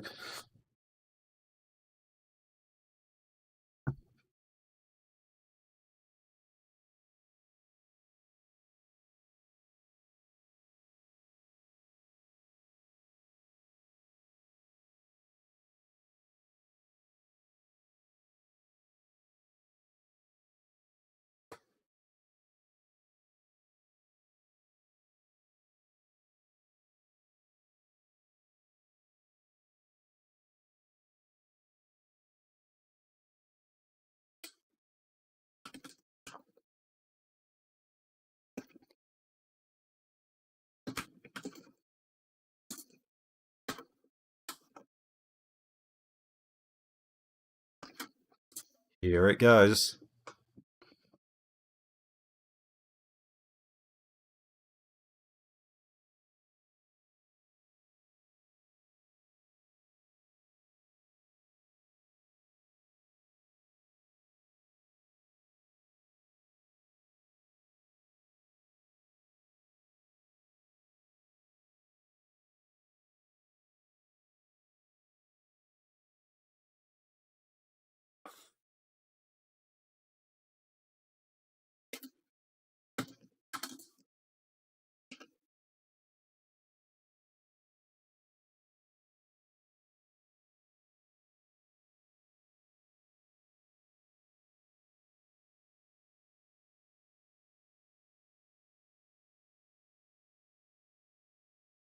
Bright blue, blue, purple.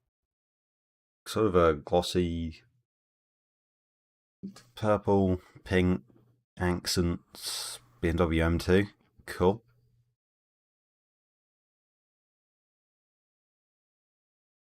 Looks cool. Quite gutted. Aqueduct going to nowhere. Looks like it has a camera instead of a rear view mirror. Fair enough. Interesting. I mean, do you even really need one? First thing I'd do is take a hammer to the rear views. GoPro on the back. Yeah, just a pretty standard rear wing on it. No underbody aero or anything. Oh, it's got those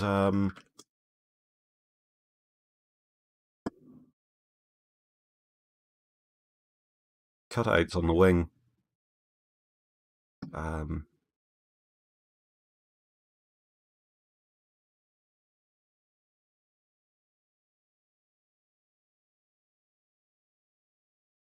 which is sort of interesting because I believe that's a drag reduction feature. Um, Reducing the vortex sort of strength there. Because you get the high pressure there, that rolls over, so by having the cutout, there's a bit lower of a pressure. So the strength of the vortex is sort of disrupted. And you get a weaker one, I believe is the idea. It's been a while since I've thought about those, to be honest. So I might be a little bit off. Bronco does a 157 through the first sector.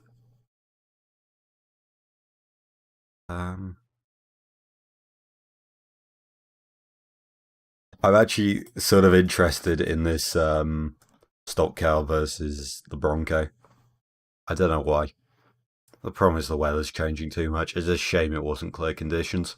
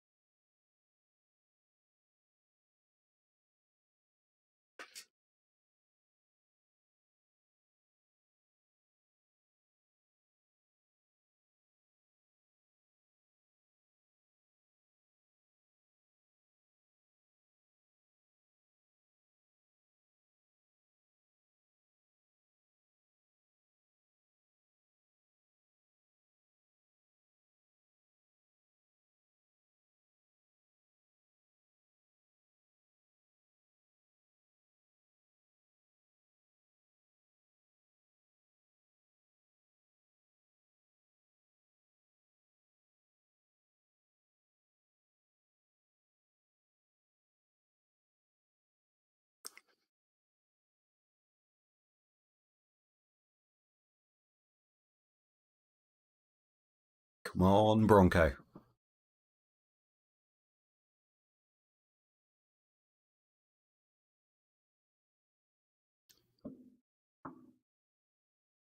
I might go down and get another top of drinks and stuff soon. I should have done it through that red flag, to be honest. I don't know why I didn't. Sort of curious to see if the commentators would know anything, and then never happens. Oh, I've got some Dr. Pepper. Could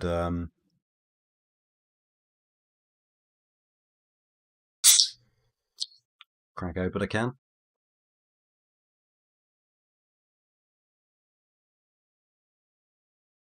Buy some splitter struts on that BMW.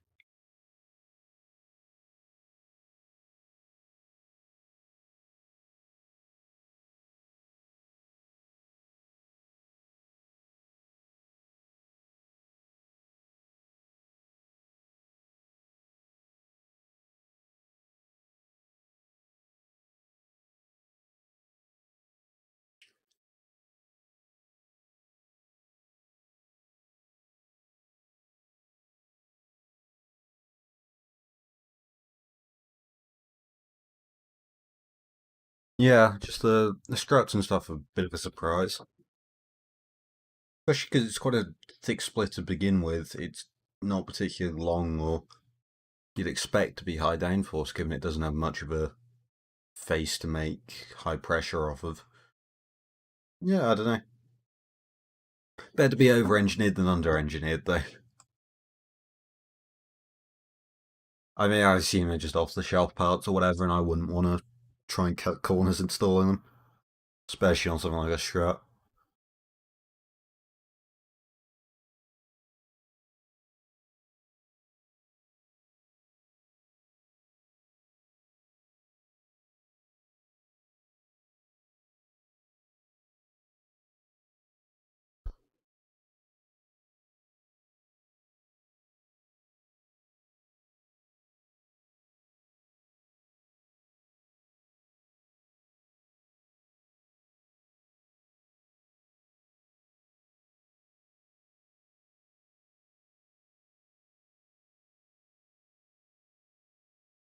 Problem with the Bronco, then it sounds like.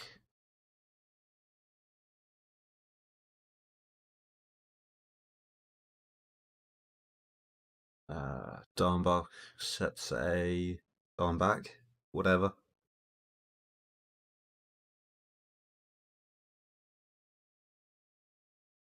Oh, there goes the BMW. Quite a bit of smoke and wheel spin. It looked like. It looked like the rear sort of kicked out a bit then, and then gripped up.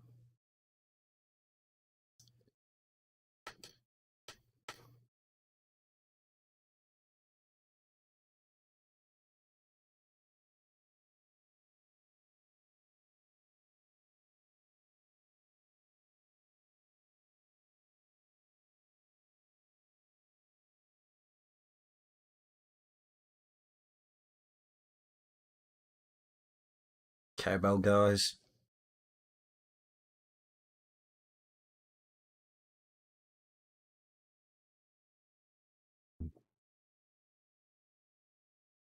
I do like the guys with cowbells.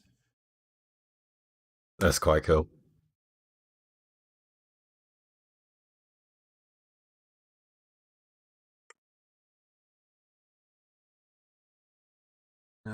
Right. What was I looking at? Last sector times and stuff. It would have been nice if they included running order somewhere. Did they? No, just position. Because it would have been quite cool to order by running order and see if, the track had any sort of trend or something through sectors.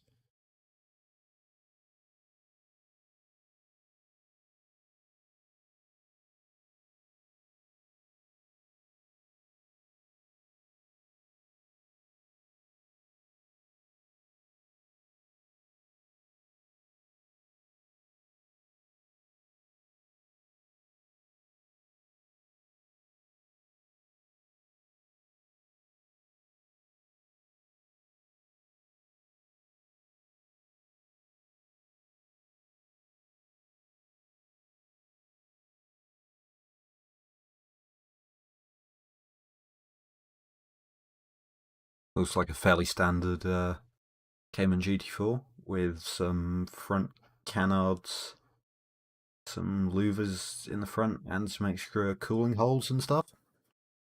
There's some intakes behind the rear windows, or the only windows. Intakes where the rear windows would be, what I meant to say. Or the rear quarter windows, I suppose. Yeah, some canards, some louvers. Even the wing and stuff looks pretty standard, just tilted up as much as possible for downforce.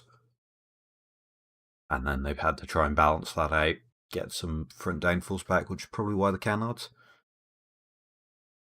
Front fenders actually maybe are aftermarket, because they've got a tiny bit of a cutout there.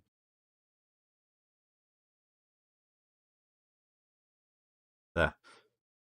Almost looks like a game screenshot. Yeah, there's... I don't know if that's on a normal Cayman. Got things like the air curtains there. All canards. Wing with a gurney flap, and then these intakes there. Which you sort of need, because you need as much cooling as possible. At Pikes Peak. Oh yeah, and you can't really see them, but there's some louvers up there.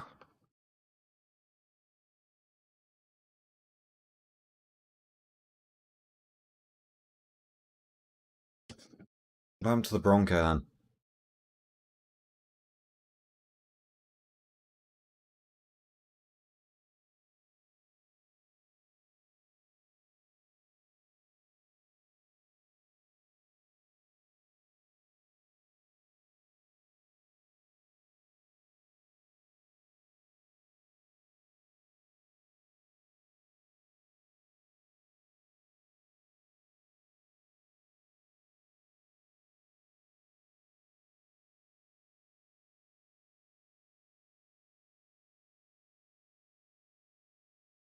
I do find it interesting. We got a spike of viewers, right?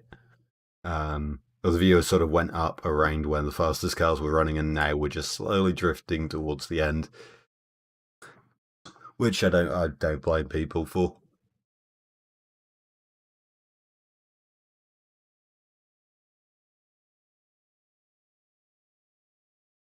And there it goes.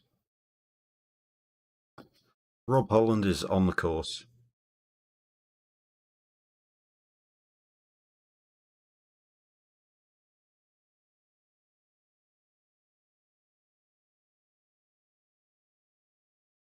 Yeah, I don't know what happened to the Bronco. Maybe they said something and I missed it.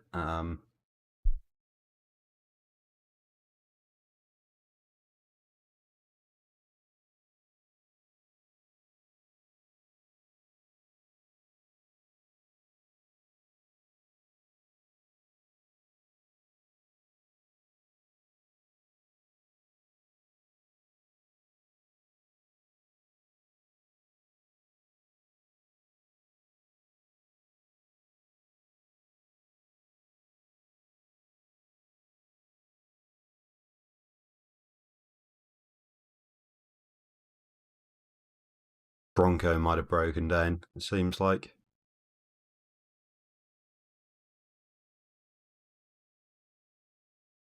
The ADS3? LMS, apparently. I'm not read up enough on touring cars, so I don't know if that's a kit or a real customer car or something. Again with the camera angles, please zoom out or something. I wanna like look at the Aero. Because there's a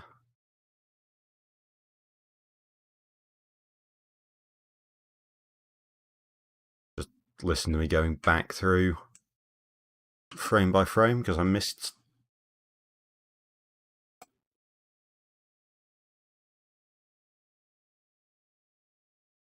I mean, I get why they cut the cars when they barely show them otherwise, but yeah. I don't know, what are we looking at Aero wise? There's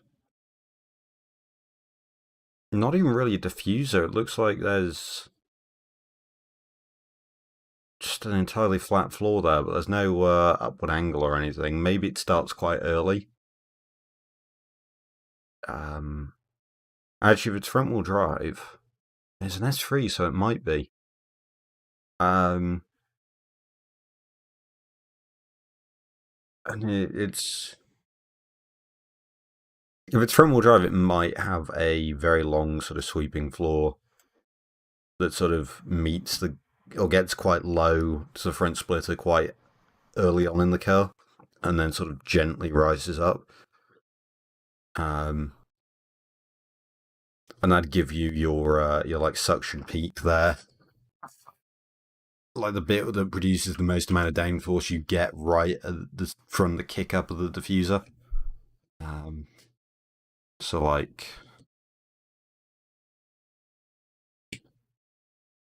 no, how do you? To have something like this, you have a car. I don't know. You have a wheelbase, and then like I don't know. Maybe it's got something like this. Whereas a traditional car would be something like that, and there you'd get say low pressure, low pressure, low pressure all across there. Then you'd see a kick, and then you'd see the pressure start to increase, or the negative pressure start to decrease. So I don't know if it's maybe got the kick up earlier or something. Might be able to run it like and then kick it up earlier. If it's front wheel drive, front heavy, you just want as much front downforce as possible. You can tell that with all the canards and things it's running. I don't know if I'm talking sense or not. It's got some massive holes there. I'm just trying to figure it out. Maybe it just doesn't have an under tray at all. It's got like some rear smoothing and stuff, but then it's all front diffuser and stuff like that, and then just nothing afterwards. Just flat floor covering stuff, but it's all just disjointed panels and things. I'm not really sure.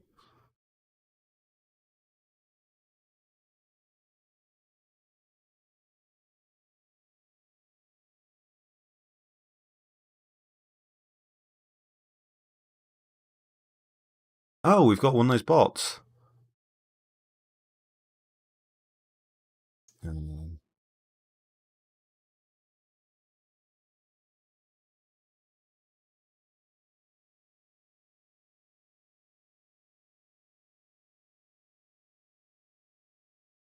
It's interesting that now you choose to hide users on channels instead of banning them. Interesting. It's been a while since I banned anyone. But we've got a bot. Well, had.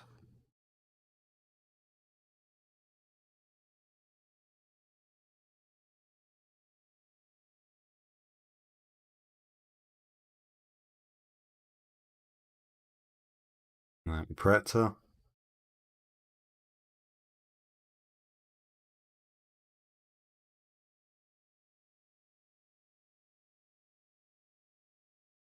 Some vortex generators on the roof. They look quite square. No, I assume there's some angle or some part of the shaping. But no front aero at all. That's interesting. To have such a big rear wing and then just not have any front downforce.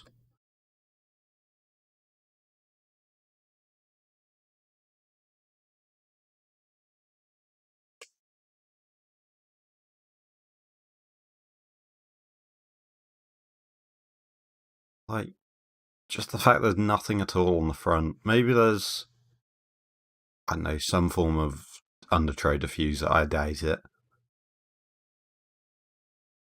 But like, when I look at something like this, it's like, I guess you get rear end lift and stuff. But if it's front heavy, no. No, lift's never worth it.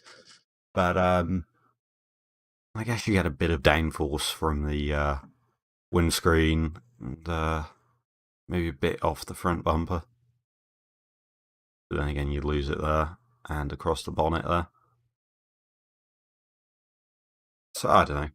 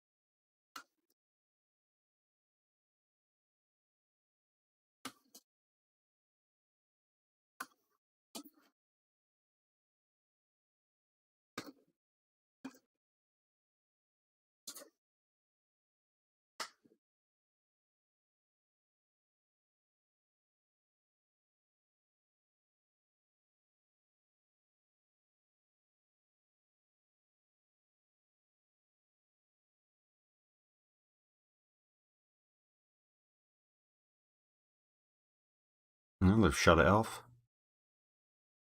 Is there a problem? Or has the car stalled?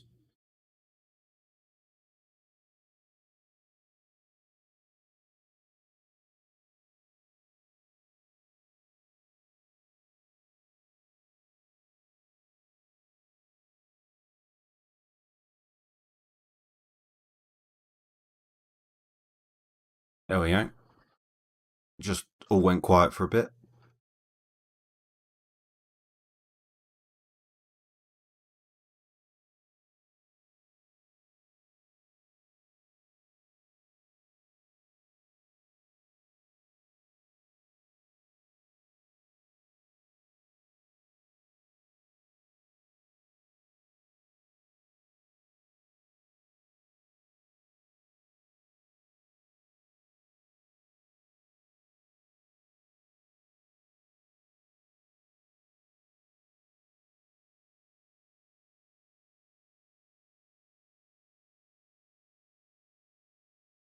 Something going on with the audio. I'm just getting bits of engine in my left ear. Oh, what is this?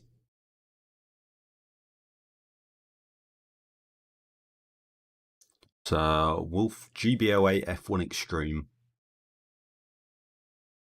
Interesting because it looks more like a Formula E car. But, no, it's cool. Covers wheel thing.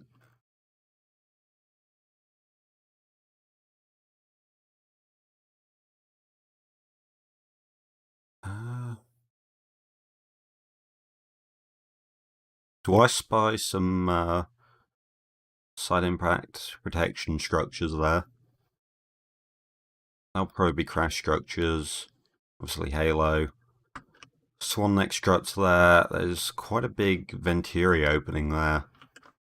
So it's got a nice fully moulded under tray.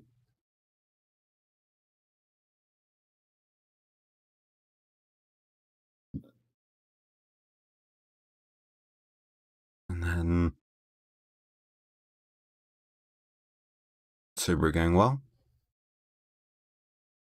The way the camera shook there. It was a backfire as well. It just looked like there was an explosion in the distance. Hmm. So all the cages and stuff over the driver. I do find it funny on the open wheel cars. Makes sense, but yeah. So I love those wheels on it.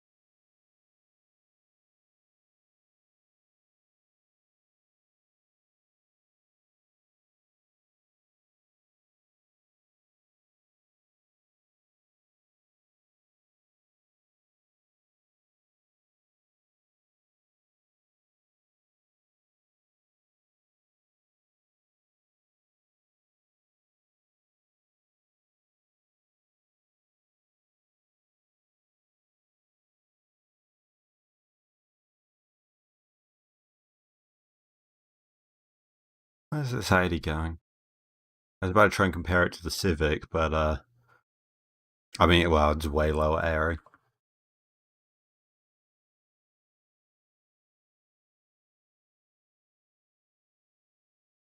Um,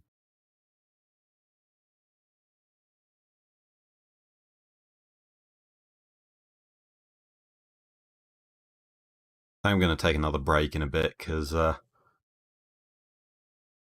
it's been a while.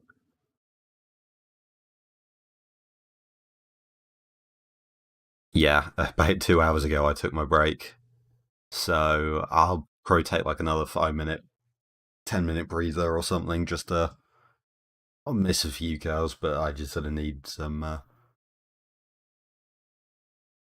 time. Hmm. As we let that go, I kind of want to see how this one goes, but hmm, 10 minutes or something. Got 3 cows on course at once. Where's the AD?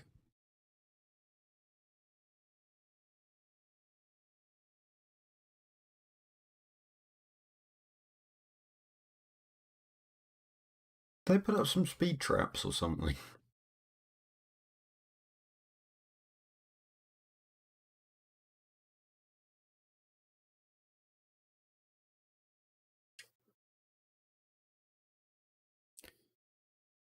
Right.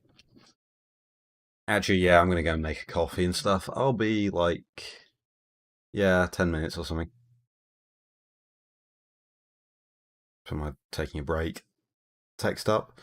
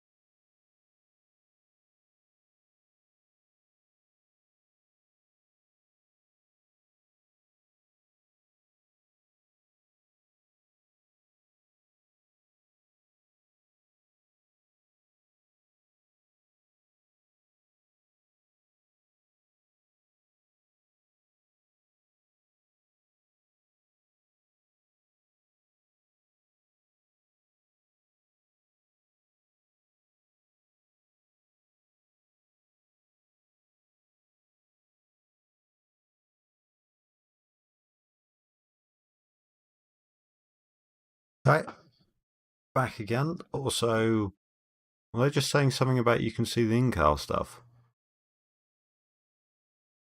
Time to check the website.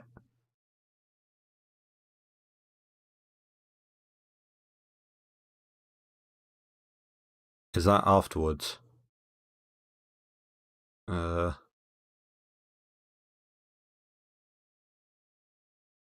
it might be.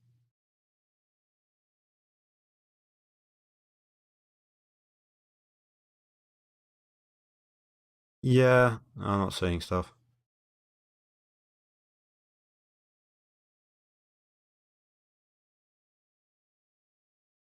Oh, Tacoma soon. Right, let me try and catch myself up. I'm a bit refreshed. Oh, we're having more issues. Wolf didn't finish.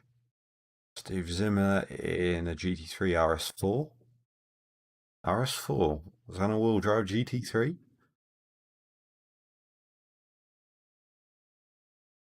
Is that just a name? Who knows?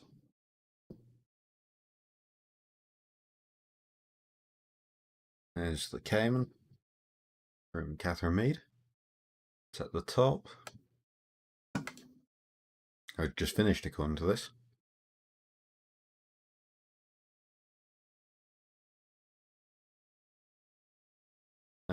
Or maybe something's glitched out because they're showing 4 times on the live timing, but it doesn't have a complete time.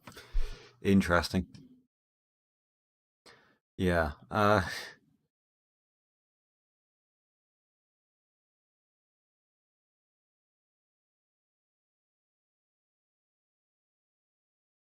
Front wing on this 996. The front splitter and stuff. It's a lot of support. I've got a cough in my hand, so I can't.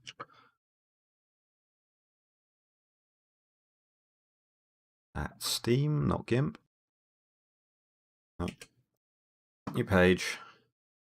Yeah, that. 6 struts holding it up.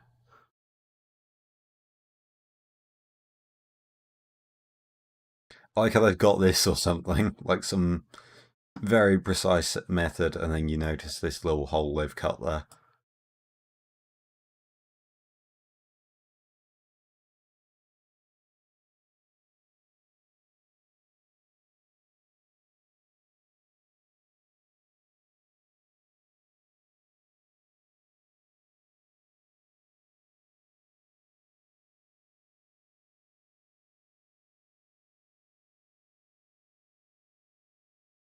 Just notice canards there. I've got a ceramic coaster. I don't think I should be using that one.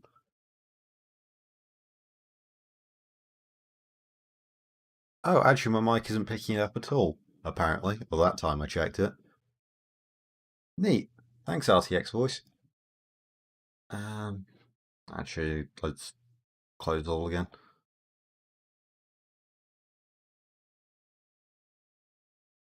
There are things. Yeah, Mead's just teleported to the top of the mountain, apparently.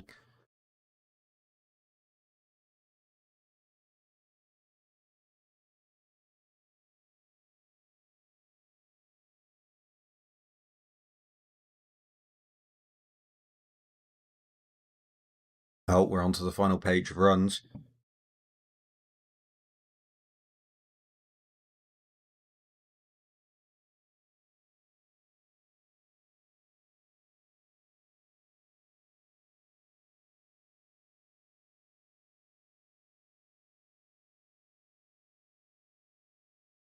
Cowbell guys on the left as the cows run up the hill. That's great.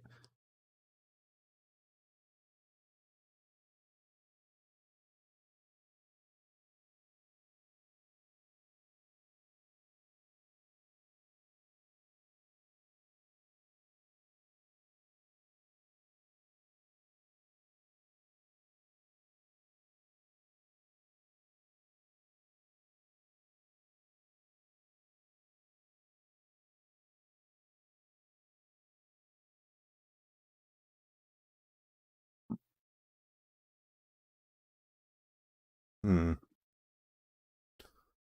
I'm not sure what's going on with Catherine Mead's time there. I assume it's just a timing error. I wonder if it's the same time as anything else.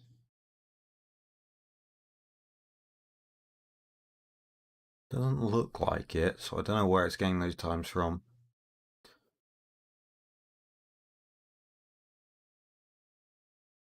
Also, I really love that they picked colours of just shades of the same one. Oh,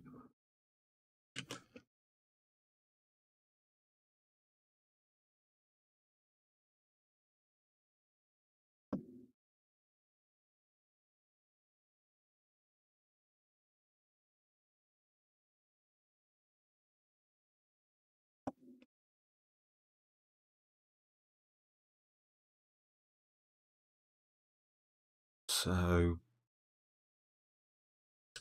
big diffuser, very big wing.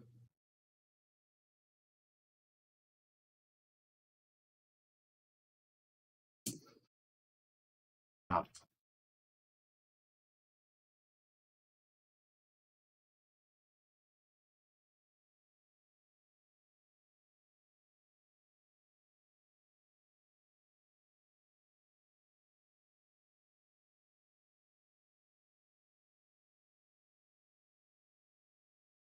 here we go.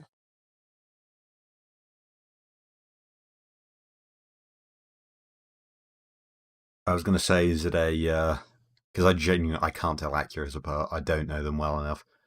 Because I thought that was the new Integra, but no.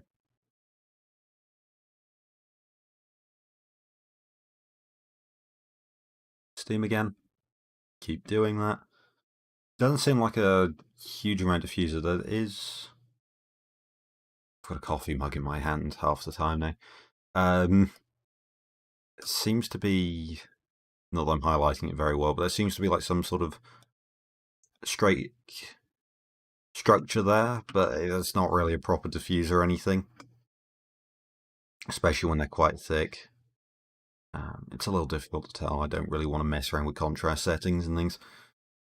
Um, Basically because I don't want to reveal how inept I am at stuff.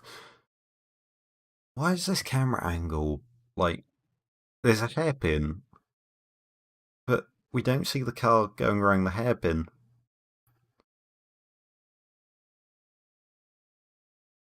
Like,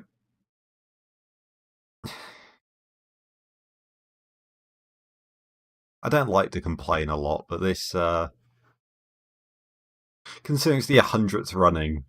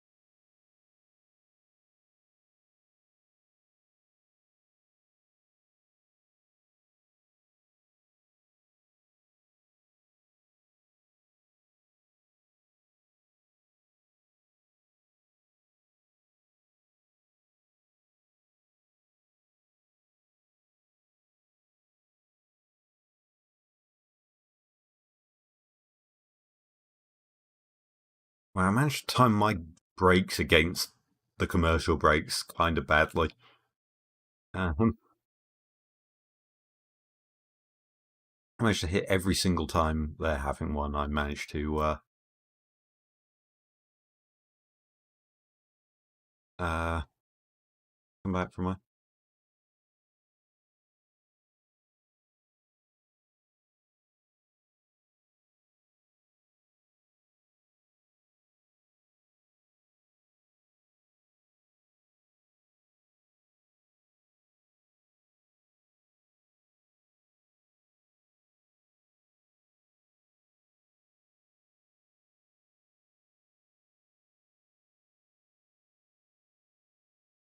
Alright, so we've had. I don't know what's going on with Catherine Mead's. Well, I assume that. No, they're getting to the top, aren't we? Because we just saw them. That was when I was complaining about the camera angle.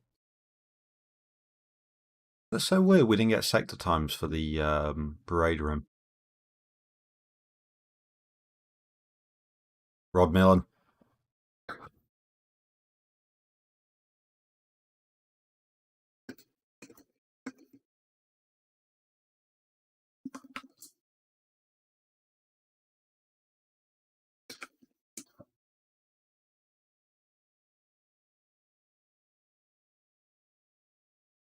We've got a radical RXC. Pretty much your quintessential radical. Quintessential? Sure.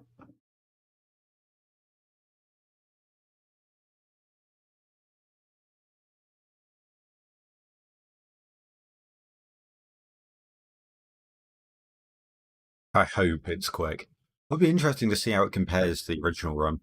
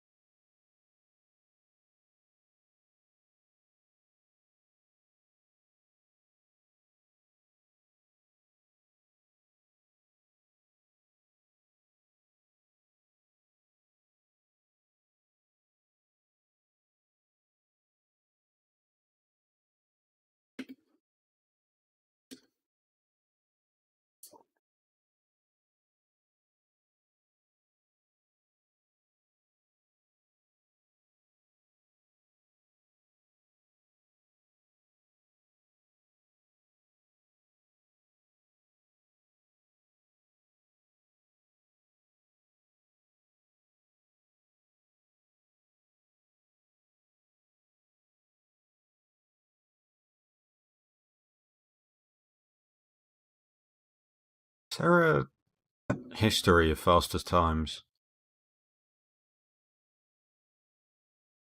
Overall winners. I'm just curious how quick the Tacoma went.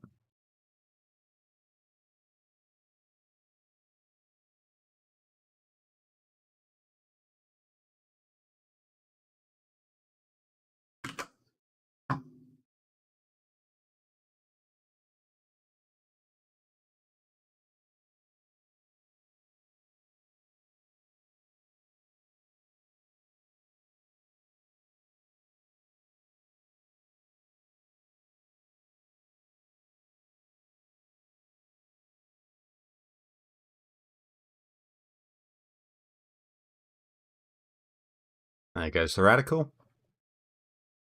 And here comes the car everyone's excited for. The RXC is the civilized one. Yeah, but roof. I don't know. When I think of a radical, I guess, yeah. I don't know radical names enough.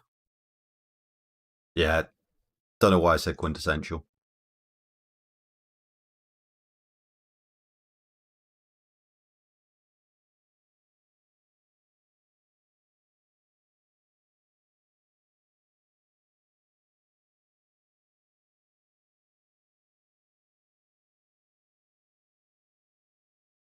So, just for reference, in. Hold on. Where was it? I had it.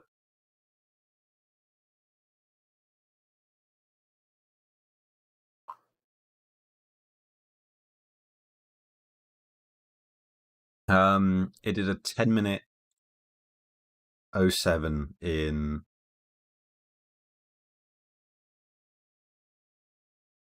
10-minute 07 on, okay, a asphalt track.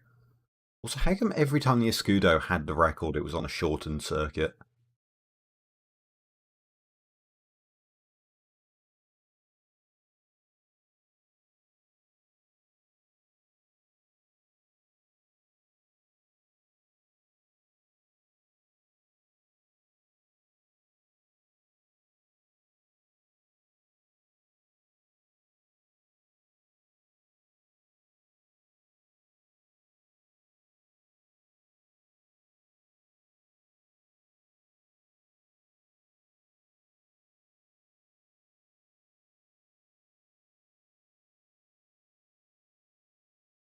You got the 3S GTE from Dan Gurney's IMSA car. Beautiful. There's a video that I had bookmarked for ages and I never really got around to finishing it, mostly because I didn't really like the presentation style. Um, about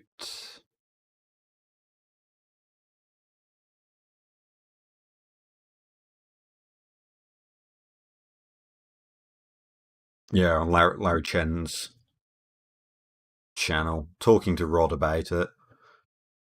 I don't know. That's there if people want to watch it. Yeah, it's such a thick front splitter. Well, I guess you sort of rely on underbody aero, but I've always wondered. You know, it's drying out apparently.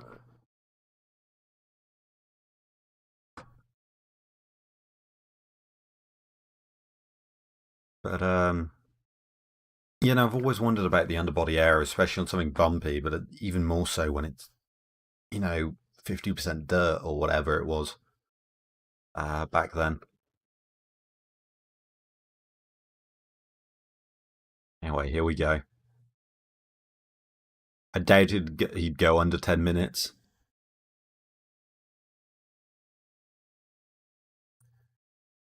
No way.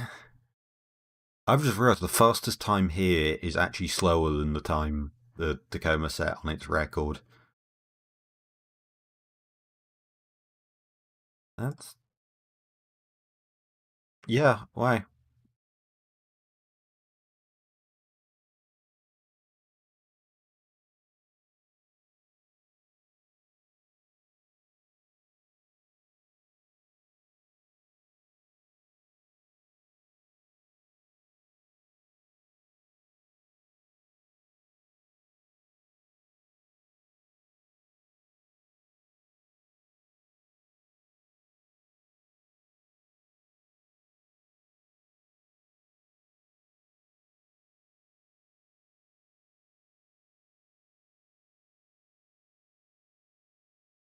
Oh, hey, I know someone who worked on the Acuras. Cool.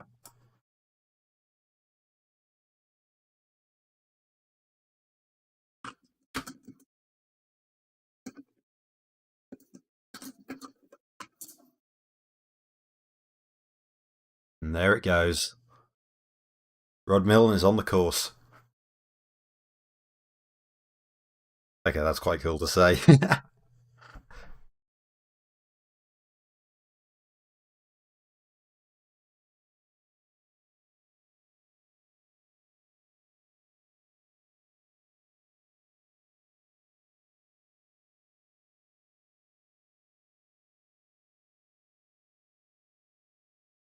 That thing they're talking about optimizing the engine for a certain altitude seems weird. Like the fact the engine would run rough at certain altitudes when you've got, electronic timing and fuel mixture controls and things like that. I'm just surprised that you need to optimize for one and you couldn't just make it a constantly adjustable range. I love the Boss 302. I never realised there's a Boss 302S. It's quite cool. I mean, I don't like the logo as much. The S looks a bit wedged in. Excuse me. Sorry if I've blown out your ears with a sneeze. I knew it was coming too, but I was a Mustang on screen. I didn't want to press button to be... Actually... Oh, I do still have a mute shortcut. Wait, does that work even when I don't have it? Yeah, oh, okay. Remember that's there. There it is. The scenes if it goes purple.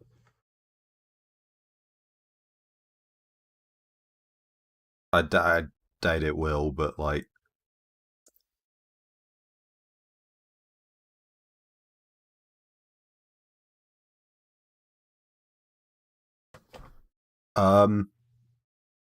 Okay, so it's 10 seconds off Robin shoots time. He's still going though. That's not some exhibition, you know, show run. He's pushing.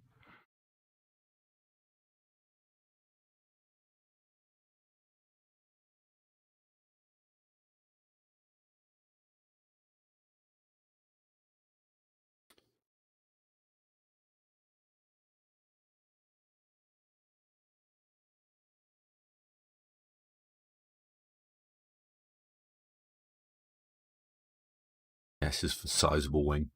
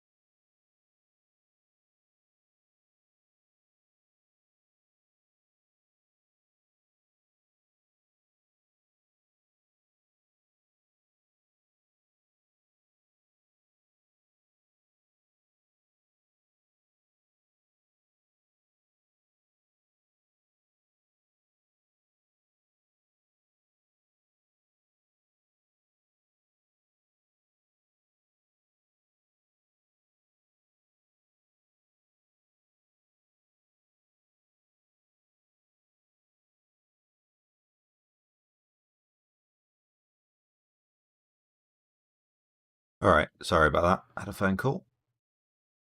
As there goes the Mustang, lighting up the rear tyres.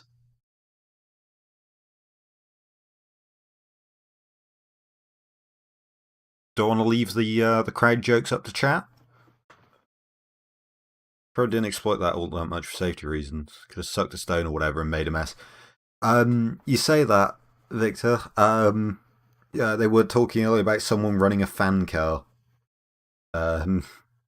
Up Pikes Peak back in the dirt days. I think it was Bobby Unser or something. There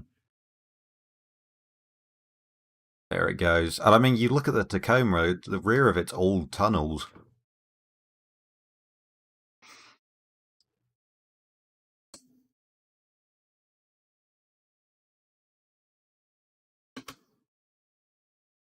Hold on.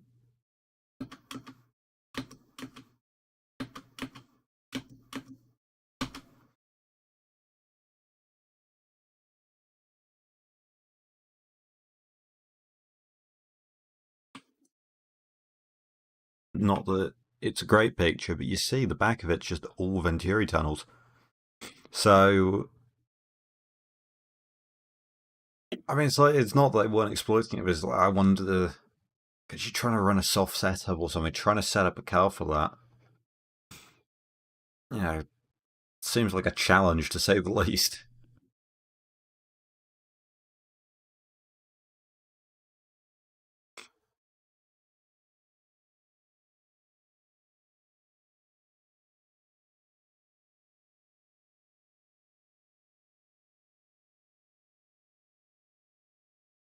I love those canards on the Acura though. It's great. How's Rod going? 227. Starting to drop back now. David Donner in a bone stock Porsche 911 had just gone faster than a Pikes Peak record holding car that went. Oh, Scream is having problems. Yeah,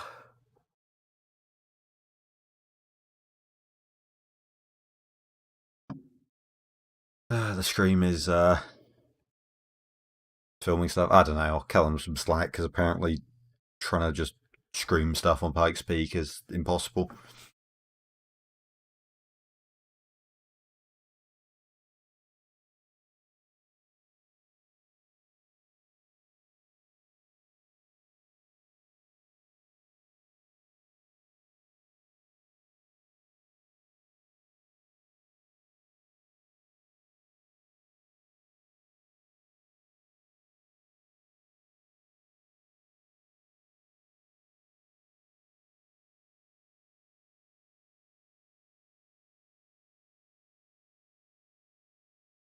The NSX ADTT gives me it's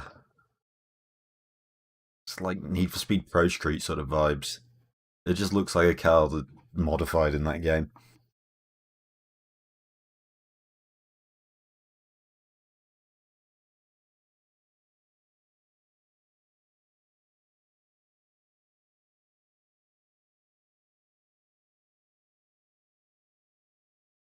Mustang doing a 209 is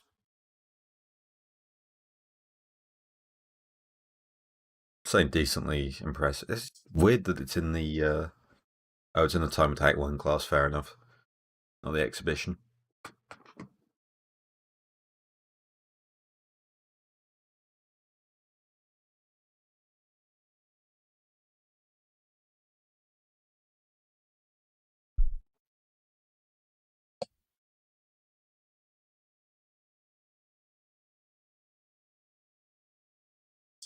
Yeah, it's a shame that Ken Block couldn't run.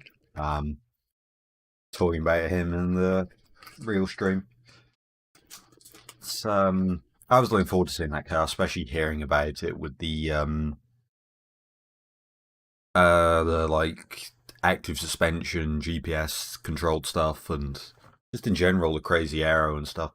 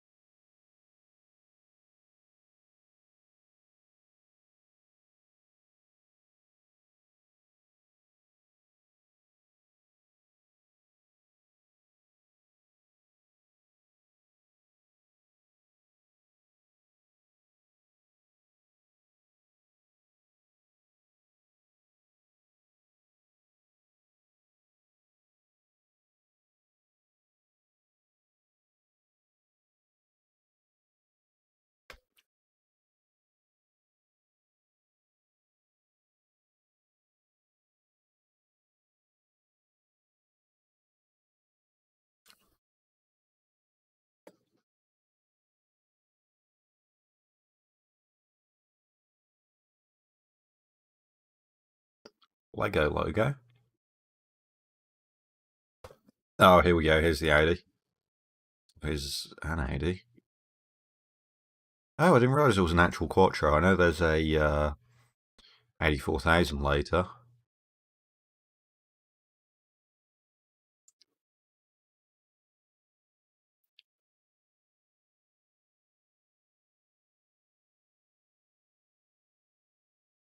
Hawkeye and Pretz are in the background too. Can you tell which era of WRC I grew up on by the fact I pointed that out? Um,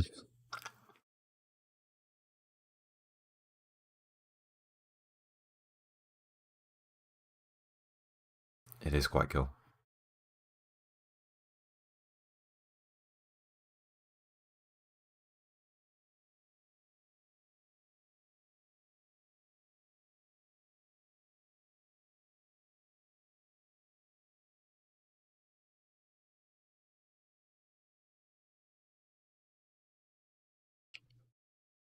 Unheil.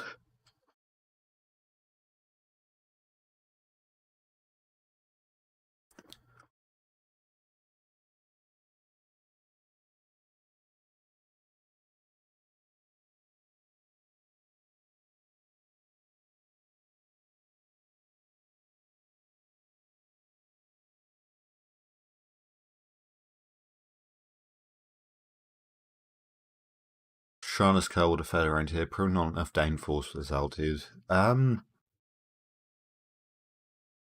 think it could have gone second fastest looking at the times. Incredibly high power, quite lightweight, lots of grip. I just think the main thing would be compliance over the bumps and stuff, but if it was quick at Goodwood and stuff. Oh, I hope that McMurty goes to Pikes Peak now. After it destroyed the record at Goodwood. I wonder if we're going to see more Goodwood record cars now. You're going to see a lot of copycats after VW did that.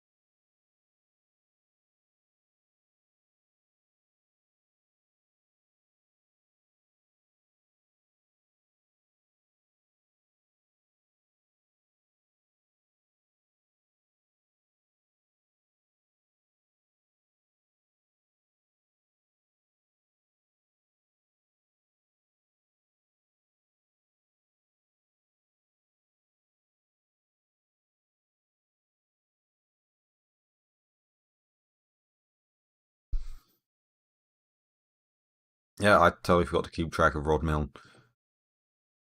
Third in class and unlimited.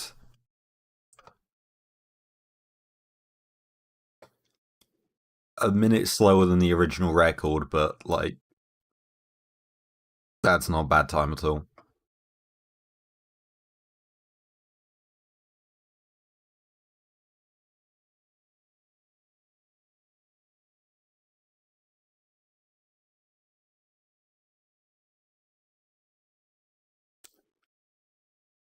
That's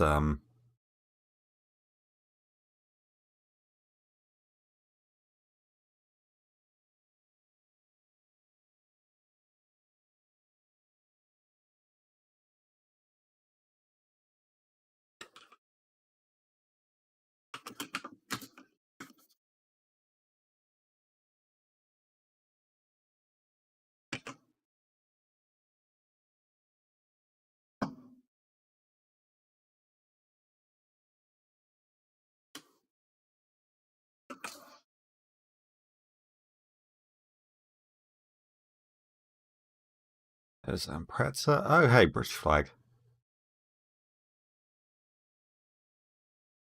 That, look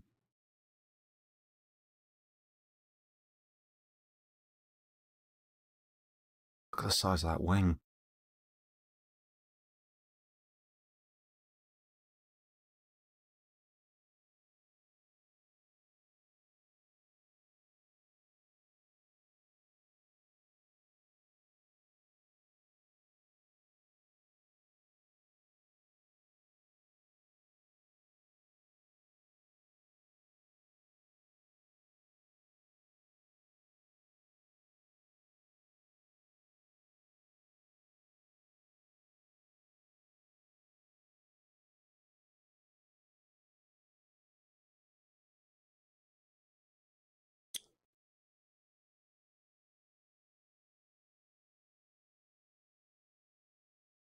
I made the mistake of looking in the mainstream's chat. Hmm.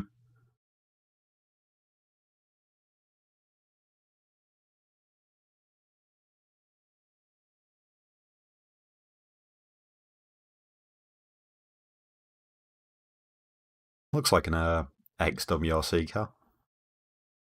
Or maybe it's a Group N car. That makes sense. If only it was a competitor list. Chris Rimmer. Rimmer has no social medias. That's in Time Attack 1? What? I've just noticed what's in the background.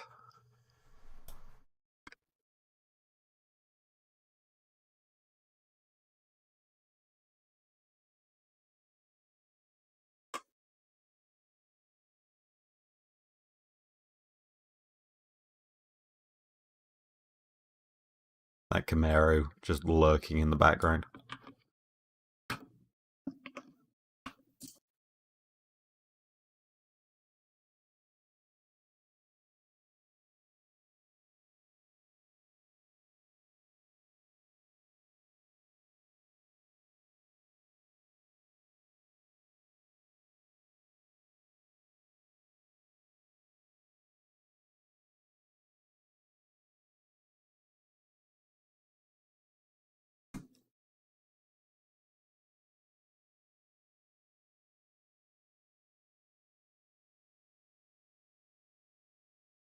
There goes the Camaro.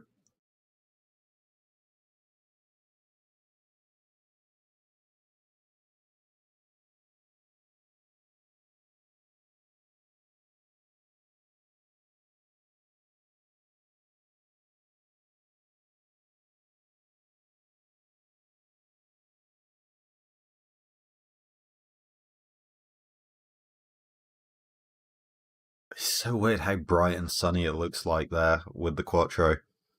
And then we cut back down and it's just miserable and foggy. Oh, good, they're showing times again.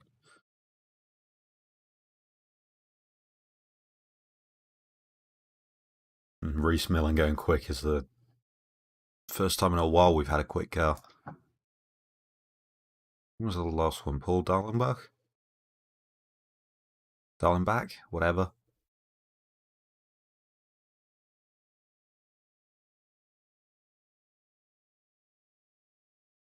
Probably.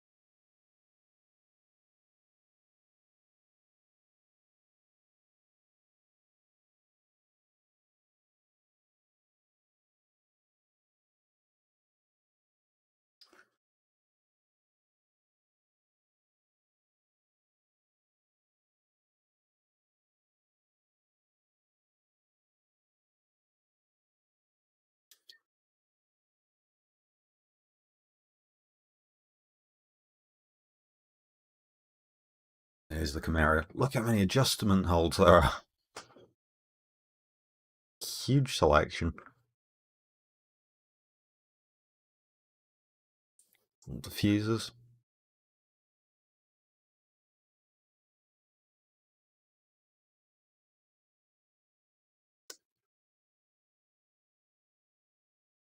I wonder what it is originally. Because there's a iRock car, but that's later. I've just noticed there's a hole in the windscreen.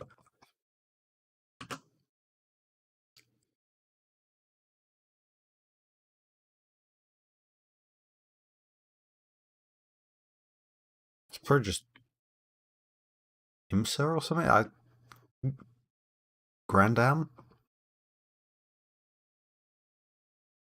I don't even know. But yeah, the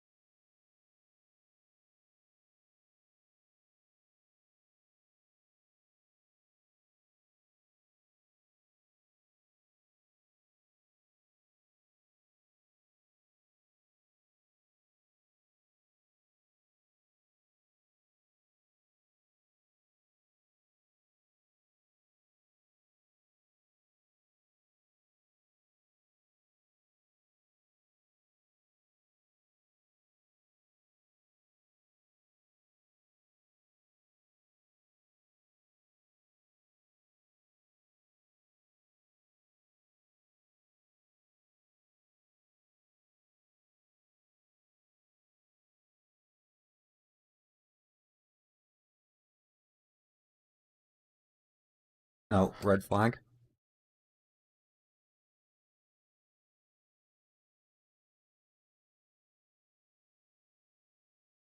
Oh, for the TT in the third sector. Could be another puncture. It seems to be the way everything's going. Everything's blowing tyres. Well, everything that fails to get up. Except for the Ford's Bronco, actually. That had a engine failure or something, it sounds like.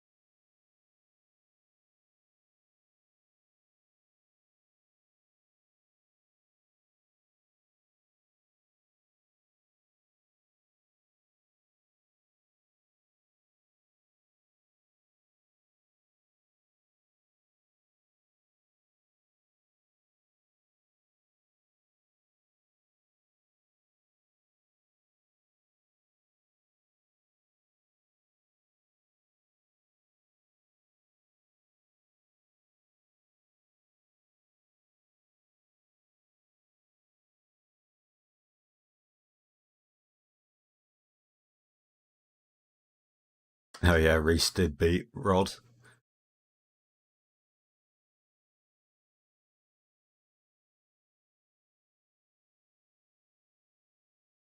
They were quite close actually until the top, where I guess where that's again sector four. We're seeing some massive differences in time there.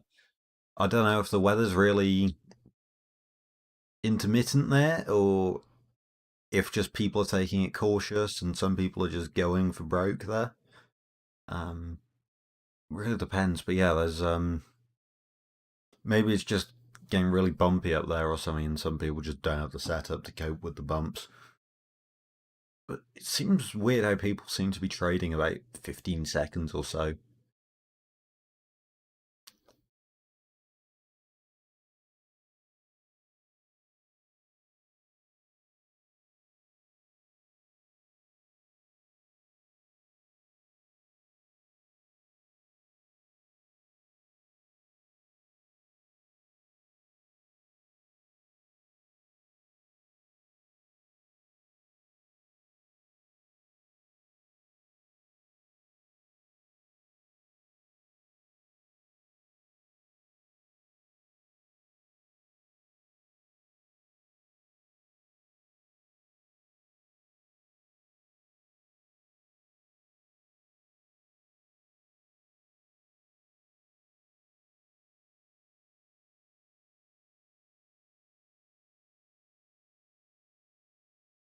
The Subaru's going up again.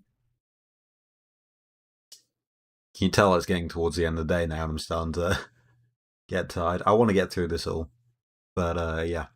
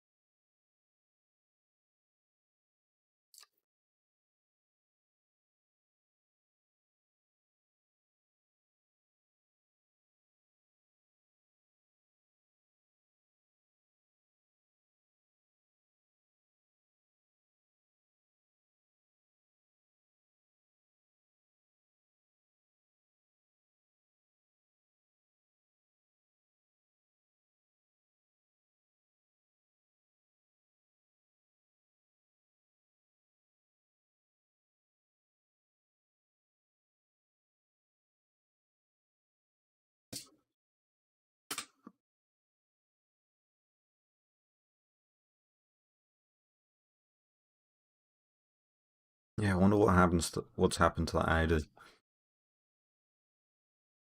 Hmm. Not that the commentators have noticed. Of course they haven't. What? Do you think they're meant to?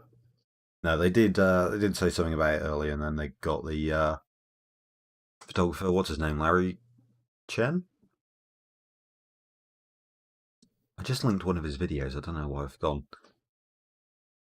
But yeah, Larry Chen. But yeah, I'm assuming and hoping it's another puncture. I should check the.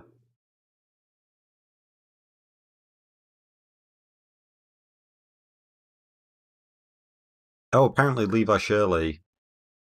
Where is he? I scrolled up at the top because he was one of the first runs, but he's where is he? I'm more like to recognise it from the car.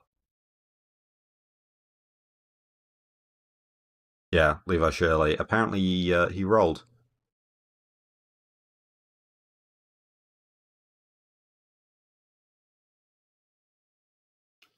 He rolled, recovered, and finished. That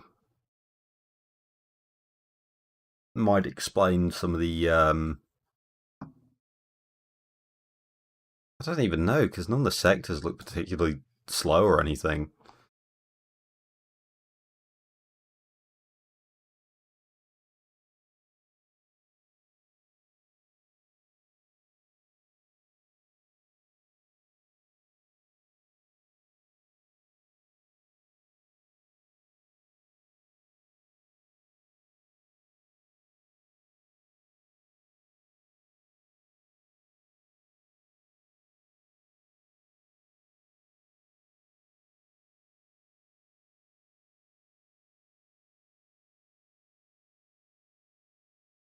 Oh, well,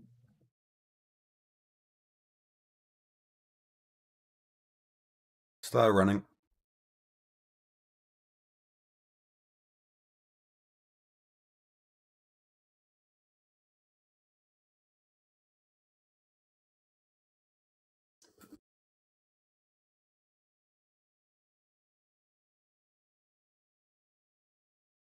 There's the Camaro, covered in louvers.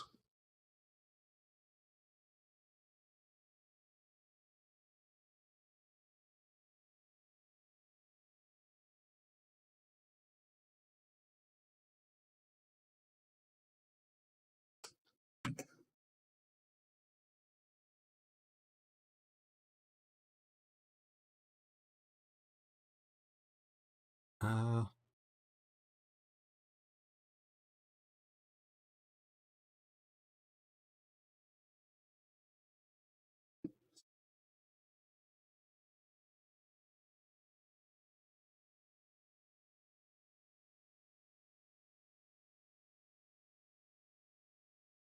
some very small tunnels with quite sharp edges as well, which because you sort of get a. Ooh, just noticed on the front as well. You've got these clear end plates and stuff. Is that a exit on the top of the bonnet there? I don't really know what's going on there. Very odd. Yeah, I can't really tell what's going on with the area there. There's like some gurney flaps and stuff, which I guess are meant to help get air off the driver. Don't know why holes are there though. And these diffusers with the sharp edges and stuff, and just generally being quite narrow.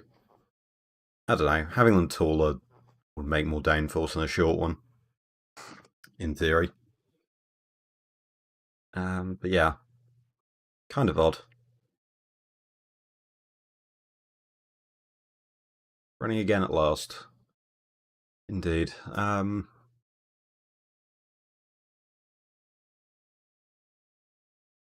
to YouTube, this has had 1,200 views. Interesting.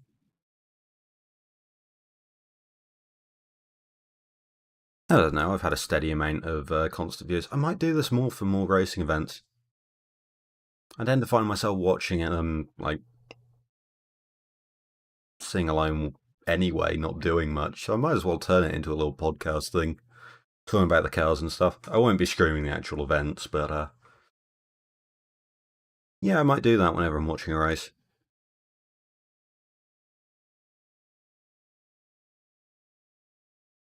Probably just the weirder stuff, though. Formula drift and stuff. I don't know. It's an idea, at least.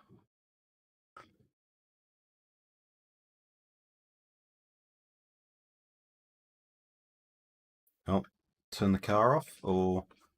Actually, every car's sort of gone quiet before it's run.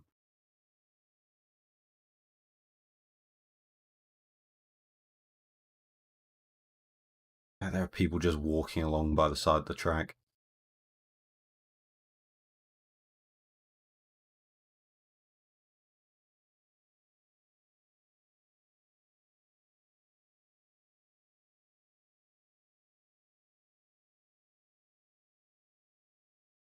It's so weird that they, like, have spectators on the outside of corners for the start. Or just at all, but then, you've got officials walking about next to the track. That's kind of scary. So we've had 4 DNFs now.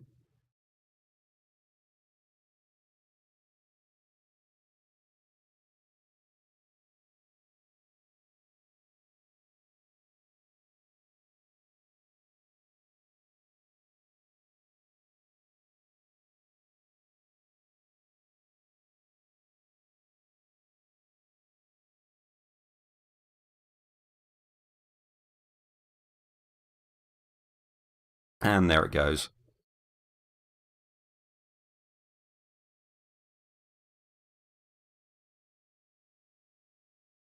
Wait, the Camaro's in Unlimited? Excellent. Hmm. I'd be surprised if it's set to time worthy of Unlimited. Well, not worthy, but like competitive would be a better word.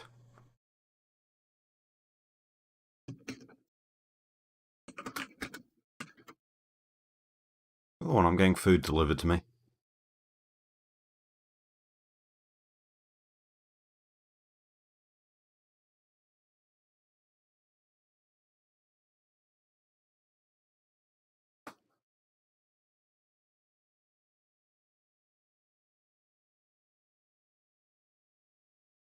How is the weather looking out there?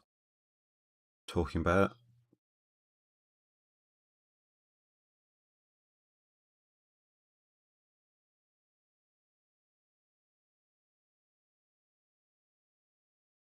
Colorado Springs. I'm getting quite good at finding it now. I say as I can't figure out where it is. There?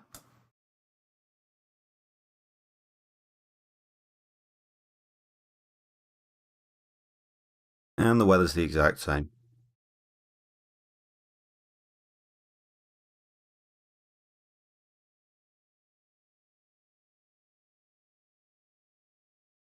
I kind of wonder if it just can't track the rain properly through the mountains. It's sort of been a lost cause with even checking. Ooh, what is this thing? It has a very open rear end. Camera? Do you wanna?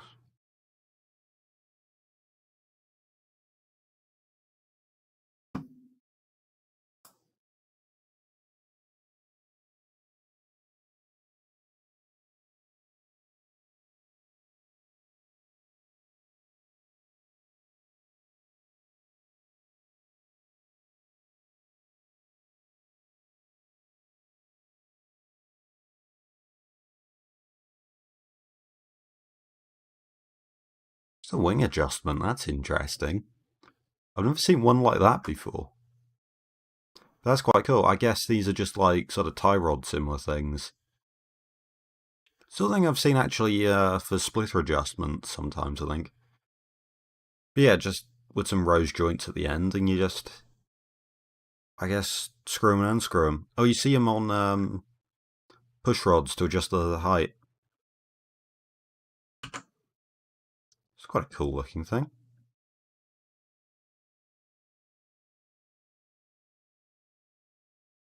And it's number 24. Let's go, Jeff Gordon. Or, um,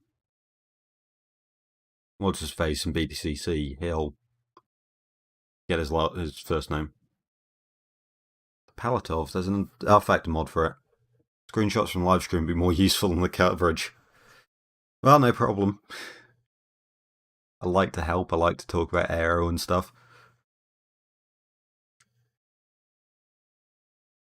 Look how much the canards stick out. I mean, that's sort of ideal because you're putting it into free air, I guess, rather than against a wall. Because you sometimes see canards that just end up like that, with like a end plate there, and it's like, where's the air meant to go? I mean, you get suction underneath it, which is the important bit, but yeah. Because that's the thing, the bottom of a wing does more work than the actual top side. Camaro does a 249. I'm going to assume it's spun, because that is by far and away. No, never mind, the CUDA was slower.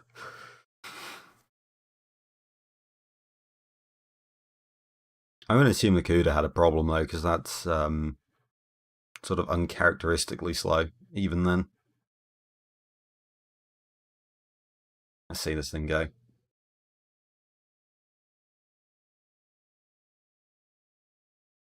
Look how much rear wing angle it's got. That's got to be a good 20 degrees or something. The wing's sort of a weird profile.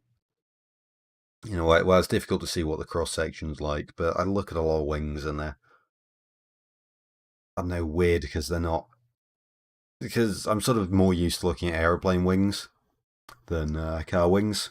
Because a lot of car wings are sort of obscured by the end plates and stuff. So when I think of wings, I think of like the traditional NACA ones and stuff like that. I like the ones the Camaro had earlier on the end plates. So I don't know. I look at a lot of car wings and they seem flat and strangely shaped.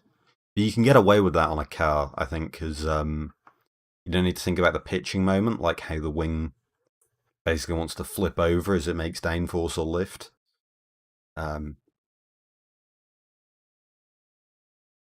it just doesn't matter on a car. Camaro, yeah, 238 or something. I think it was just, it had a moment. Even then, it wasn't too far off. Second slowest time.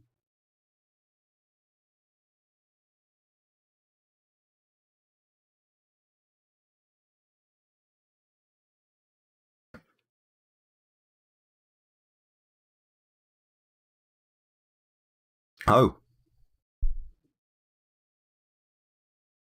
I like the look of this.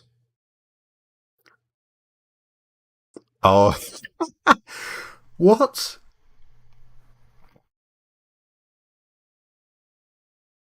What?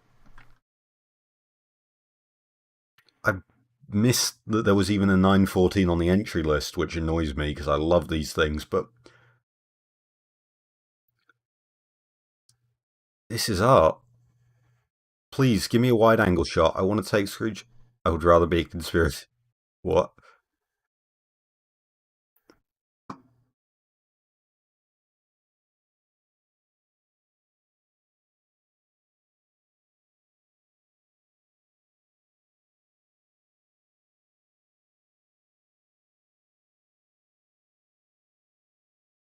Stand back. Okay.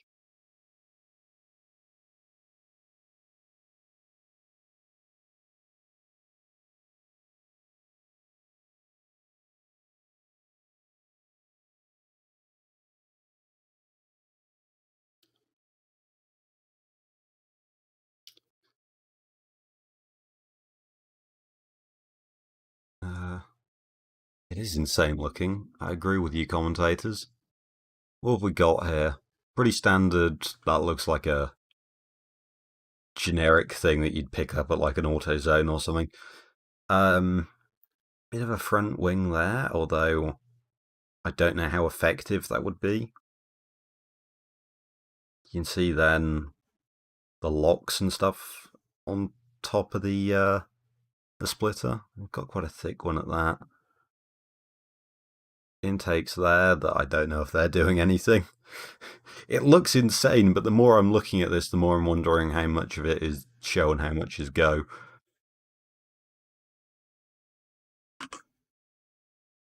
There's a better angle.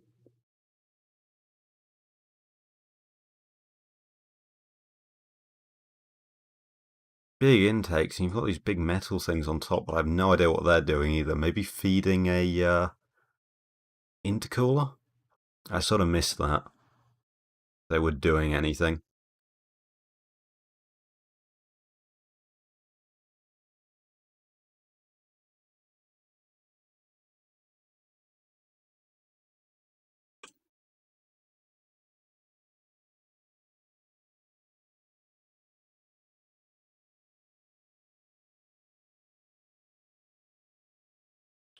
Here come the cowbell guys.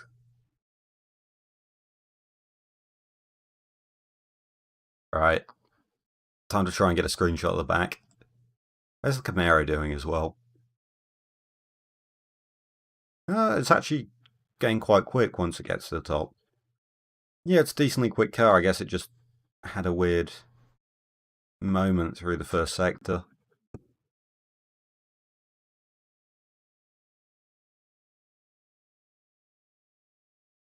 On the palette of... I've just remembered I've got a something bookmarked of their CFD work. I need to finish that.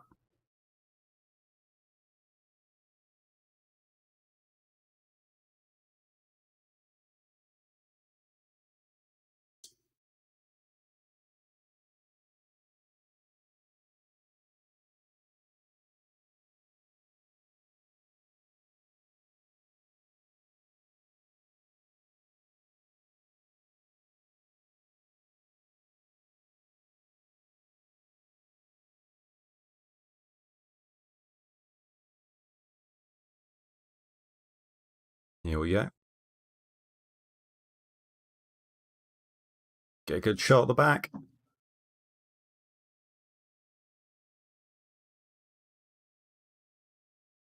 You can see how the fog's rolling in now, actually, because compare the...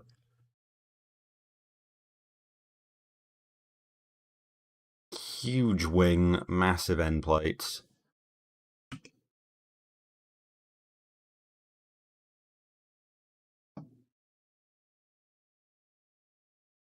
You've got big end plates there. They've got these parts here, which I guess are to try and just shed... It's called, I guess, like a bulk cavity section. Also, it's got a plate, so that's a road car. Excellent. Oh, good, and we can't see the weird slogan that was on the back. Better and better still.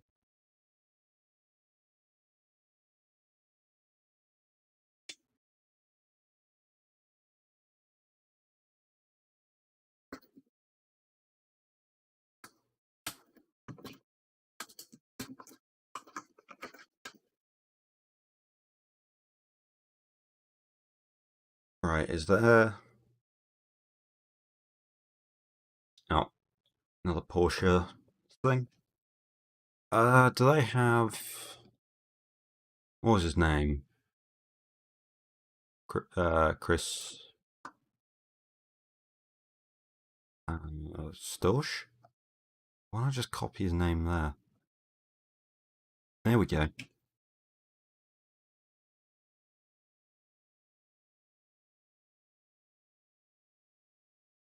One picture. Yeah, it looks like there's actually a gap, so it's not there for what I thought. Maybe it's just connecting the end plate there, so it's all sort of one structure. Oh, look how much smaller the engine is there.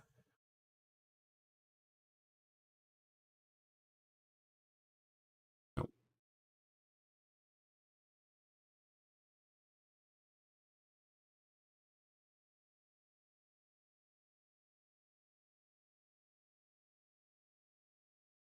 Room service?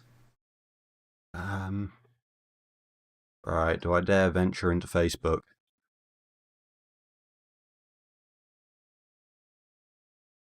Is there anything on the car?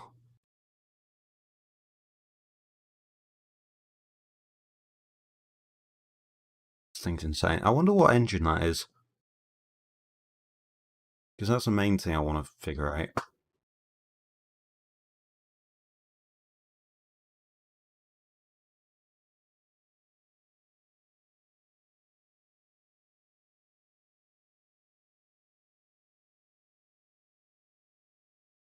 I might miss it because I'm just sort of.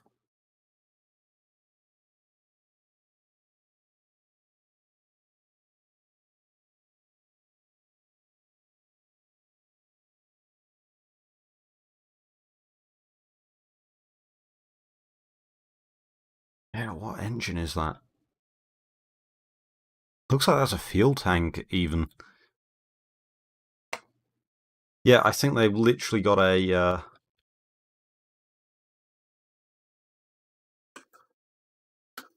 So there's a fuel tank, all I guess for lower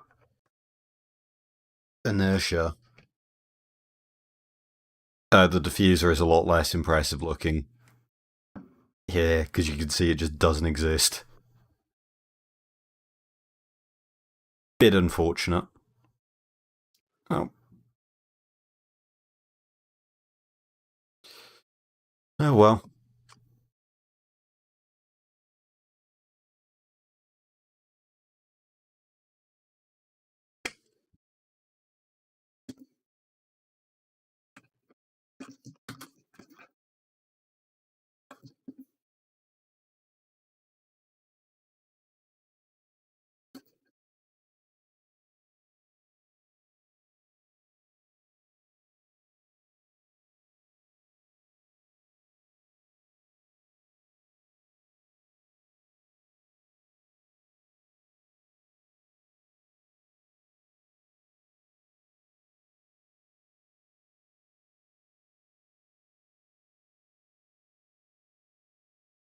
I mean, it's quite a cool car.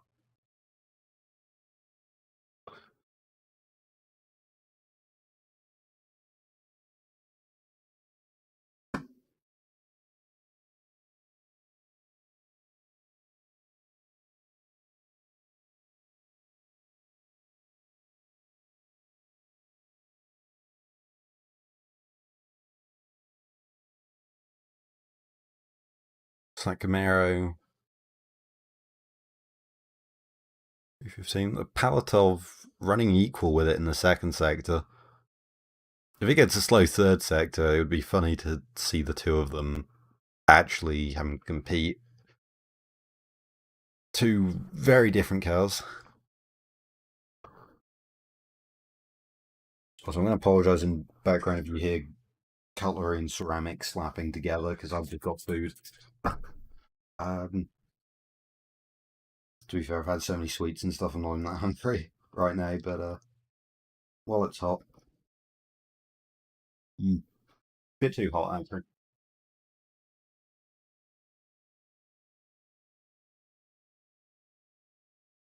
Paltov set to 308, so let the Camaro go. I'm looking a bit high up, aren't I?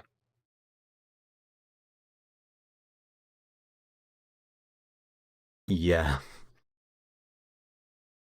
Oh, I had a 5 minute final sector? So really that should be at least a minute quicker, to be honest. Maybe not a minute, but you know, that's maybe 30 seconds. Yeah, that's so weird. So it's kind of interesting how it's sort of, there's like 30-second jumps between it. Like, here's a 10-minute car, 30 seconds slower.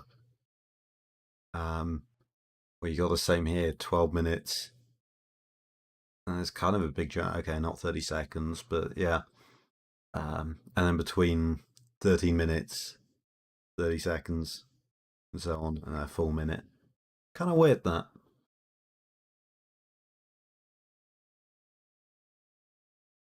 What have we got left to run? Civic, new Civic too. Type SIR. Actually, that might be a thing. We don't get the Civic Si here, but that might be an actual sports trim or something, I assume. Or it could just be a cute name. Um,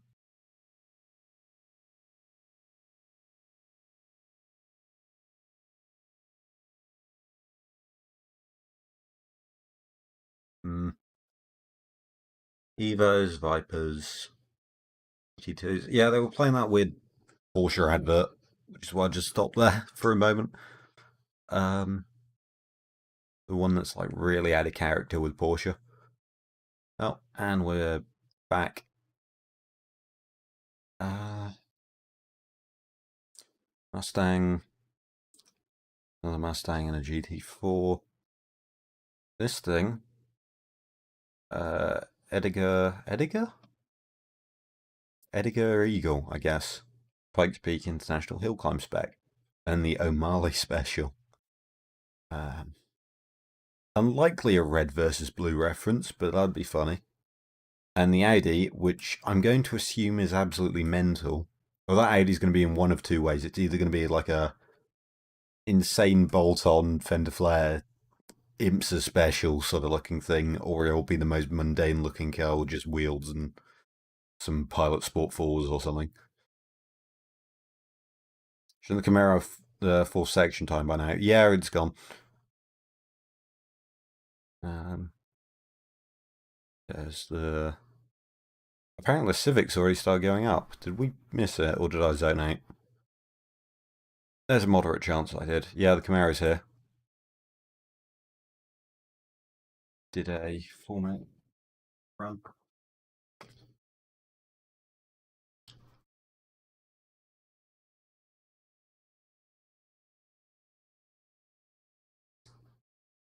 Trying to figure out, is this going to be one of the longest live stream? Well, definitely one of, but the longest? I don't know, it'll probably go on for at least another hour.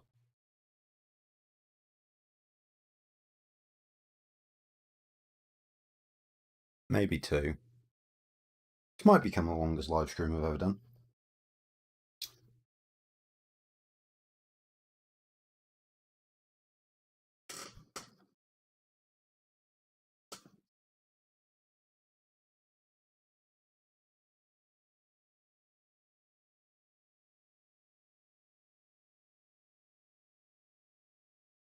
As there goes a pretty stock looking Evo.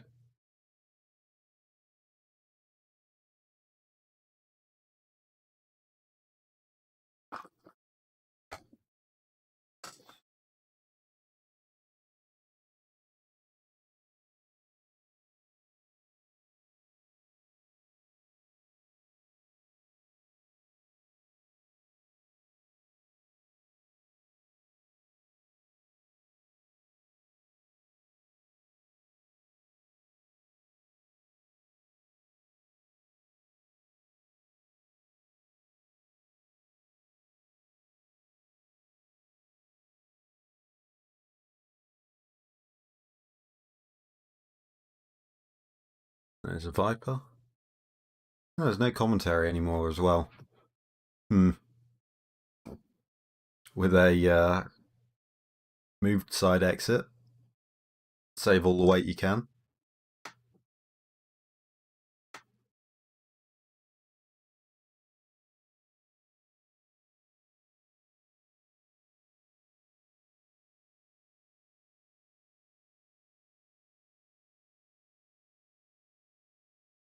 Is that a ACR or is it just, Viper with a kit? It's got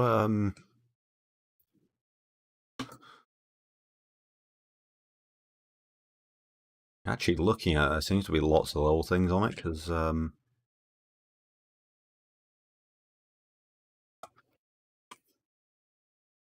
yeah, because you've got the moved side exit with the plugged up rear one. I want to say, didn't the Viper have like inset headlights and it's covered them up? I can't remember if they had plush covers though. But then you've got this just little bit here. I'm so good at highlighting stuff. Wouldn't surprise me too if this splitter is hollow or something, or like it at least curves upwards. Might not, but create a sort of diffuser effect.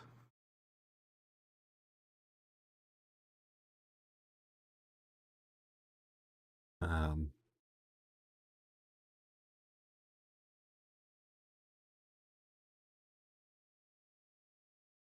and the wing might be an ACR, might not. Uh,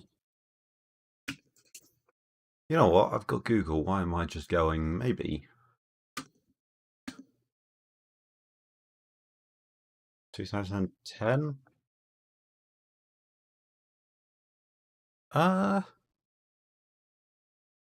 yeah, those covers are definitely aftermarket, which is good. Basically prevents those from just being parachutes. It's got extra end plates, but it looks like those bottom ones are stock. Splitter is an ACR one, and it looks like the wing is as well. So it looks like it's just an ACR with a couple of extra little aero features and stuff. Unless, of course, those are all things they added to a later one.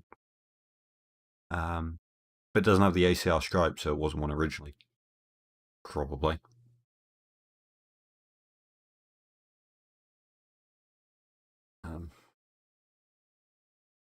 I don't know.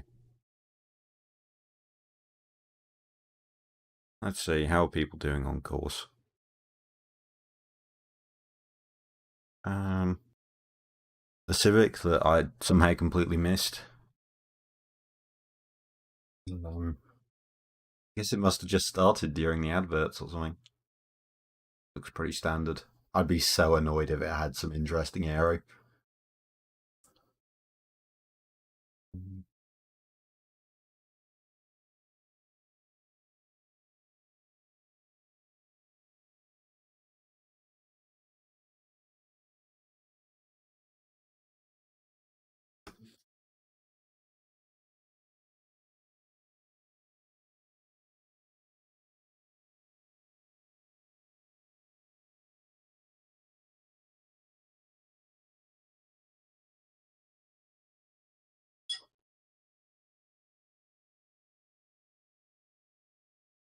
They think the adverts were going on for longer.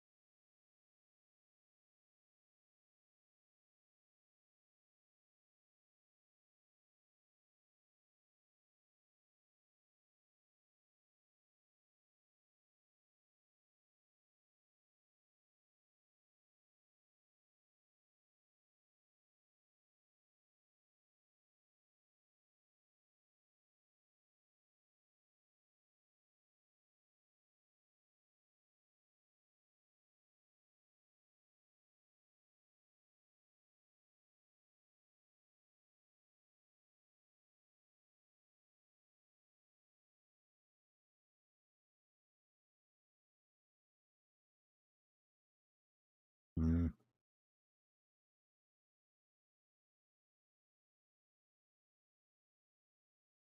So weird they made that. Or we were sitting there watching that Viper in silence for ages. And now they've just chucked us onto an interview.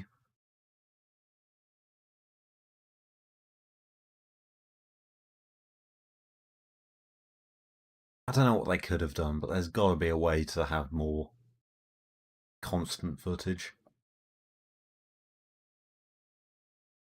I don't know. So there's the Viper, 911, Mustang, Cayman, Mustang. We get some fun stuff. I'm looking forward to these final few cars. I think we're going to have a bunch of fun stuff towards the end, especially as we're ending on an unlimited car. So I think there is some good stuff to wait for at the end, but sort of been a slow descend. Looks like a pretty standard 911 GT2. It's got a special badge on the back of some tuning company, but I don't recognise it. Unfortunately. Oh, it's got mismatched wheels as well for maximum Need for Speed Pro Street cred. I can't tell if those are different sizes or not. They might be.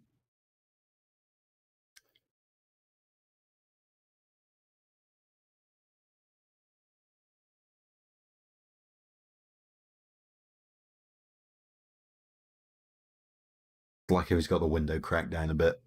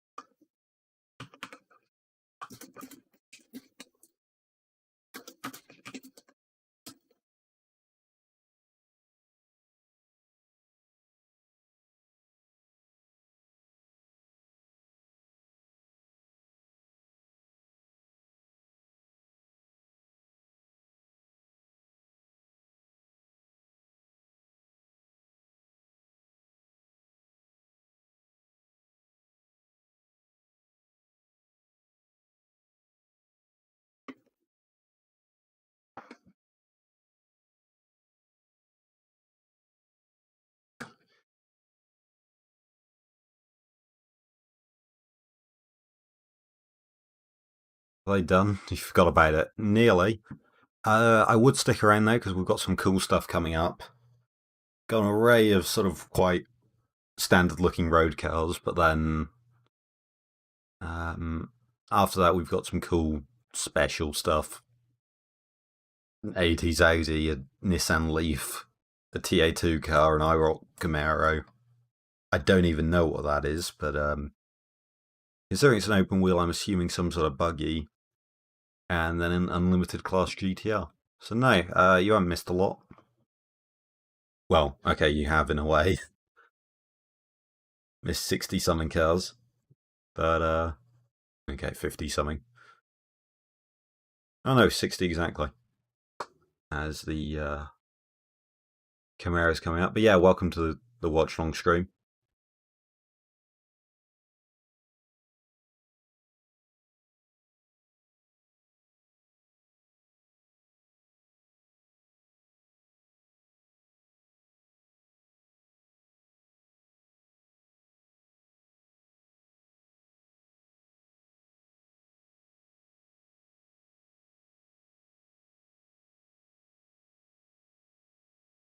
Only 4 DNFs as well, of which at least 2 of them are tyres. And there goes the Porsche.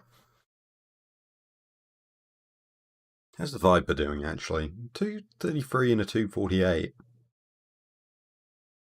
It's respectable. What's close? That's close to the diesel radical. To be fair though, the conditions have changed so much and that radical went very early in the day.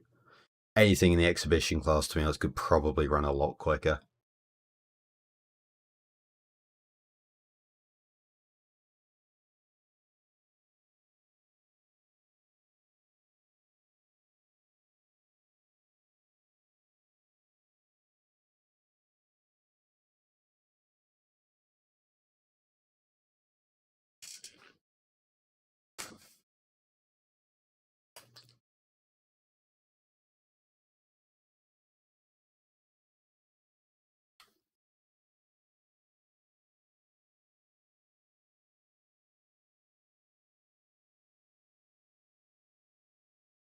Oh, this Mustang.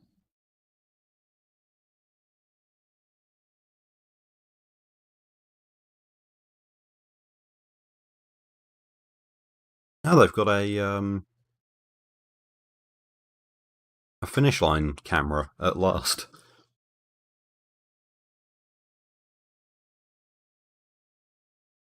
Okay, yeah, this Mustang looks cool.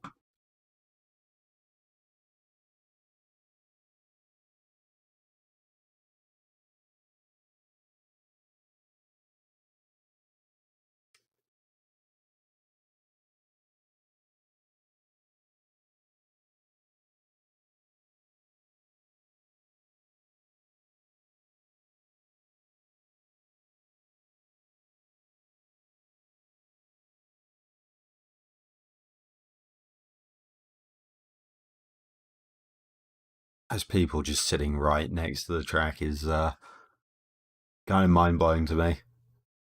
Like, there's a group of them as well. A car could have a failure. Let's not act like these are totally safe cars. I mean, you'd hope free from any mechanical failures or anything, but you never know when racing. So that surprised me in a way. Oh, just punched my mic trying to reach the screenshot buttons. Sorry for that.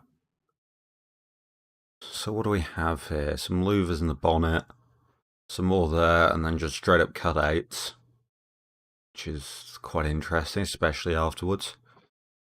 Um, totally opened up radiator grills as well. No, or no grills at all. Just a basic front splitter, probably an extension or something. Um, and then pretty standard wide body, but no, like, I don't know how optimized this really is. It's got the extensions, which are quite neat, but you've got little things like this. When you're looking at some cars and they add a like thing sticking out to try and keep air off the wheel. I don't know if it's actually better or not. Like, I don't have CFD installed in my brain. Um, but you do tend to think that way, that covering the wheels would be a performance increase.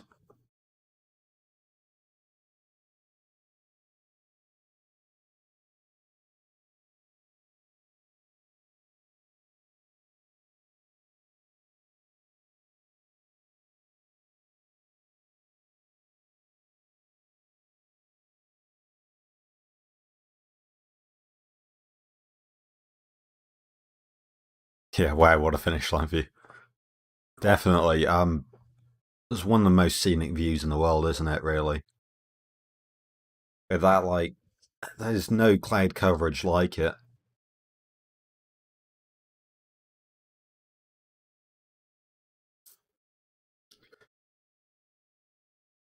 It's kind of funny how, because hasn't the track basically been clear all week? Like, I haven't been following practice and qualifying too closely, but I think all week it's been quite hot, hasn't it, and clear. And then, of course, the day they run the race, it's all miserable and grey. At least it isn't raining, or too badly, at least. Like, we've had a couple of showers and stuff, but it hasn't been awful in comparison, at least. I mean, then again, it's hard to get a sense of stuff when these camera angles and stuff.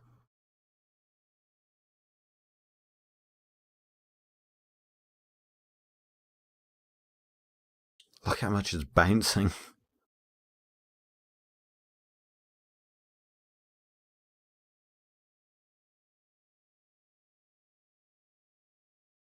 And you go up to the view further up the mountain, it's so clear.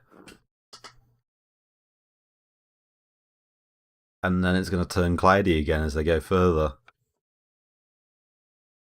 That's crazy. A 10-minute ride, and the weather changes from foggy to clear to literally being in the clouds.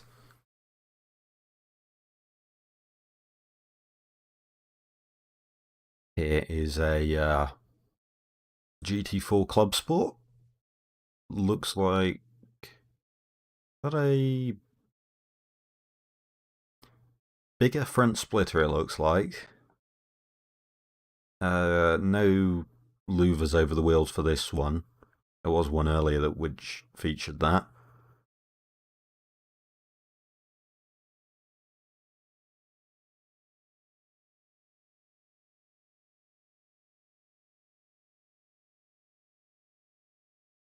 Hmm.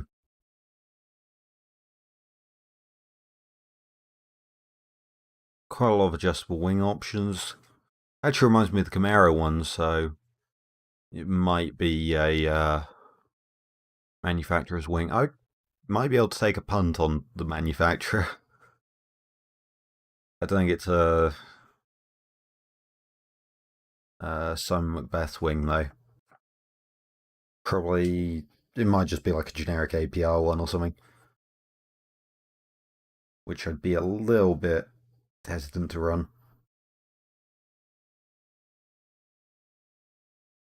But,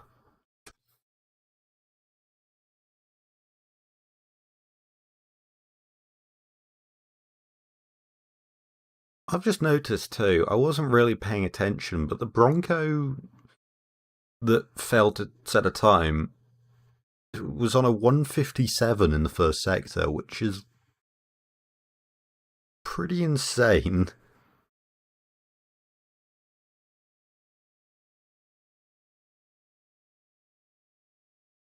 Anyway, oh yeah, the TT stopped. 911's on a 213. The Mustang we just saw leave is on a 216. I don't know, where's the other... Where's the non... GT4 RS? Was it that one? It might have been. Can't really remember. But this is the car I guess this one would be racing. The Rob Holland car. Can I not highlight it?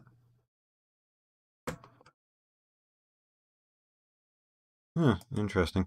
It just gets rid of it. I kind of want to keep that highlighted just to compare this Cayman to. I want to get the feeling I'll forget. Oh no.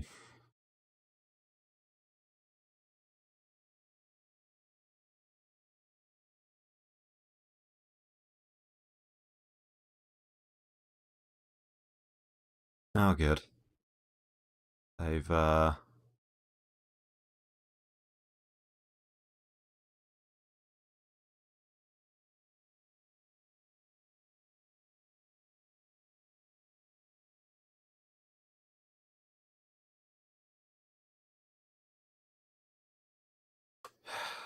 these channels that just spam you up with stuff are just so annoying.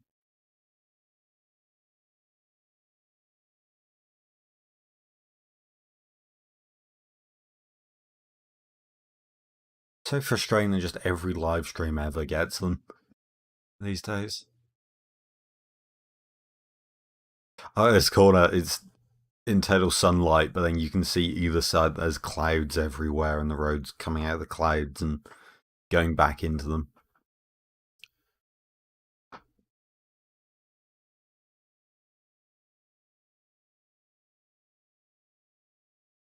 I'm going to take a 2-minute break. I'll be back.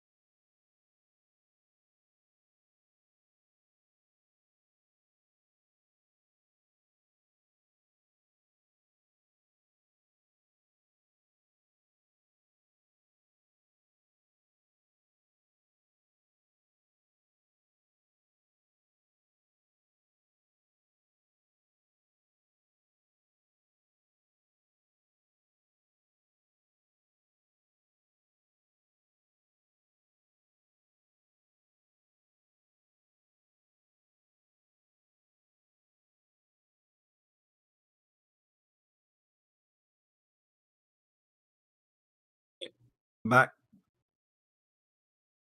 Oh, and there's new Mustang. S197. I remember my Mustang trims with only looks to be half a diffuser.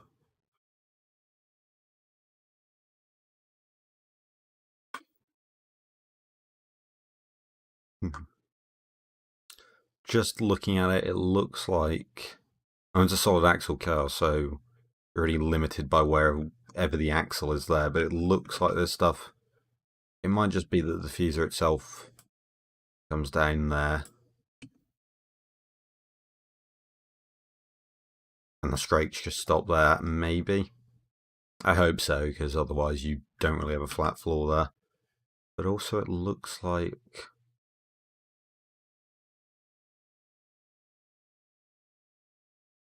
I don't know, it's difficult to tell. Also, remove GT badge for less weight. That's smart. Take every advantage, obviously.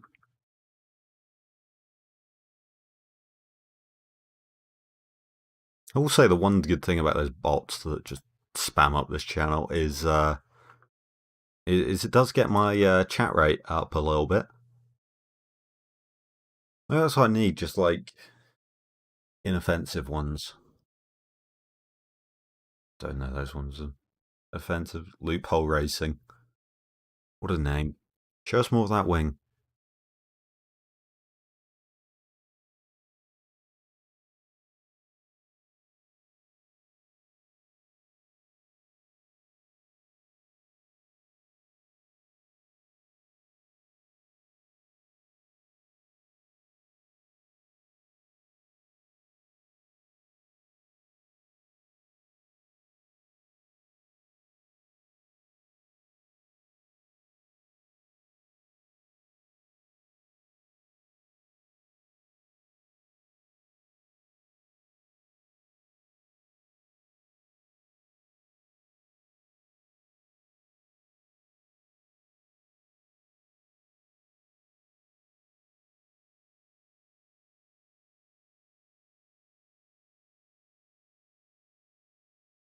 Nope.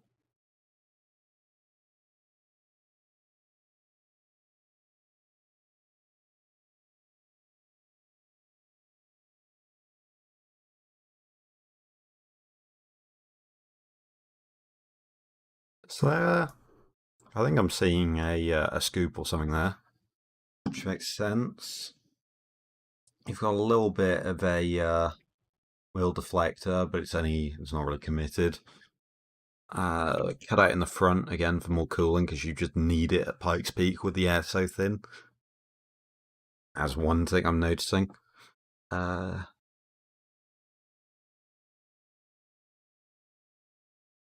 then interesting sort of wing setup there, getting that swan neck style.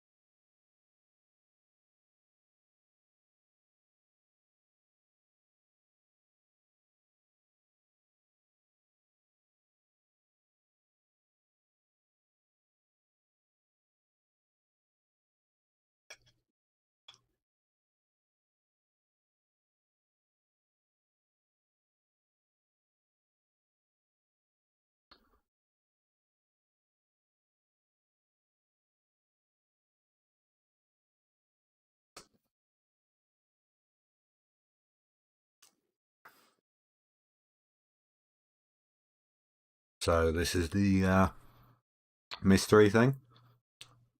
It's basically a winged sprint car with the rear wing sort of moved back a bit. Let's try and get a screen grab. Yeah, I got rid of my, where was it? Rob Holland. How's this one doing?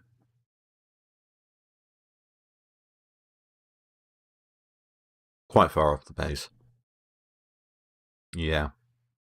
Doesn't surprise me because the other one seemed to be way more developed aero wise. Wouldn't surprise me if it had more power as well and just more development everywhere. And then, if it's a more developed car, chances are the driver's probably a high caliber one. It all feeds together.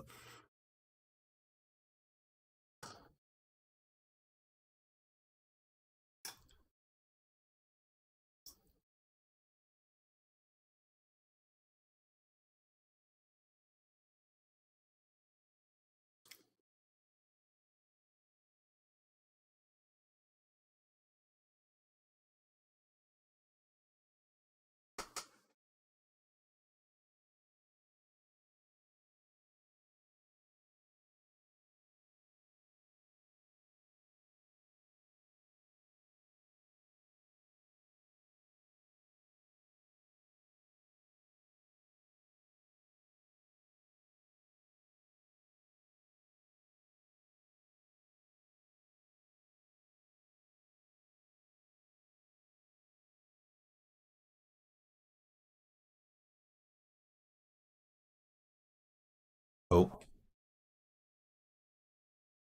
John Mayer and the Mustang that just went. Ah,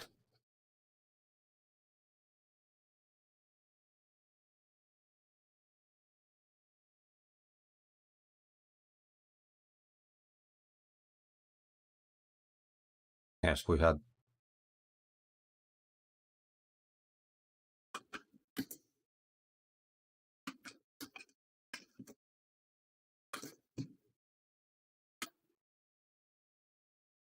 Oh yeah, I guess we can make a Mustang joke at last.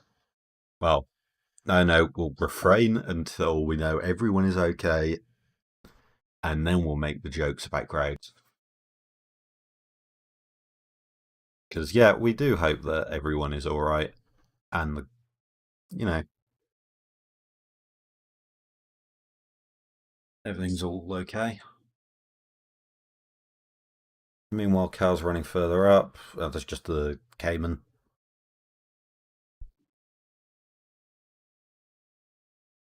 which yeah is running quite a bit off the other car in its class, or the other Cayman in its class.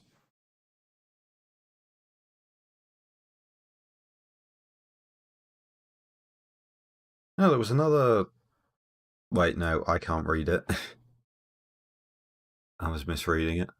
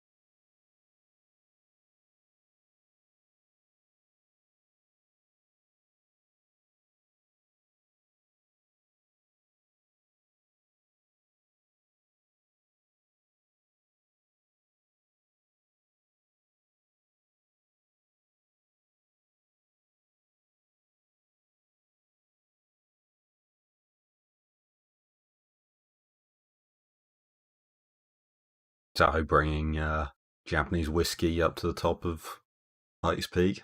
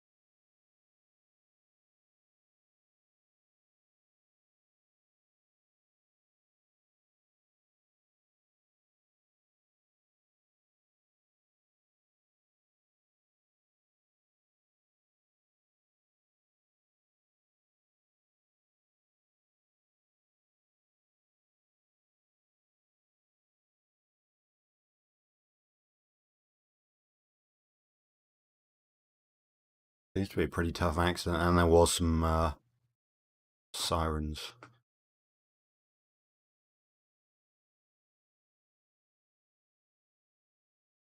No, but he is, yeah, he's out the car. Seems to be alright, which is good.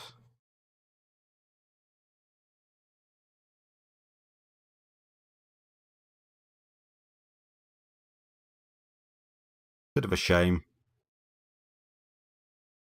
We had a wide angle shot of. I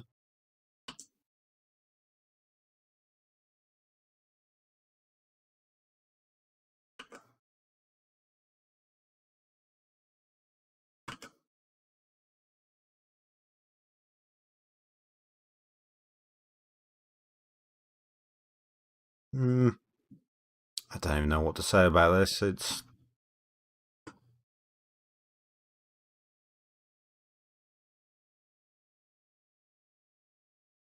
There goes the Cayman. Did it have the mother of all sector 4s?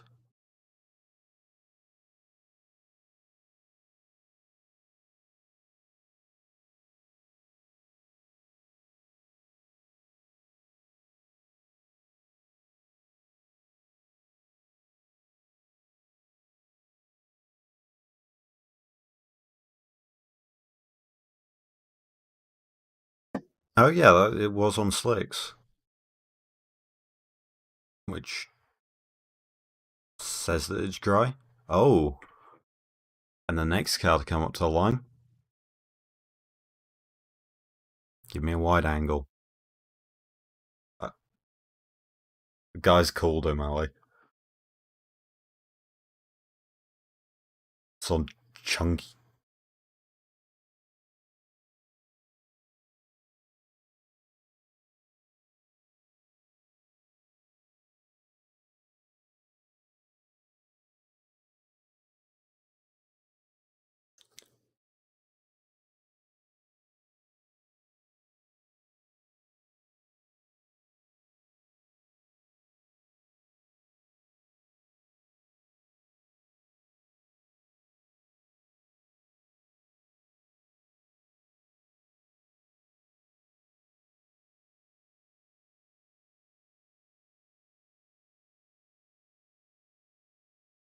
No, we're not going to get a nice wide shot of this car. Oh well. Yeah, it's it's so frustrating.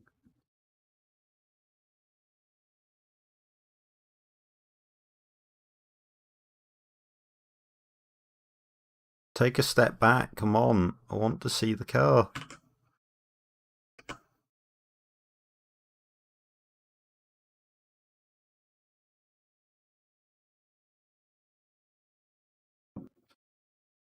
A little cutout there. Not what you'd expect it to be. Um, well, actually, now I'm remembering, you get that little cutout there to basically help expansion. Same reason that the diffuser gets bigger. Helps pull air out, basically. You've got a little. There goes that thing. There goes wood. A little bit. I don't even know. Do those have any angle on them? It's difficult to tell. It looks pretty flat and isn't really there for a. It's probably just structural. Supporting the main wing there, because that doesn't look particularly angled over, and that's not. It might do something here. I wouldn't say it hurt the diffuser, but I'd imagine you'd actually see a bigger effect there. If anything, you might see a bit of negative interaction there, so I'm not sure why these are such big pieces. Unless they have found some benefit. I mean, again, as I've always said, my eyes aren't CFD. So then got exhaust there. We've got springs there, maybe an anti-roll bar between there, or maybe there's a third spring somewhere up. I think they said it was all-wheel drive. I can't see how it could be. I wasn't paying attention to the suspension enough. Also, just want to draw attention to those big chunky tyres.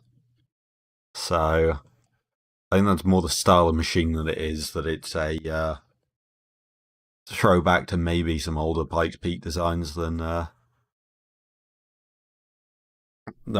dedicated modern one. The sort of thing you'd expect to see back in the unpaved days. But yeah.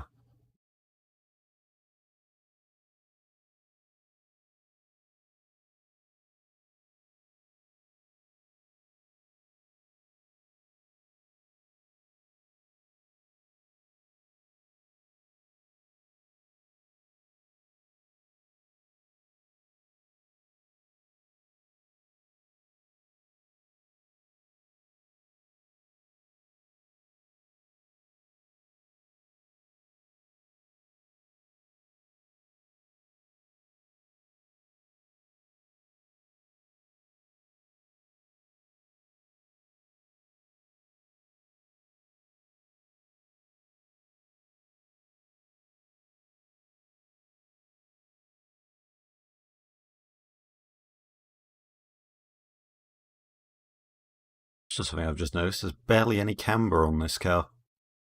Um,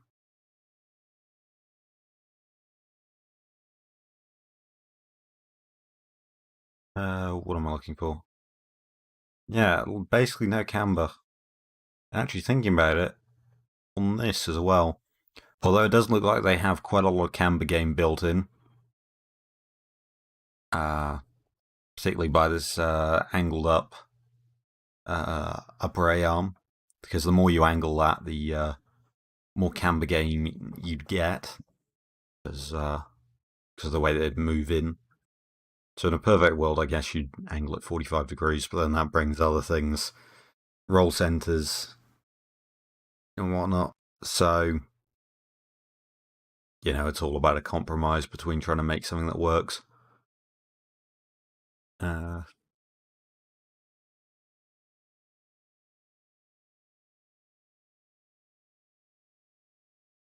Oh, here's the Audi.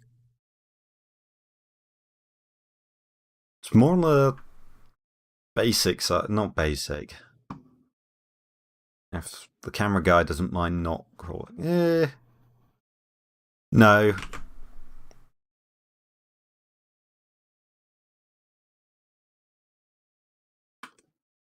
I don't know.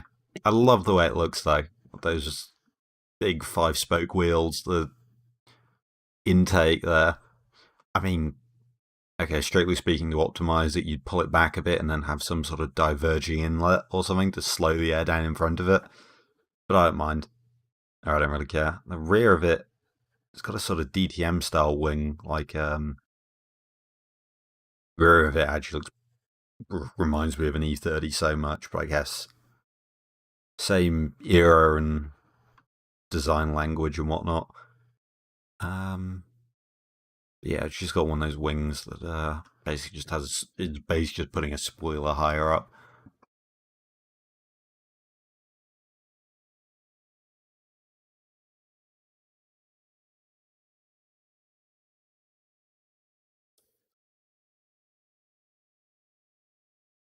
It's quite high up off the ground though.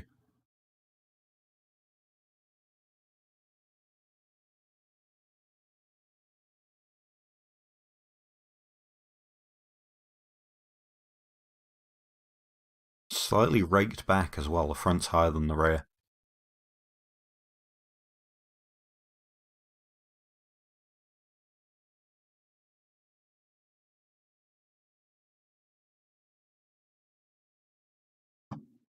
Oh yeah, there is a little bit of a splitter there. Right in front of it. I wonder if that's, if anything, to... I mean, there's not going to be a lot of rear downforce either, so you can't run a lot of front. So I'd be surprised if the rear was doing a whole lot. Try and get a good picture of the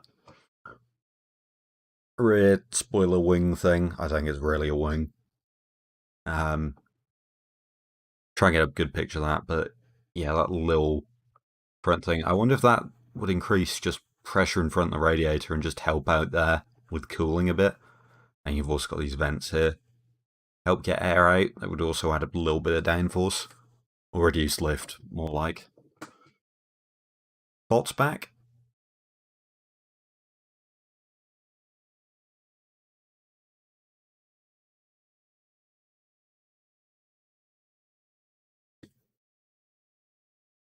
I must love this stream.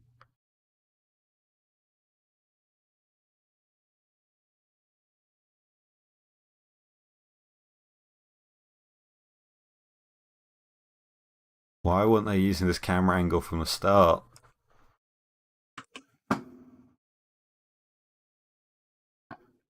Like, they've had this. Okay, I guess the clouds must have been in the way for a lot of it, but not once they flick over to it. Maybe they only did when I was away.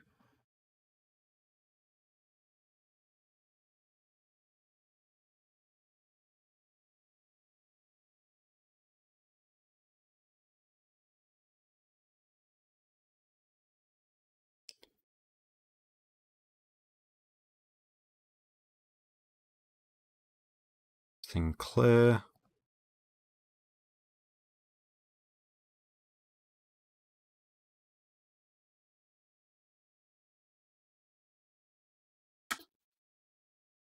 Here comes the Audi.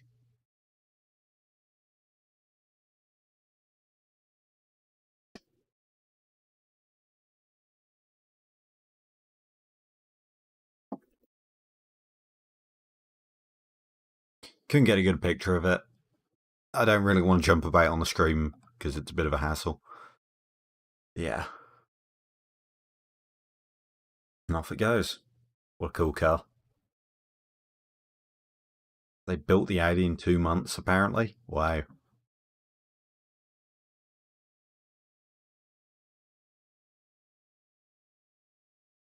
No, commercials.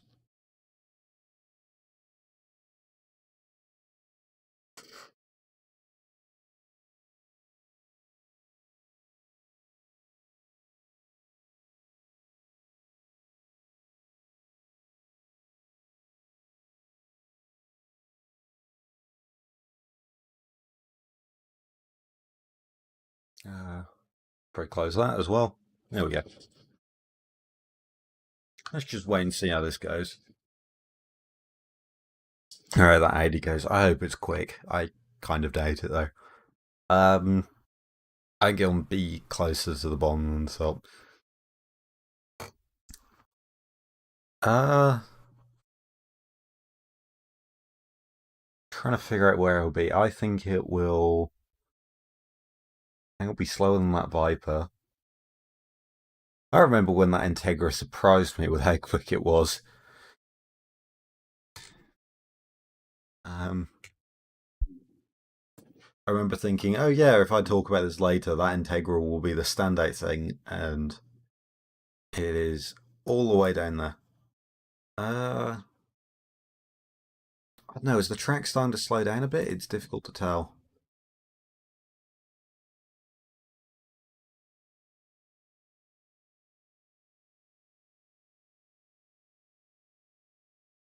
How the O'Malley special stalled out.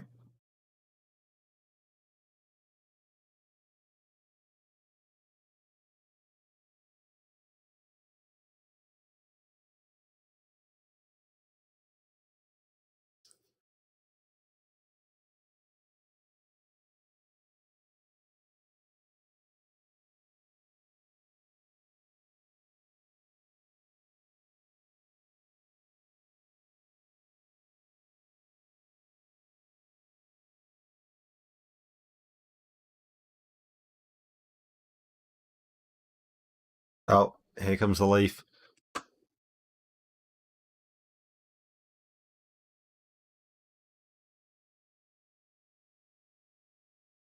What do you mean it's not an EV, Tanner? It is an EV. It's a Nissan Leaf.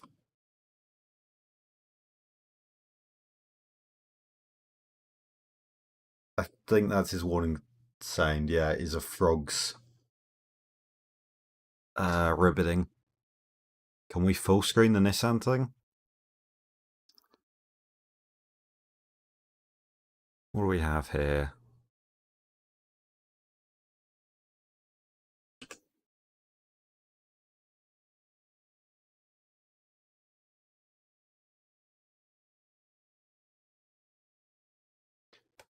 There we go.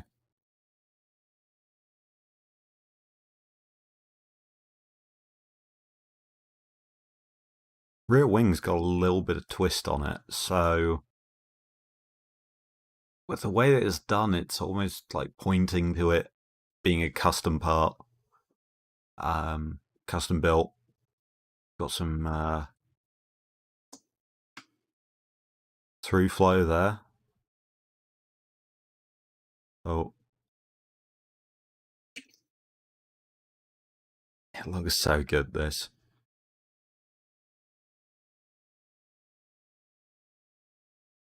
Cooling vents there. I wonder if that's for battery cooling or what. Could be brake cooling, although...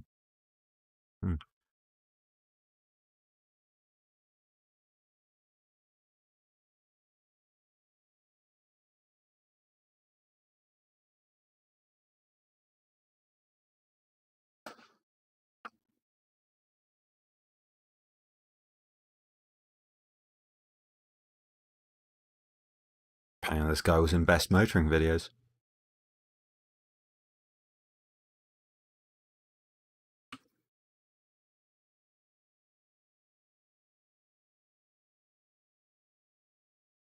Just entertain myself while tracing it while we wait for the course. Hopefully wood's alright.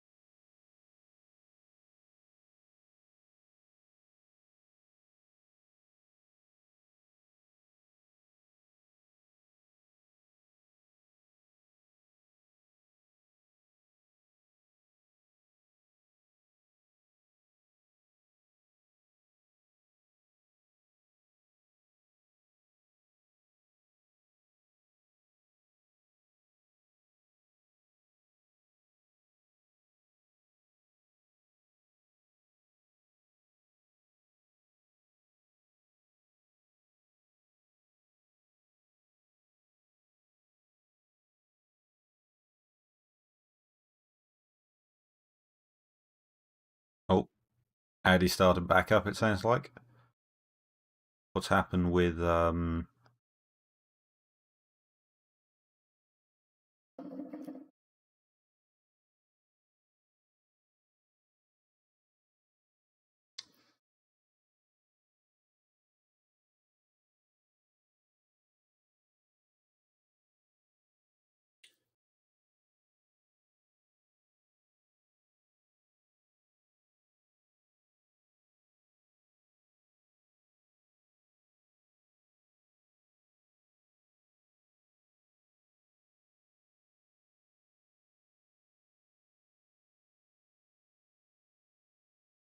Oh, apparently went off. Apparently Woody's gone off. But I assume they've recovered him by the fact they've started up again.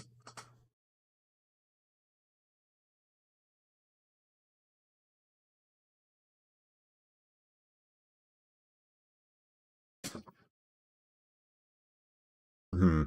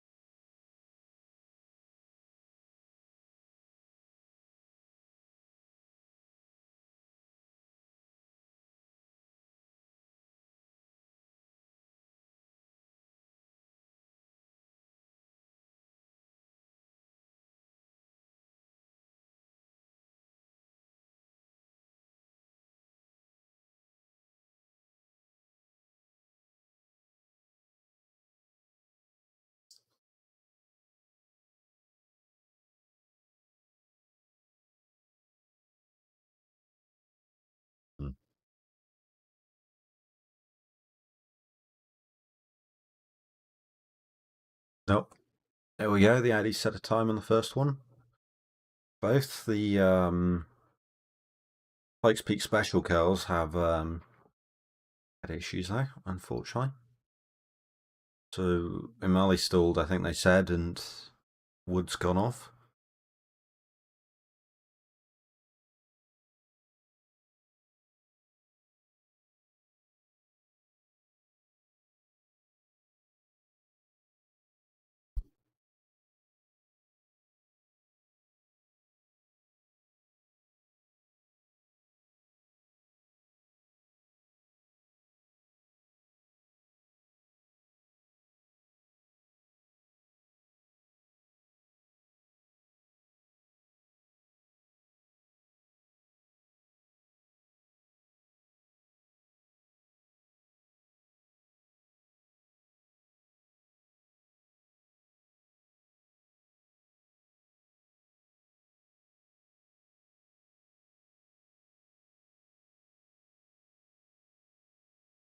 Oh, it's even got vents on the top. I didn't notice those.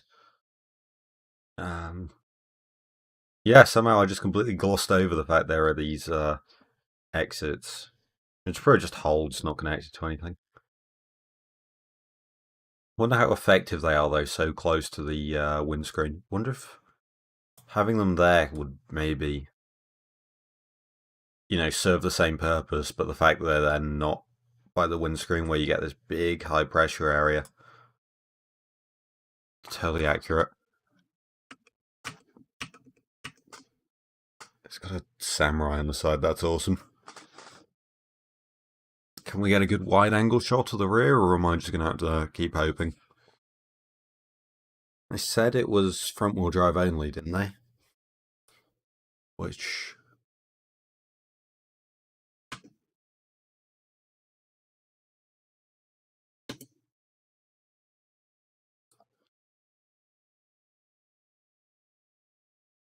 There it is. Painted on taillights. Tail hold sticking out the back. Yes, that's just there to support it because they want the sponsor sticker there or something. Or to make it mostly leaf shaped.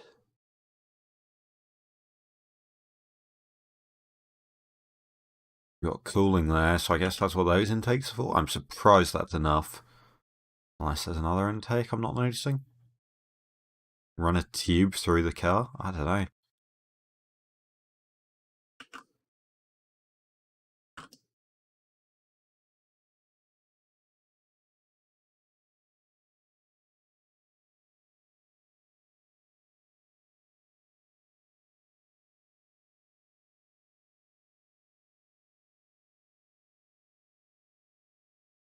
But no, pretty aggressive straight structure. Doesn't. The fact that it pulls up there is weird though. Don't know why it's doing that. I've never really understood these straight things. Like, it's sort of really protecting the wrong side. Because you're not even getting that much pressure up there. At most you're getting a bit of atmospheric. I guess the idea is to like try and squirt air at the wheel wake, but I don't get why you wouldn't just block it off. Also, this Mustang here?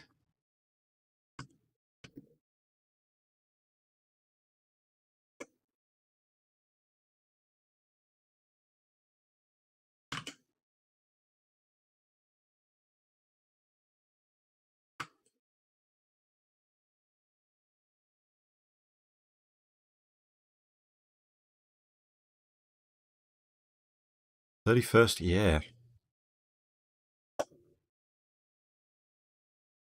Huge tyres on it.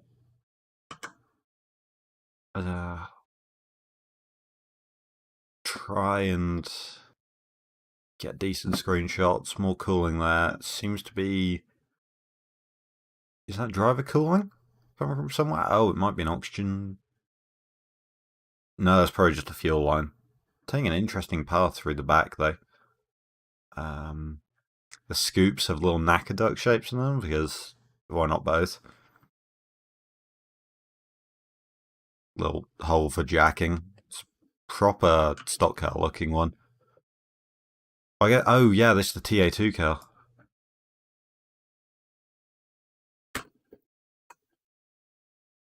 I forgot there was a TA2 one. The wings just got like a Swiss cheese sort of holes cut through it.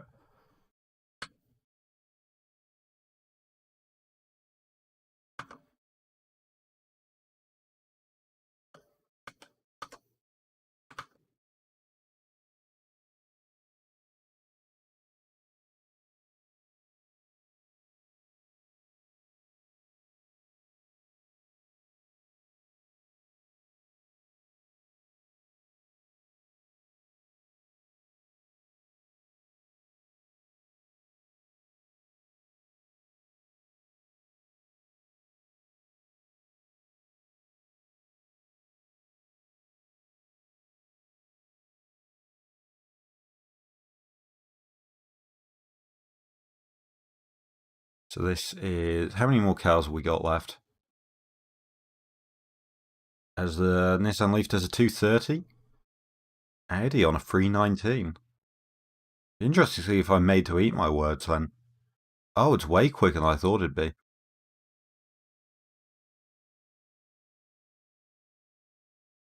Oh, this could be a seriously quick car.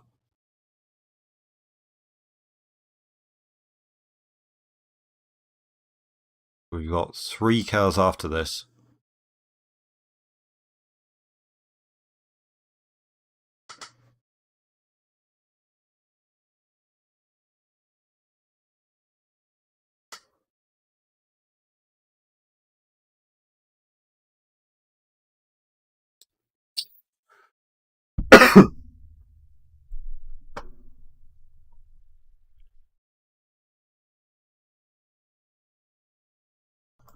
Don't mind me, just choking on water.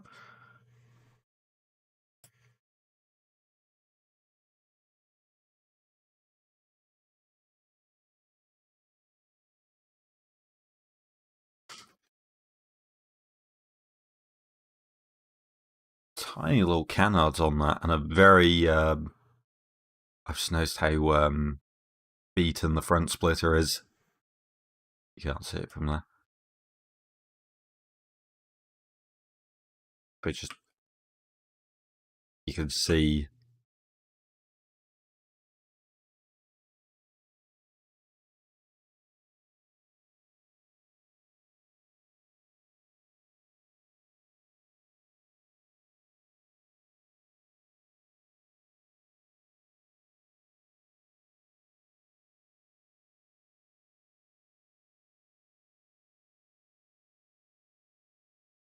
These little triangular canards. There does seem to be a little flat edge, but it's not a lot. I was saying those sort of ones, they've really got the point of, because you're sort of just blocking it in. I don't know though. And just brake ducts there. Seems like the total opposite, and not a lot of cooling. Very blocked off. Which is weird, because as the track heats up, Sounds so mean.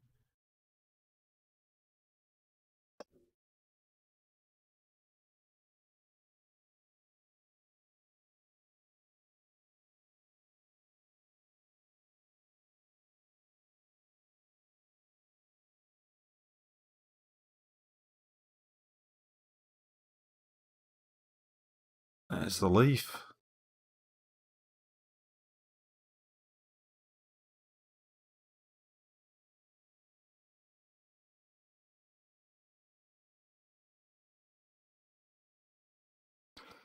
And here's the Aero. I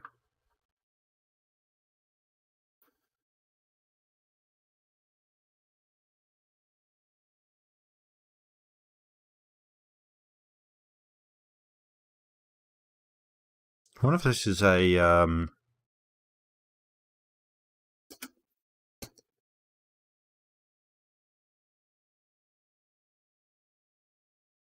it's got a cover like a dirt late model or something. Probably other short track racers use that as sort of weird intake cover. I never really got why, but yeah.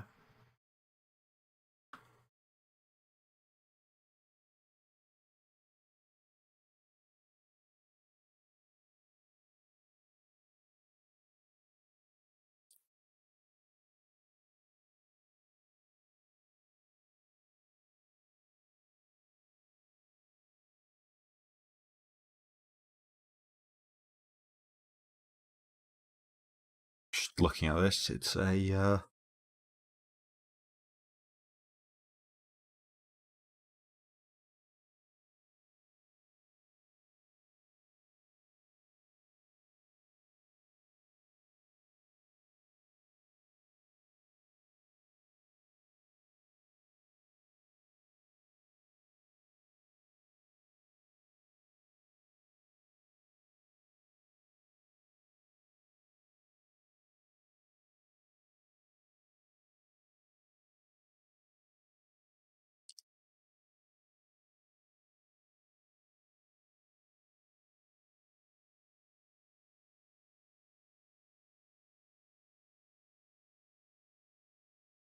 Tier 2 cars just cleared the first sector. Quite a slow time. Yeah, the only thing that ran slow was that CUDA right at the start. Is it had problems or is it just slow? Okay. Which is weird because I think they said it was quite an experienced guy driving it as well. Unless he just really doesn't trust it in these conditions. I mean, considering how on off the water is and everything, I don't blame him.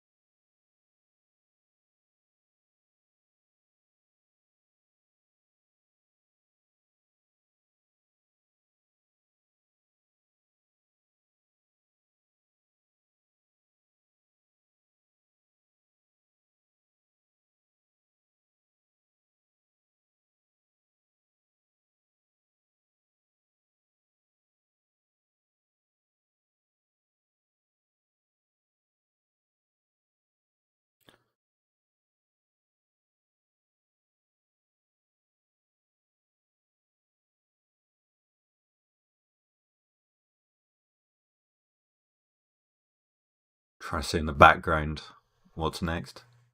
So this guy's 82 years old in the Camaro. It's quite cool. Hopefully, sets a quick time. Given everything, what class is it running in? Pikes Peak Open. I like how there's an open class and an unlimited.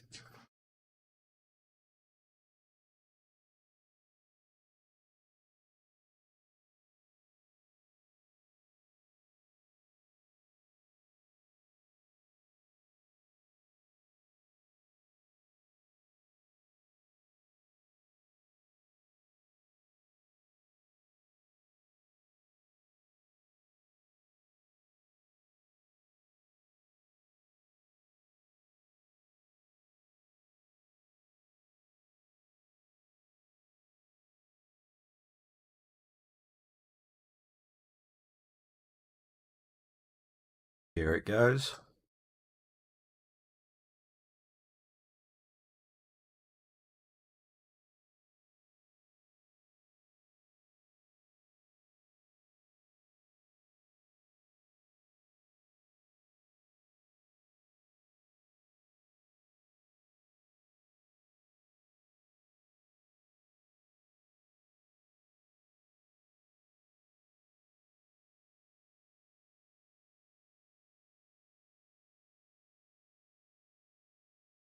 And there it goes.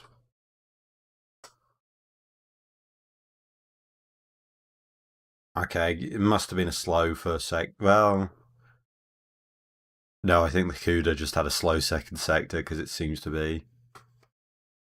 Yeah, it's on pace with some of the stuff, but they were running really early in the day when it was wet and sketchy.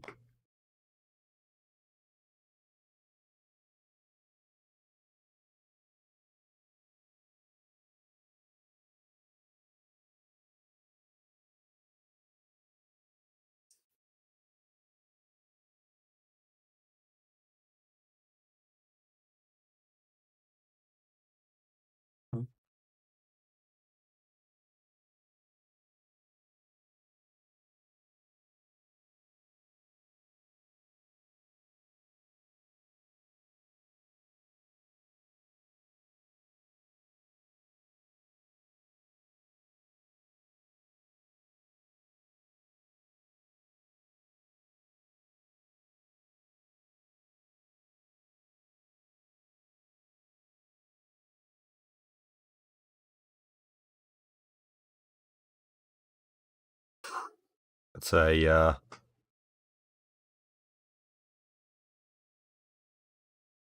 come on, stand back.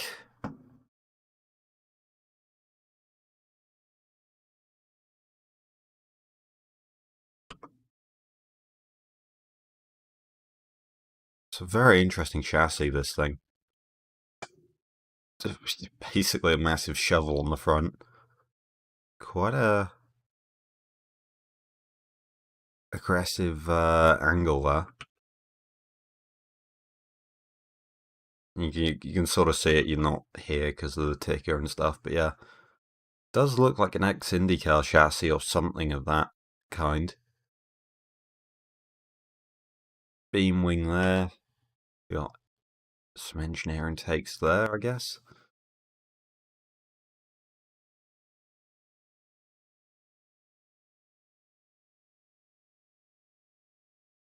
Had the leaf run.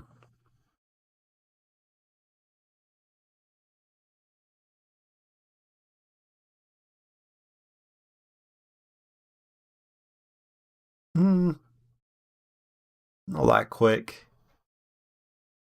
Especially in the looks like there was a mistake in the second sector, or maybe just a reason to go slowly.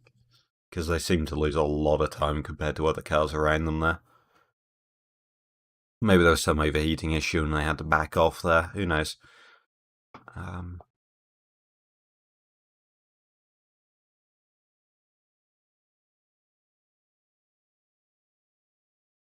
Keeping the engines warm.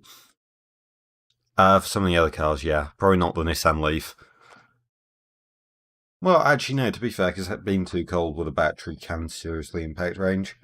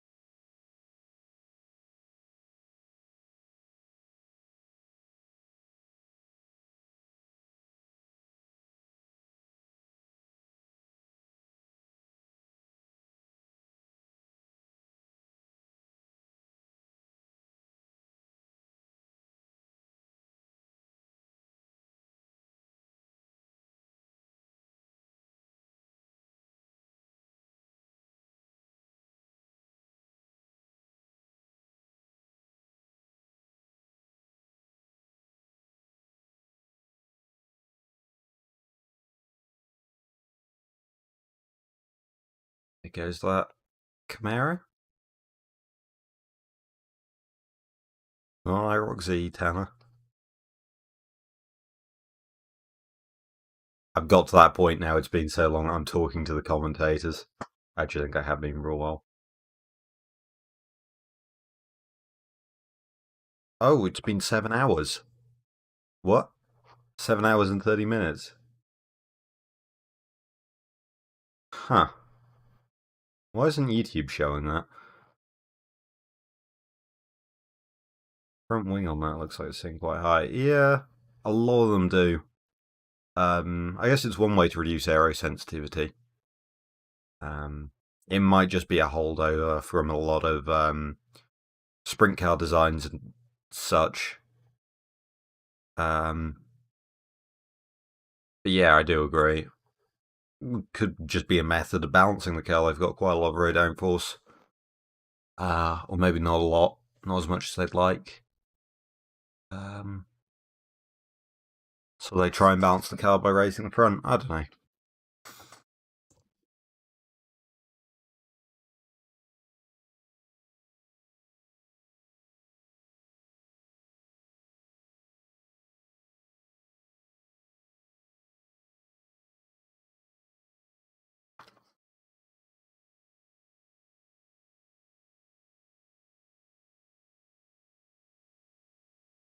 How is Ralph going?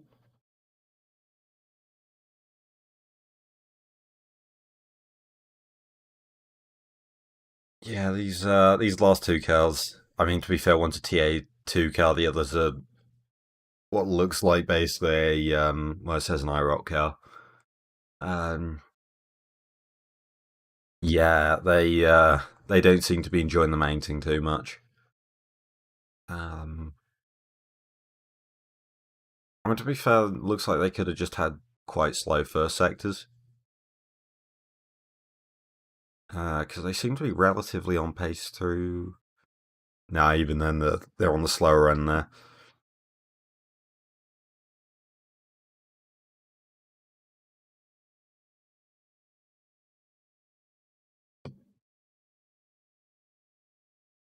And now we're coming up to the final car of the day.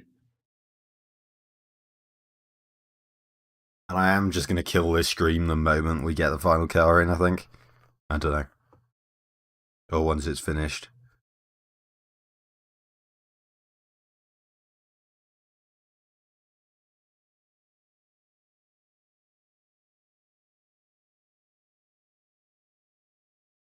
Oh, yeah, we've got a.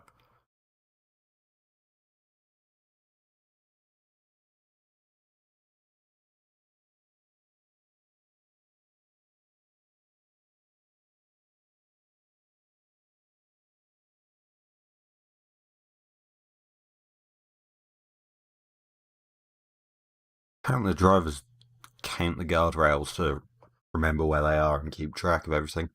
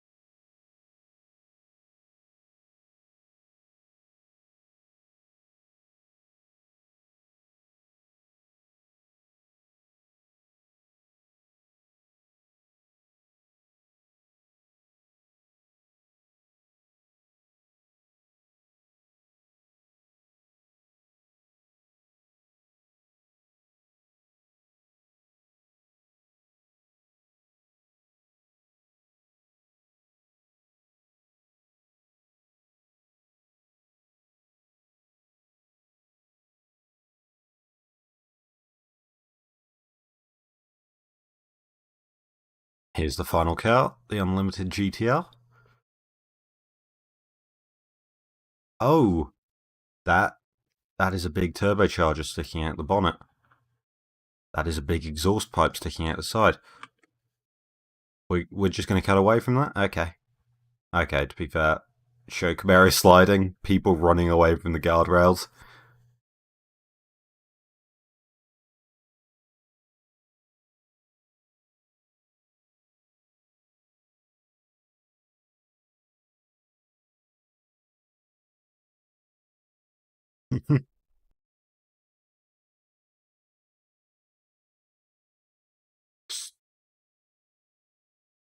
This GTR's diesel.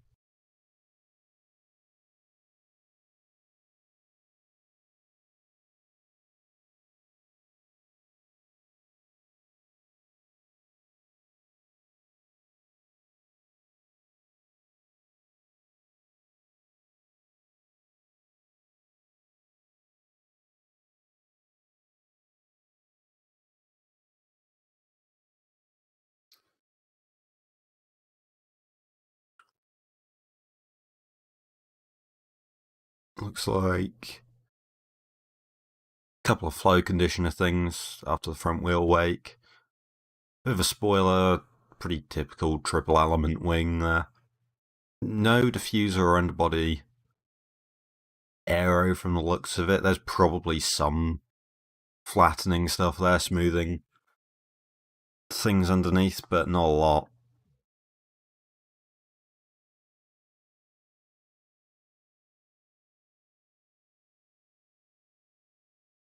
And also, yes, the 1124 is the diesel record.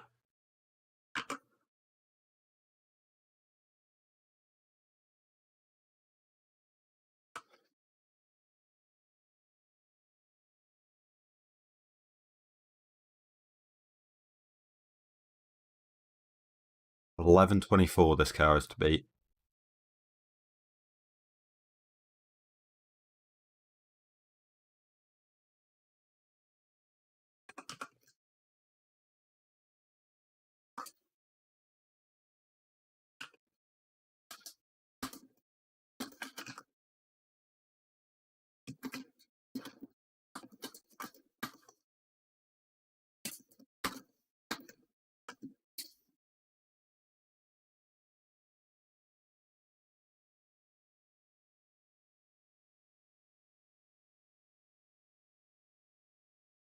Let's see.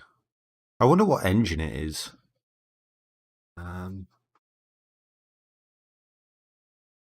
Be interesting to know. Some very small canards there. Doesn't look like there's a wing either. It's just walls.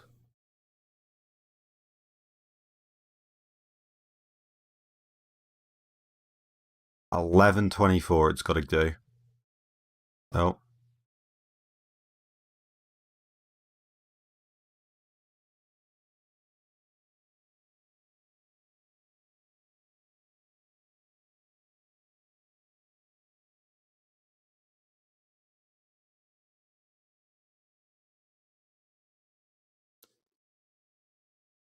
Final car of the day. Hopefully it does well. Yep, Camaro's just finished. The Camaro? Yes. I got mixed up for a second. I was thinking the TA2 Mustang, but that's already finished. Oh, where did that finish? Oh, you just beat the Camaro. By a second. Yeah, whatever happened to the Camaro in the final sector totally ruined it. Yeah, I rock Camaro. I mean, considering the guy's 82, it's a pretty impressive run. Lost most of the time in the first sector for whatever reason.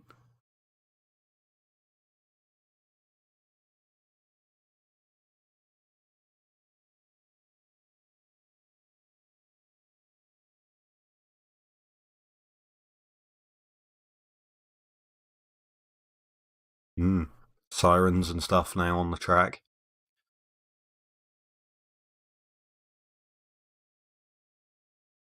Doesn't seem to be a red flag out.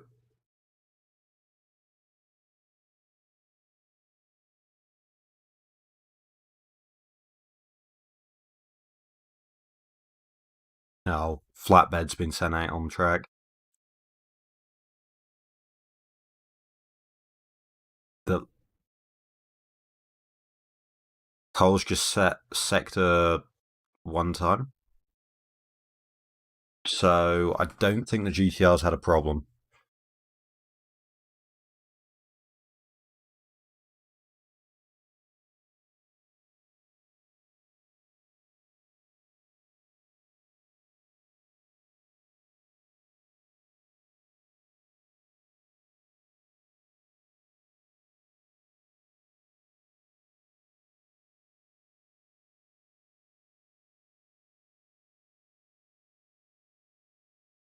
O'Malley's just not O'Malley, sorry.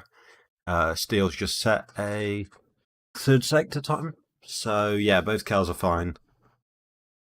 Just a warning thing, I suppose.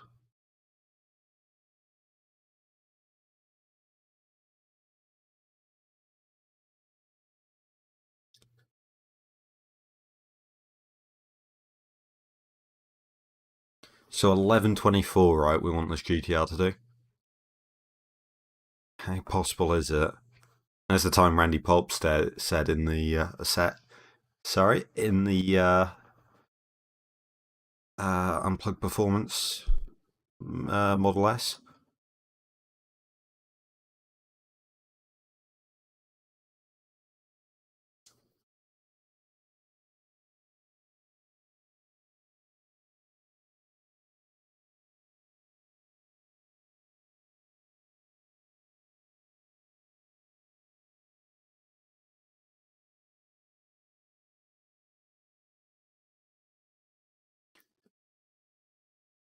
Yeah, the GTR's going a bit slow, but I was so weird going through these times and then just suddenly realizing things that have gone really quick.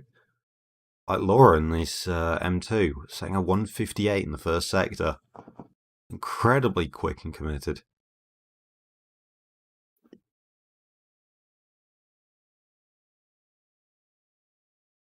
Oh, no.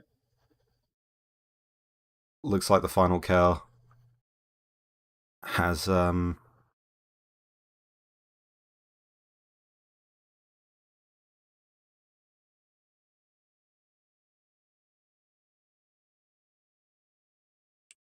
GTR's breakdown. I wonder if we can find out what it is.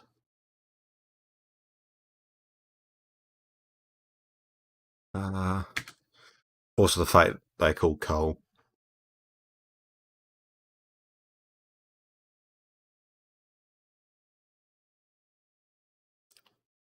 Anything about the GTR? No.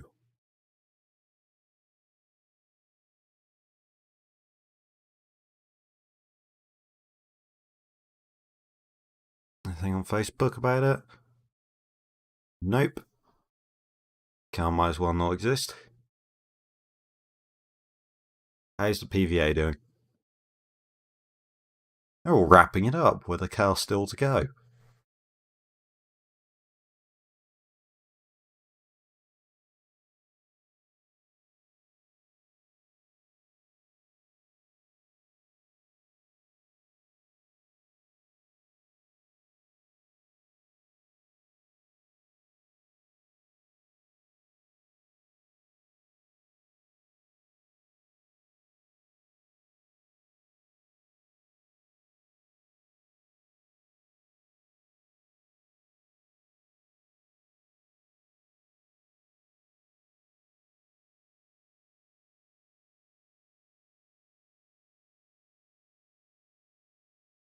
And there we go. Steel's just gone. So with 3, 4, 5, 6, 7, 8, 8 DNFs, unfortunately, out of 71 cars. It's a 10%, yeah, DNF rate.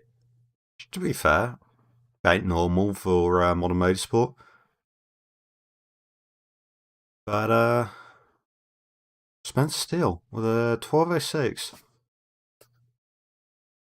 They made up so much time in that final sector. That seems to be such a make or break sector. It seems to be that either you make up time everywhere else or you just pull something out there. I wonder if it is just such a different requirement. If it's really bumpy and slow or something, and it's difficult to tell where the sectors start.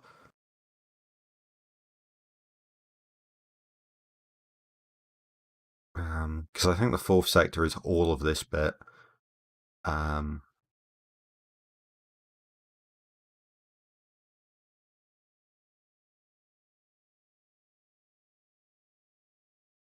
but yeah, huge respect to everyone who's taken part in this and brought a car along. David Donner, still blown away by that performance in the Porsche, and of course Robin Shute there in the Wolf. Absolutely fantastic run. Oh, hey, he's British. Woo! Also, David Donahue. Gotta give him a shout out for multiple reasons. And interesting, actually, how we've had a total rainbow of categories at the top. Unfortunately, Cam Ingram couldn't drag that Cayman up high enough. And the NASCAR Cup race has just started, so if you want to immediately transition to that, be my guest. We have been streaming for actually it's just ticked over, 7 hours, 48 minutes. And yeah, what a stream it has been. Thank you to everyone who's popped by, even though everyone's left now. Given there's only, 4 people here. It's been a good stream. I think I've enjoyed this. I'm probably going to try and do this more. So, with other events and stuff, if Formula Drift's on, I might do this again, watch long stuff. Maybe do it with SRX if I'm ever awake for it. Because I've started sleeping reasonably, which means that I miss all the stuff in America. Which is a fun combination. Yeah, I'm not sure. But anyway, yeah. Subscribe to Boost and Ethanol as well. Because of course I got to say that.